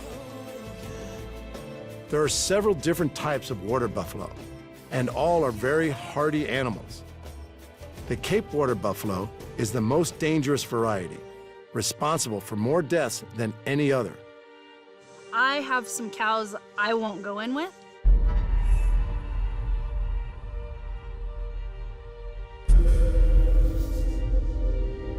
And I have some that I can scratch on the stomach and they'll lay down like a dog. Dominic's property is well secured, not just to ensure the safety of the animals inside the fences. The fencing that I prefer to keep the big herd of water buffalo in is 8-foot tight lock fencing. It is good for the animals inside the fence, and it's good for the animals on the outside. The fencing that we have doesn't allow predators to come in and eat the calves, and then it also doesn't allow the animals that are on the inside to jump over or get through it. You know, dogs can't come in, the calves can't slide out, so it's extremely safe. It's been the best thing that I've found for any exotic. Water buffalo in the U.S. are mostly crossbred for a variety of characteristics. I do like to focus on a big horn base, and I want the horns to kind of come back instead of curl. And so we can breed for those characteristics, but they do have giant horns. Some are better than others. Like domestic cattle, some have big horns and some don't. But I do like the big wide ones. Those are my favorite. In the wild, those giant horns are used to establish dominance and defend themselves from predators. In captivity, they ensure the water buffalo remains an outside pet. I would never have any of those in my house. They have been in my house, all of them. It's really fun, you know, when you're like, hey, walk around the corner, you have a water buffalo following you, or a zebra. I mean, you know, it's fun to stand out. And I've taken these animals, surprisingly, I've actually used them all on set. So I've done a few things in the entertainment industry, and I've had zebras in elevators, I've had water buffalo on stage. I mean, the things that we've done with animals are pretty impressive. I think anything can be done with patience. In keeping with her obsession for four-legged creatures, Dominique has most recently expanded her herd to include camels. Camels are interesting. I have owned up to 20 of them at a time. I have had Bactrians and I've had dromedaries. A Bactrian is a 2-humped camel, and a dromedary, which is the most common, has 1 hump. And we've used those in the entertainment industry. They're very hardy, easy to keep, very sweet, good animals. Really, really neat. Compared to her zebras, camels are very easygoing and easily trained.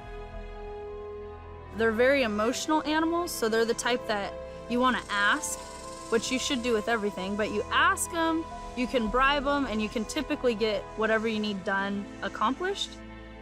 Their large size can make camels dangerous, but Dominique is more concerned about their lack of manners. Camels do spit. It's a learned behavior, so they don't typically just spit on you. But in my experience, as long as I don't have one that spits, none of mine spit. But if you get one that starts it, 5 will follow. They do bite. Camels are very, very notorious for biting.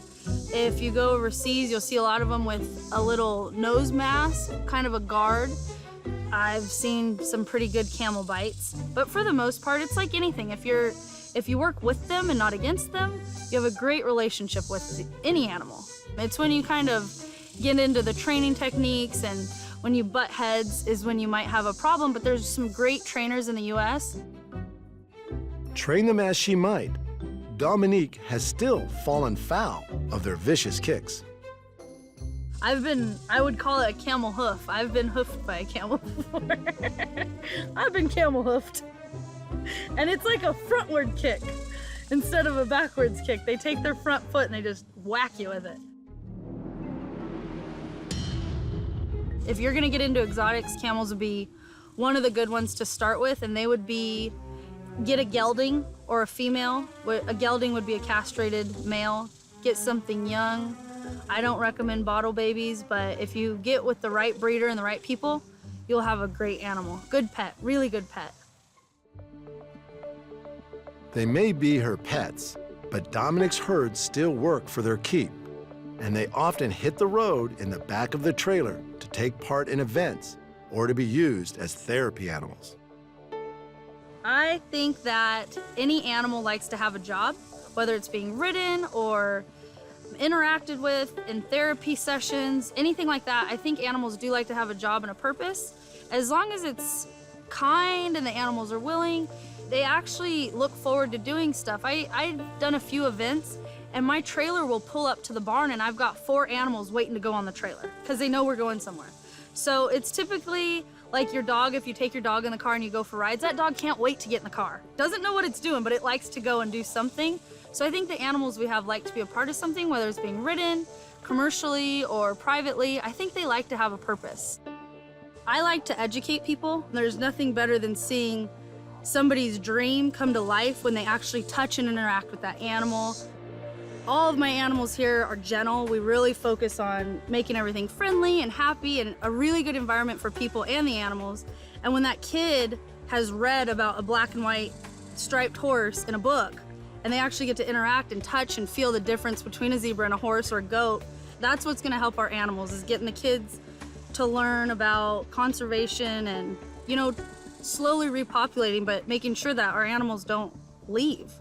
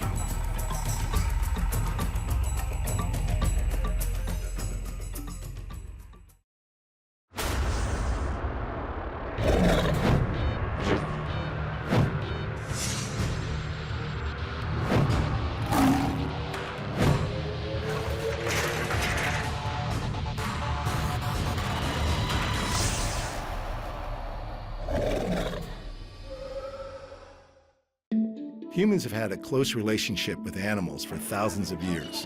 Scientists agree the domestic dog has been a trusted pet for around 15,000 years. And cats became part of the household from 10,000 years ago. And now it's estimated there are at least 600 million pet cats in the world. Exotic pets have also been kept for thousands of years. It's well documented that the Egyptians kept baboons as pets, and exotic animals kept in the home feature in many ancient texts. In modern times, the keeping of exotic pets has increased. A staggering statistic is that there are more tigers in the US alone than there are in the wild. Animal owners truly believe they are playing a role in preserving the numbers of exotic animals. But on the other side of the debate, there are those who believe it is a cruel practice to keep any animals in captivity. This series explores the issues from both sides, from those who know the dangers, but see the benefits, to others who condemn the keeping of exotic pets. Their stories follow. From the outside, it looks like an average family home, but this home has some unusual residents. These are our two baby sloths. They're zoo animals, and they're gonna go into exhibits in the zoo. But chances are, since my wife raised them, they're probably gonna have to come home every night now because they're a little more than just a zoo animal. In 1994, Charlie Samet bought 51 acres of land in Salinas, California. It started as a small exotic animal rental business, supplying animals for film and television, with part of the property dedicated to an elephant sanctuary. It grew into Monterey Zoo, which is now home to more than 100 exotic zoo animals. Or maybe Charlie and his wife, Lisa, just have a lot of peculiar pets. We treat them, I guess, by definition, like pets. It's tough to say, I don't think people should have them as pets, because we spend 24 hours a day with them. Because we're a zoo, we're able to do that. If we had to go to work every day and spend what little time we had left with them, I don't know that they could get the care they need to stay healthy. And they're so fragile. They can't walk on the ground. They have to hold you. They've got a cute little seal-like face, and you put all that together and people just adore them. They're needy. But although they're a little more aggressive than some might think. While the sloths are young, Charlie's schedule revolves completely around their care. So, what's funny is, your life revolves around them. If we're out somewhere, we have to get home because Bugsy and Belle have to get their exercise. Lisa lets them runs around the house at night. And then we have to make their food, and it has to be cut a certain way. Oh, baby. I know. Now, how do you do this and convince somebody that it doesn't make a good pet? I get it. But I mean, yeah, look at that face. He's real bitey. Sometimes he just gets in these moods, and Lisa will take him into the dining room. They like, the bottom of our dining room chairs is their jungle gym. They chase each other all over. And we'll go walking by, and they'll just come crawling across the floor, lunging at us. It's like, I think they're playing war. But yeah, when he's in a bad mood, he can be very bitey. Monterey Zoo is not an accredited zoo, and that's what allows them to treat their animals more like pets than zoo exhibits. We've chosen not to be accredited by the larger institutions, the larger clubs, if you will, because some of the rules they have prohibit us from giving the elephants the quality of life they need. I think we treat them like pets, but I think we treat the elephants like pets too, and I can't bring them home. Now, my home is on the zoo property. Is that what makes the difference? I don't know. Some of my staff don't have homes on the zoo property, and I let them take some things home. Are they pets? How do you define it? They come right back to the zoo and they have a purpose at the zoo, but we try to treat them all like pets. And the sloths aren't Charlie's most unusual zoo exhibit pets. Wife Lisa has forged a bond with a badger. It was raised here in the house with us. Had its personality and its temperament afforded it to do so, it would still be in the house with us. We love it to death. Unfortunately, it started plucking the tiles off the kitchen floor, so it was time to go to the zoo. But that was a decision it made. It just ended up that way.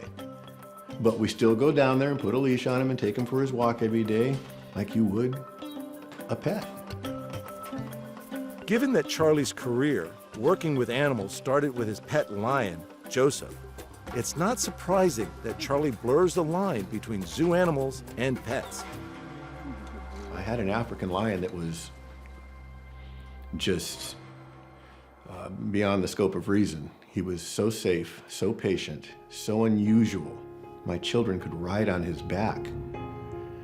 He did things I wouldn't think of doing today. I can't imagine what I was thinking back then. But he could come home with me and sleep on the dining room floor. I mean, he was very, very special, a 1 in a million. It was only because of Joseph's extraordinary nature and willingness to perform that Charlie entered the entertainment industry and later started a zoo. He started this with me. So, I mean, was he a pet? It was much more of a relationship than some lion in a zoo with a keeper. I mean, we went to Africa together, we went to Germany together, we went to Mexico together, we've been in every state in the United States. But technically, we were a business. We were in the animal training and animal rental business for entertainment. Now, again, because I was in that business, I was with him the entire time, and so it created that kind of animal. So I will argue that if you're keeping them as a pet, but your business, your industry isn't something that affords you the time to spend with them, there is no way to keep it safe. You have to stay with them, you have to be with them, you have to have a team of people that are helping you do it. It has to be a professional situation. But that's not to say there's not pet owners that don't work somewhere else. They don't work commercially, but they're with their animals 24/7, that's what they do. They have the ability to do so, and therefore end up with good animals. Most of the professionals in this business will tell you that some of the best animals they've ever gotten were pets that were confiscated from people because they got so much time and so much interaction that they were just wonderful animals. We have our regular pets, if you will, okay? Because I do tell people it's nice to come home and sit down on the couch with something that you know probably won't eat you. I know.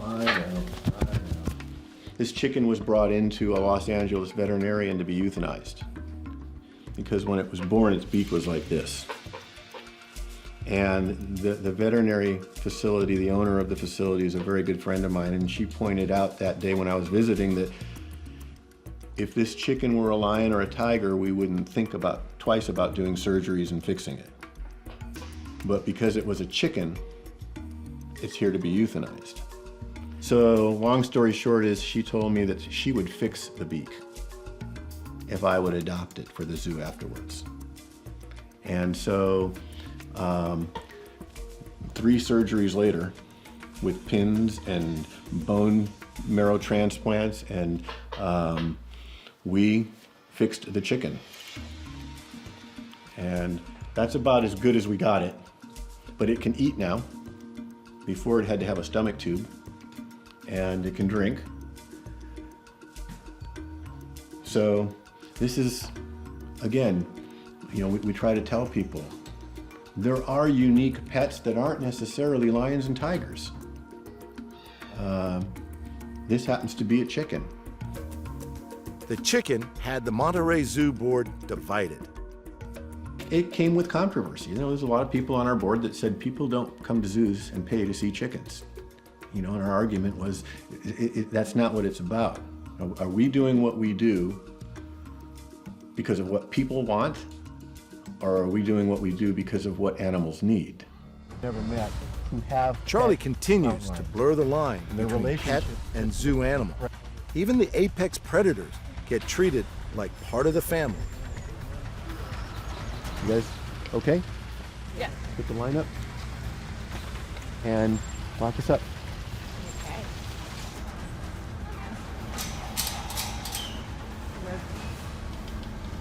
What are you doing? Once again, we're struck by the rapport Charlie has with even the most dangerous animals. These bears may be young, but their claws and teeth could easily kill. Yet with Charlie, the experience feels completely safe. Over the years, Charlie has also worked with many big cats.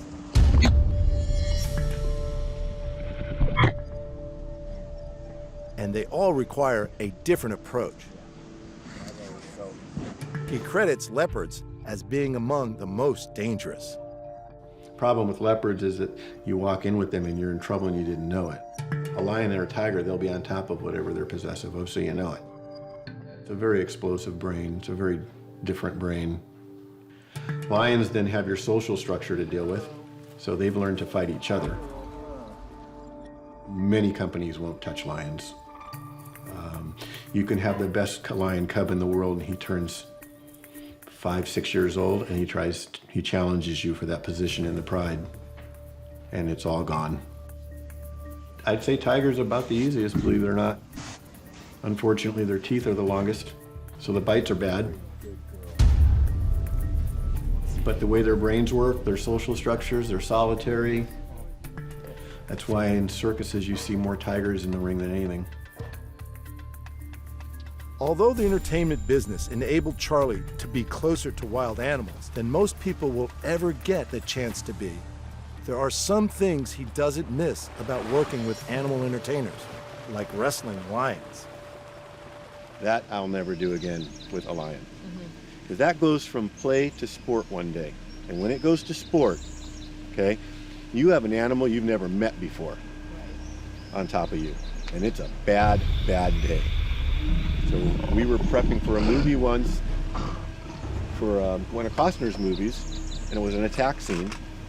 And I did days of this lion coming up on top of me. And one day it turned to sport and I didn't see it. And he hunkered down on me and he bit me. He grabbed me right here. I ended up with 2 broken ribs and a punctured lung. 2 people came at him with a CO2. He jumped on one, bit a hole through the CO2, a steel canister. And before I could get up and get away, he was on top of me again and he bit me again. So she had to go get a tractor and drive it over top of me to get the cat off of me.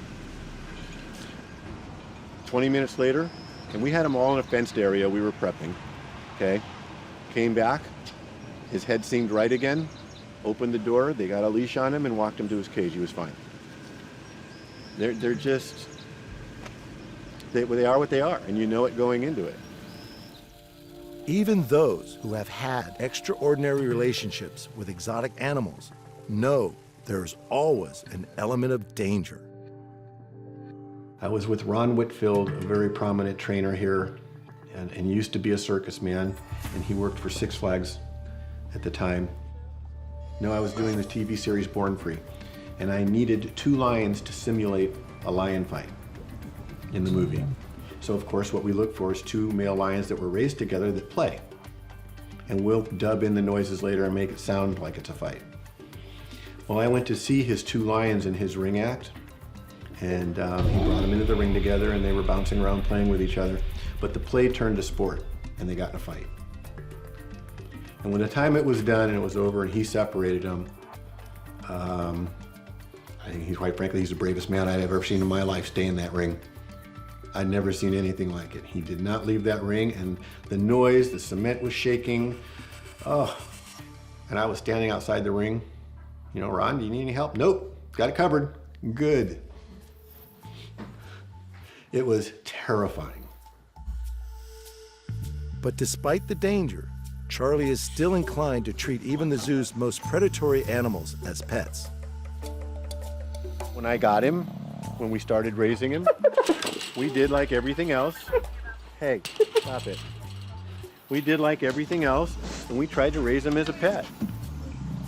You know, we wanted him to have as much relationship as he possibly could. And it just didn't work out. Hey, what are you doing?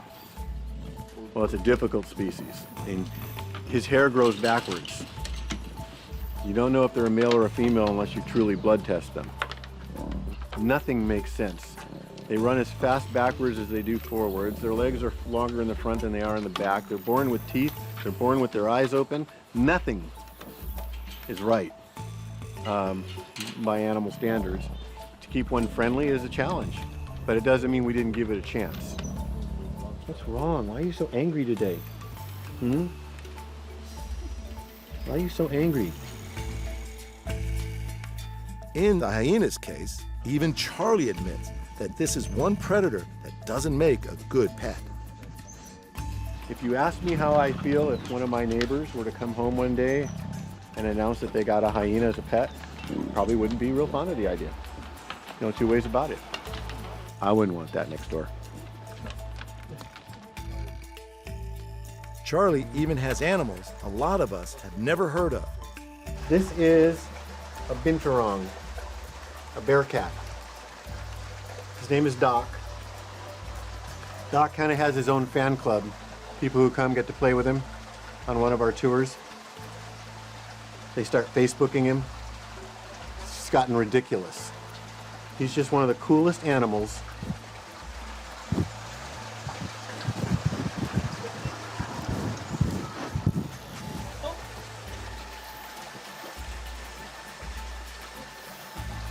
Are you dangerous? Are you dangerous? I know. You're so grumpy. You're so grumpy. Yeah. For some reason, Doc has been really nice. Gets to visit with guests, he gets to play with them. Again, raised in the kitchen, you know, in a home, whether it was my home or sometimes he stayed in other people's homes, and they created this. So if you go to any zoo and you ask for the animal that smells like buttered popcorn, they're going to take you to a bear cat. And kisses. What?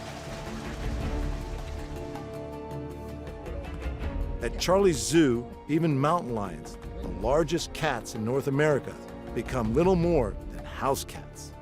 She started off in our kitchen before the chicken. With the big cats, as soon as they're able to jump up on the counters, they become part of the house. When it comes to keeping exotic animals as pets, Charlie repeatedly recommends spending large amounts of time with the animals and the need to be a very dedicated pet owner. Training needs to start when the animals are young. Problems with your lions and tigers are you kind of got to be here when they're babies, and you got to stick with them when they're babies. You got to pour a lot into them then if you're going to have any kind of relationship when they're adults. So there is no safe way to introduce an adult lion or a tiger to someone new without risking that challenge and a train crash as a result of it. So it's far more ideal to have them there when they're babies. Can it work out? Sure. Is it supposed to? Probably not, because there's really no reason why that tiger shouldn't challenge you for that position. You know, anytime you work with a wild or an exotic animal, you're asking it to surrender instinct. The question is, how much instinct is it fair to ask an animal to surrender? That's the question. So even when we were working with circuses, we would suggest to them that it's the relationship between the tiger and the trainer that people are most fascinated with. Is jumping through the fiery hoop really necessary anymore? Because if you're up in the crowd and you listen to the crowd, okay, it's when the trainer walks up and hugs that lion and disappears in his mane, you hear all the oohs and the ahs. Entertaining moviegoers or zoo visitors, Charlie has no problem asking his animals to contribute to the running of the household. I don't feel bad for anything I ask my animals to do, because I'm really not asking them to do anything I'm not doing also. You know, if they have to stand there and take a picture with somebody to help us make ends meet, so do I. And it pays for our home and our food, and that's how the whole thing works, and we all participate, animals included. And I realize there are activists who would argue otherwise. The animals don't have a choice. And I would argue, not sure I do. And you do, you have to sleep at night. So how much instinct is it fair to ask them to surrender? Maybe as I get older, I'm surrendering more and more, you know?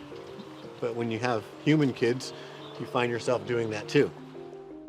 Once the zoo is closed for the day and all the visitors have gone, the staff begin the nighttime routine. For Charlie, that means quality time with the exhibits.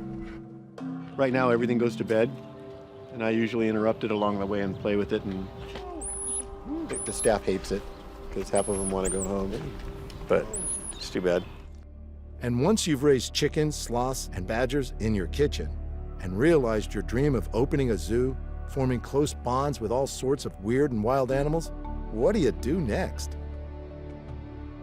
It's kind of a retirement for me. It's open the gate in the morning, close the gate at night, and know that the animals got what I promised.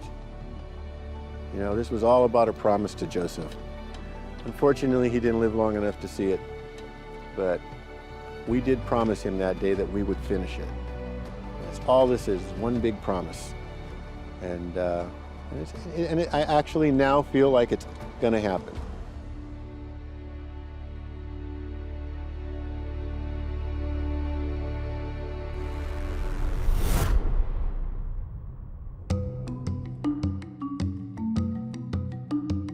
Hohenwald, Tennessee. Would you think that you would have elephants in Hohenwald, Tennessee? But you do. In her role as Mary Ann on Gilligan's Island, Dawn Wells was America's sweetheart. Today, with dozens of film, television, and theater credits, she now also devotes herself to more philanthropic pursuits. A strong animal advocate, Dawn is an ambassador for the Elephant Sanctuary in Hohenwald, Tennessee.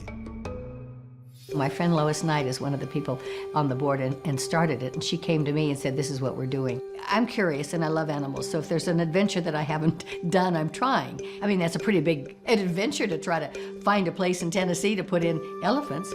But my friend in Nashville said, we're going to find a place where elephants can roam, that it isn't a zoo. You can't go and stand at the fence and give them peanuts. They're free, and you can observe them, but it isn't a zoo. It's a place for them to roam. The Elephant Sanctuary covers some 2,700 acres and opened in 1995 to care for elephants retired from zoos and circuses. The sanctuary's EliCam allows viewers to watch the elephants via live stream without intruding into their habitat. It'd be like you're peeking and seeing what's going on in a forest. It's beautiful green grass and beautiful trees, but you don't see them all together. They don't line up. You don't stand there and feed them peanuts. You're viewing their privacy, I think. And when I was in Africa, I found it very interesting. They say elephants remember everything.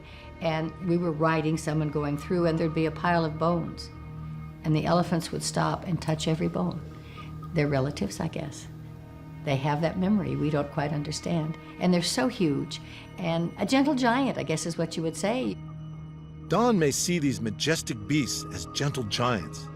But even at a well-run facility like the Elephant Sanctuary, accidents can happen, and these seemingly placid animals can be unpredictable. The sanctuary mourned a volunteer killed by an elephant there in 2006. While Dawn loves all animals, it's with elephants that she feels there's space for a special bond between human and animal. Being in Africa and seeing them wander and roam by themselves, and they are such gentle giants. I know I was riding one, and the guide said to me, don't go up to him now. You're going to ride him for a while, but when we stop for lunch, then he will want to touch you. And the elephant with his trunk touched me all over and looked me in the eye.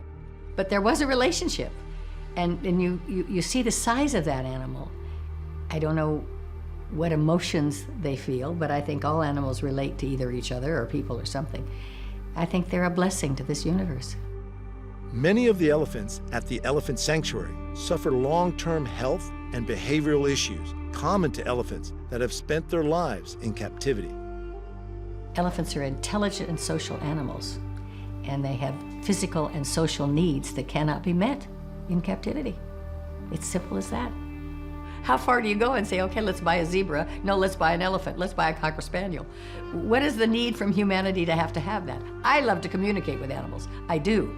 But respect me, I can live in my house. Respect you, you can live in your jungle. While Dawn's feelings on keeping elephants as pets are very clear-cut, the issue of whether or not wild animals should be kept in zoos for education purposes has her torn. I don't think they should be pets. I think they should be left where they are, where they belong, with each other, roam free. I mean, I've climbed the mountains in Rwanda. I've been as close as I am to you with the gorillas. I've watched the mountain gorillas bounce their babies on their knees and rock the babies and burp the babies just like we do. And no fear, because there weren't hunters, and you're visiting their sanctuary in the middle of the mountains and don't want to disturb them. It's respect. I think it's respect for any wildlife. You can study it and you can read it, but to have that connection personally, that's rare. So do we put them in a zoo so we can say, I'm experiencing it? No. You're experiencing a little bit of it. You see them, you know, taking the bugs out of the baby's hair and rocking them and all that, but they're still in a cage. It's a conundrum, it really is, because how else would we know?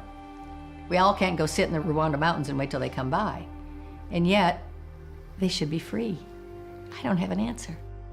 She does, however, recognize the need for sanctuaries to care for exotic animals already in captivity.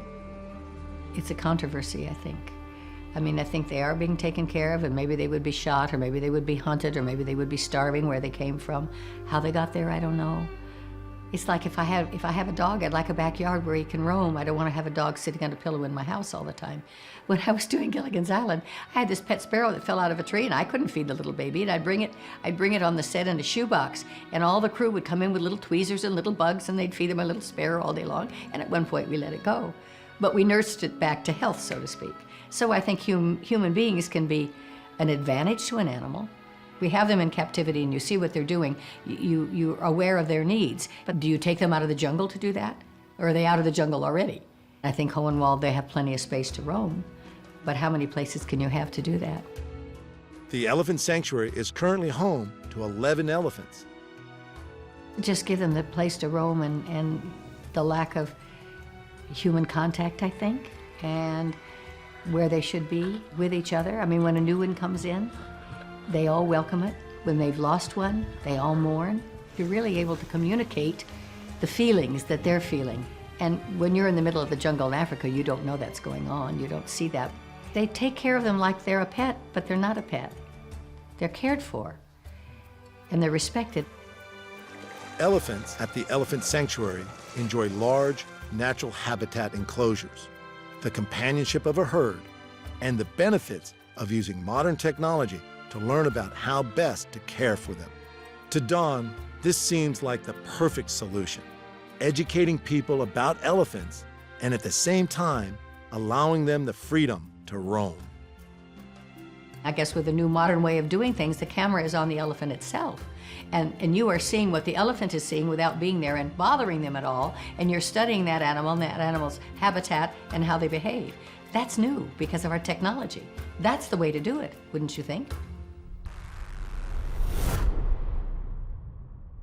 They're relatively small, relatively docile, and yet they're one of the most feared creatures on the planet. In many households, Alex Bartow's unusual pets would receive some pretty rough treatment.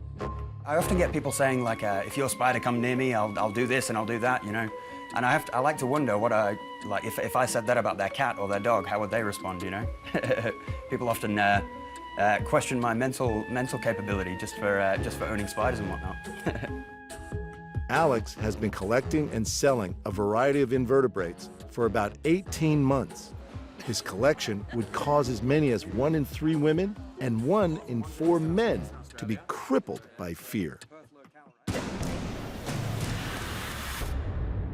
Some people would be like, oh, and like freak out. Others would just, their fascination would be triggered and they'd walk up and ask about them, you know? Yeah, I guess I'm one of the people that ask about them.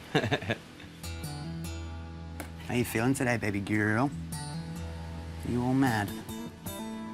At Ken Foos's Exotic Pets in Las Vegas, Gaz is also a fan of tarantulas as pets. They're just such cool animals, you know? It's just, you know, I've always found them fascinating. From the tiniest of little, like, common house spiders, you know? They're just fascinating, you know, and they keep pest control down, you know, they eat all the little bugs and stuff like that, but they're just fascinating. I mean, look how beautiful that is. I mean, you know, check out all that reds and that, you know, it's just beautiful. They're just fascinating animals. Everybody knows that they're not like dogs or cats. They don't need affection or any love or communication at all. I think that's what I like about them. They're like nothing else in the world. I guess they're ornamental, primarily. Besides that, though, there is a bit of an edge factor of, you know, do you want to see my tarantulas? Everybody's like, oh, yeah, you know. It makes for a good story. It actually started by watching some dumb YouTube videos and just picking up some of my own tarantulas. I just figured out that there was so many people doing it over east that the animals over there have become so common. And there's nobody collecting over in the West, so I thought there might be a market for it, so I got more into it, you know? I would say they're pets primarily, yeah. I have my personal collection that I'll never ever sell, and ones that I'll you know, share around. Australia has very strict laws regarding the keeping of exotic animals, and many people aren't aware that native tarantulas can be kept as pets. I think a lot of people over here don't know that they actually are even native to Australia or even able to be kept. One of the most common questions I get is, you know, like, do we need a license to own these? I even get, have they had their immunity jabs and stuff like this? But no, they don't need that. Australia has a reputation for its dangerous spiders, but surprisingly, tarantulas aren't among them. While their bite may be painful, it's very rarely fatal. I got bitten by my rose hare, and like I said, it was like, and I was probably around about 13, 14 years old, and it got me, and it was very shocking. You know, I was kind of like frozen with shock. So a lot of people's reaction is to, whoa, flinch, you know, and you can drop the tarantula, you can kill the tarantula that way. But I was just kind of like frozen in shock being 13, 14 years old and getting bitten by a tarantula the first time. So I didn't really feel the pain or the sting till about maybe 10 minutes after. And then it, you know, it started stinging. I had, you know, slight swelling where it had bitten me.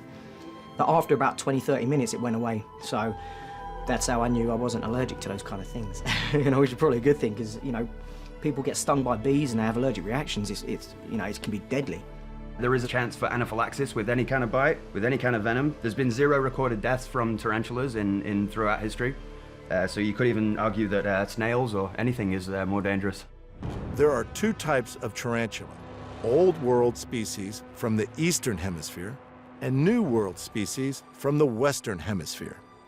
In Australia, all we get is Old World species, and they're 160 million years old predators. They operate completely off instinct, and they haven't been watered down through breeding to be, you know, prettier or slower, less venomous and stuff like that. But the New Worlds, they've been, the color's been brought out in them, and the placid behavior and whatnot. The New Worlds are much more prone to being handled. In fact, most tarantulas will tell you not to handle an Old World at all. Yeah, they're very quick, very fast, unpredictable. Yeah.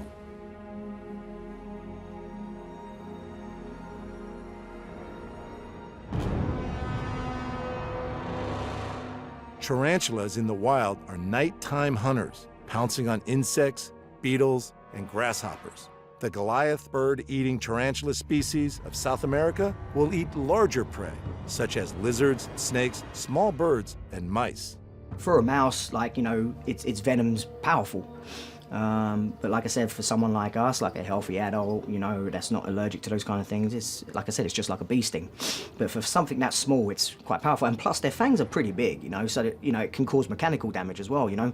If it gets a certain animal in the right place, you know, it's going into its heart, it's going into its lungs, it's going to kill it a lot quicker, you know. So I think most of the time, you know, the damage is caused by the, you know, the size of the fangs. You know, they bite into a mouse with those size of the fangs, and, you know, it's like getting stabbed in the heart or something like that, you know. It's going to cause that mechanical damage. So the venom's not really going to kill it, but the mechanical damage is going to kill it.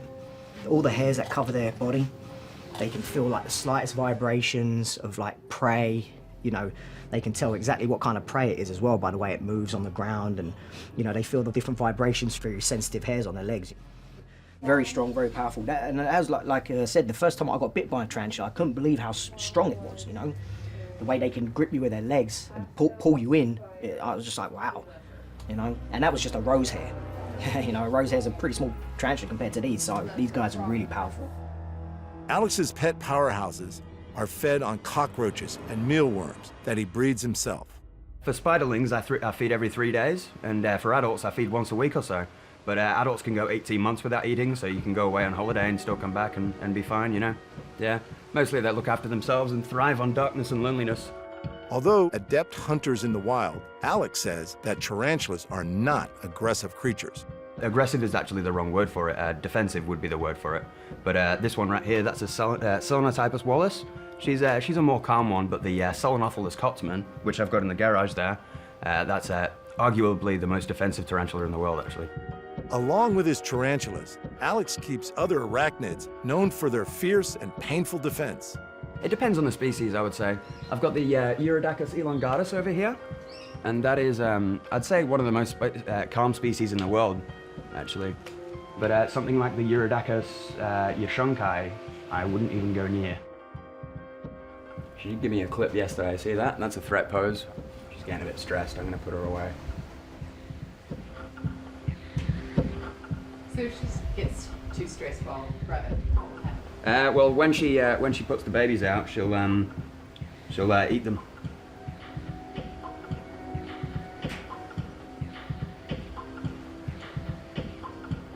Go on. And go that way. In your hole. Good girl.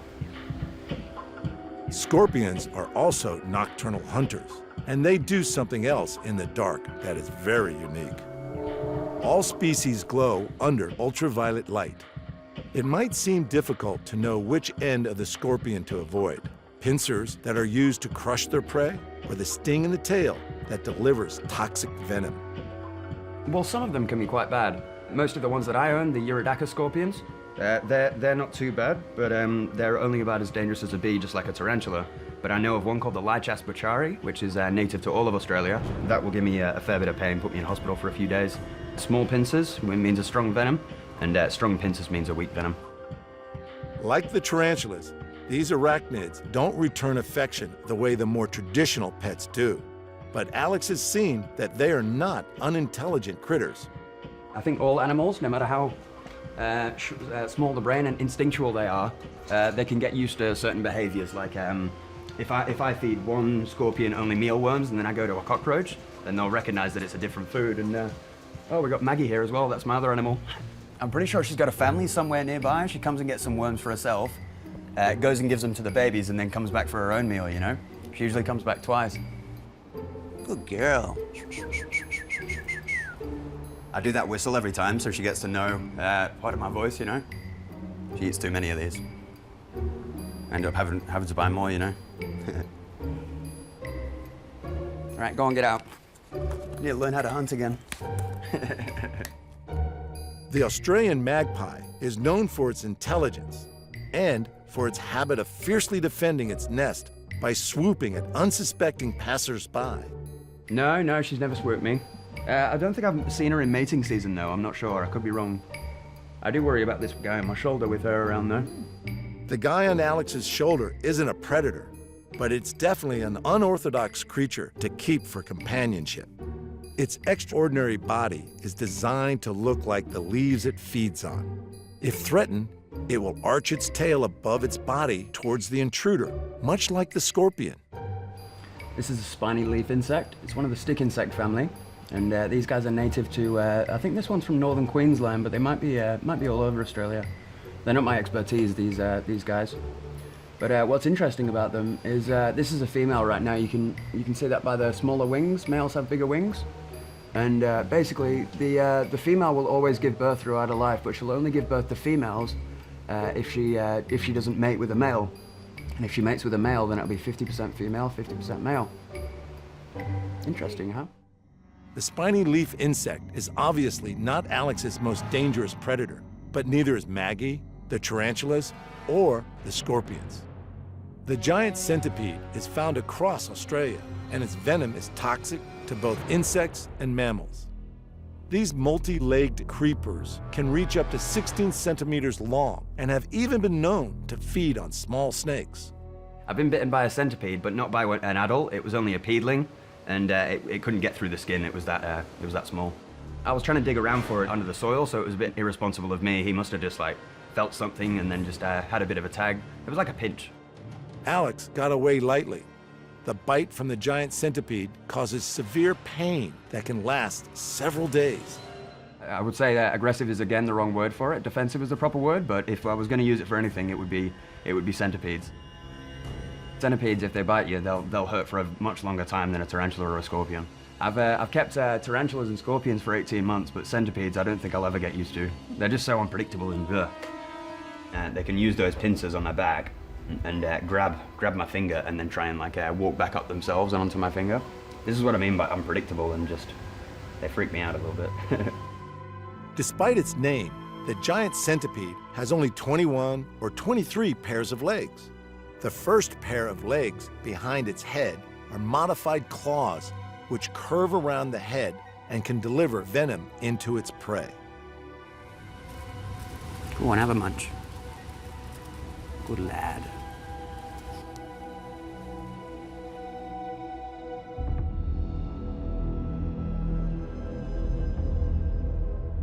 This species is common across Australia, and while out searching for a different species, he discovered a new color form of this one, endemic to Western Australia. It's native to all of Australia, but this particular one had blue and green legs, so we call it the Perth form locale. Like the form is like the color form, and the locale is usually like the location where it was collected from, and that's what we use to identify them over here.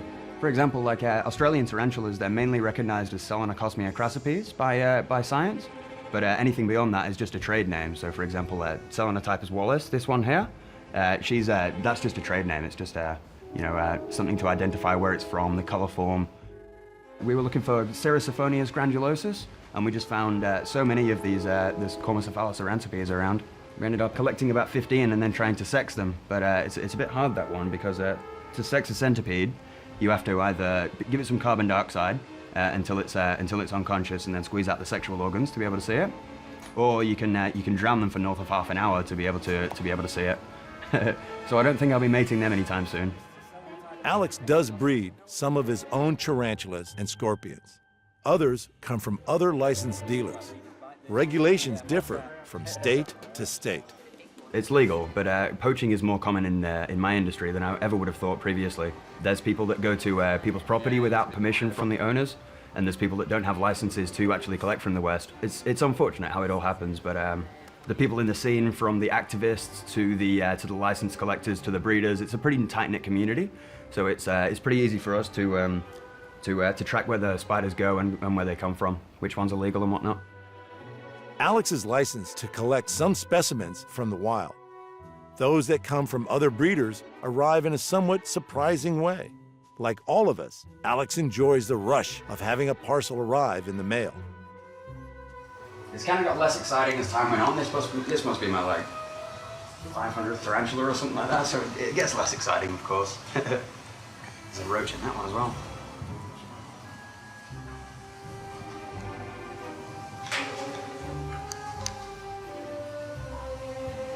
There she goes. However, the local mailman is not nearly as fond of Alex's deliveries.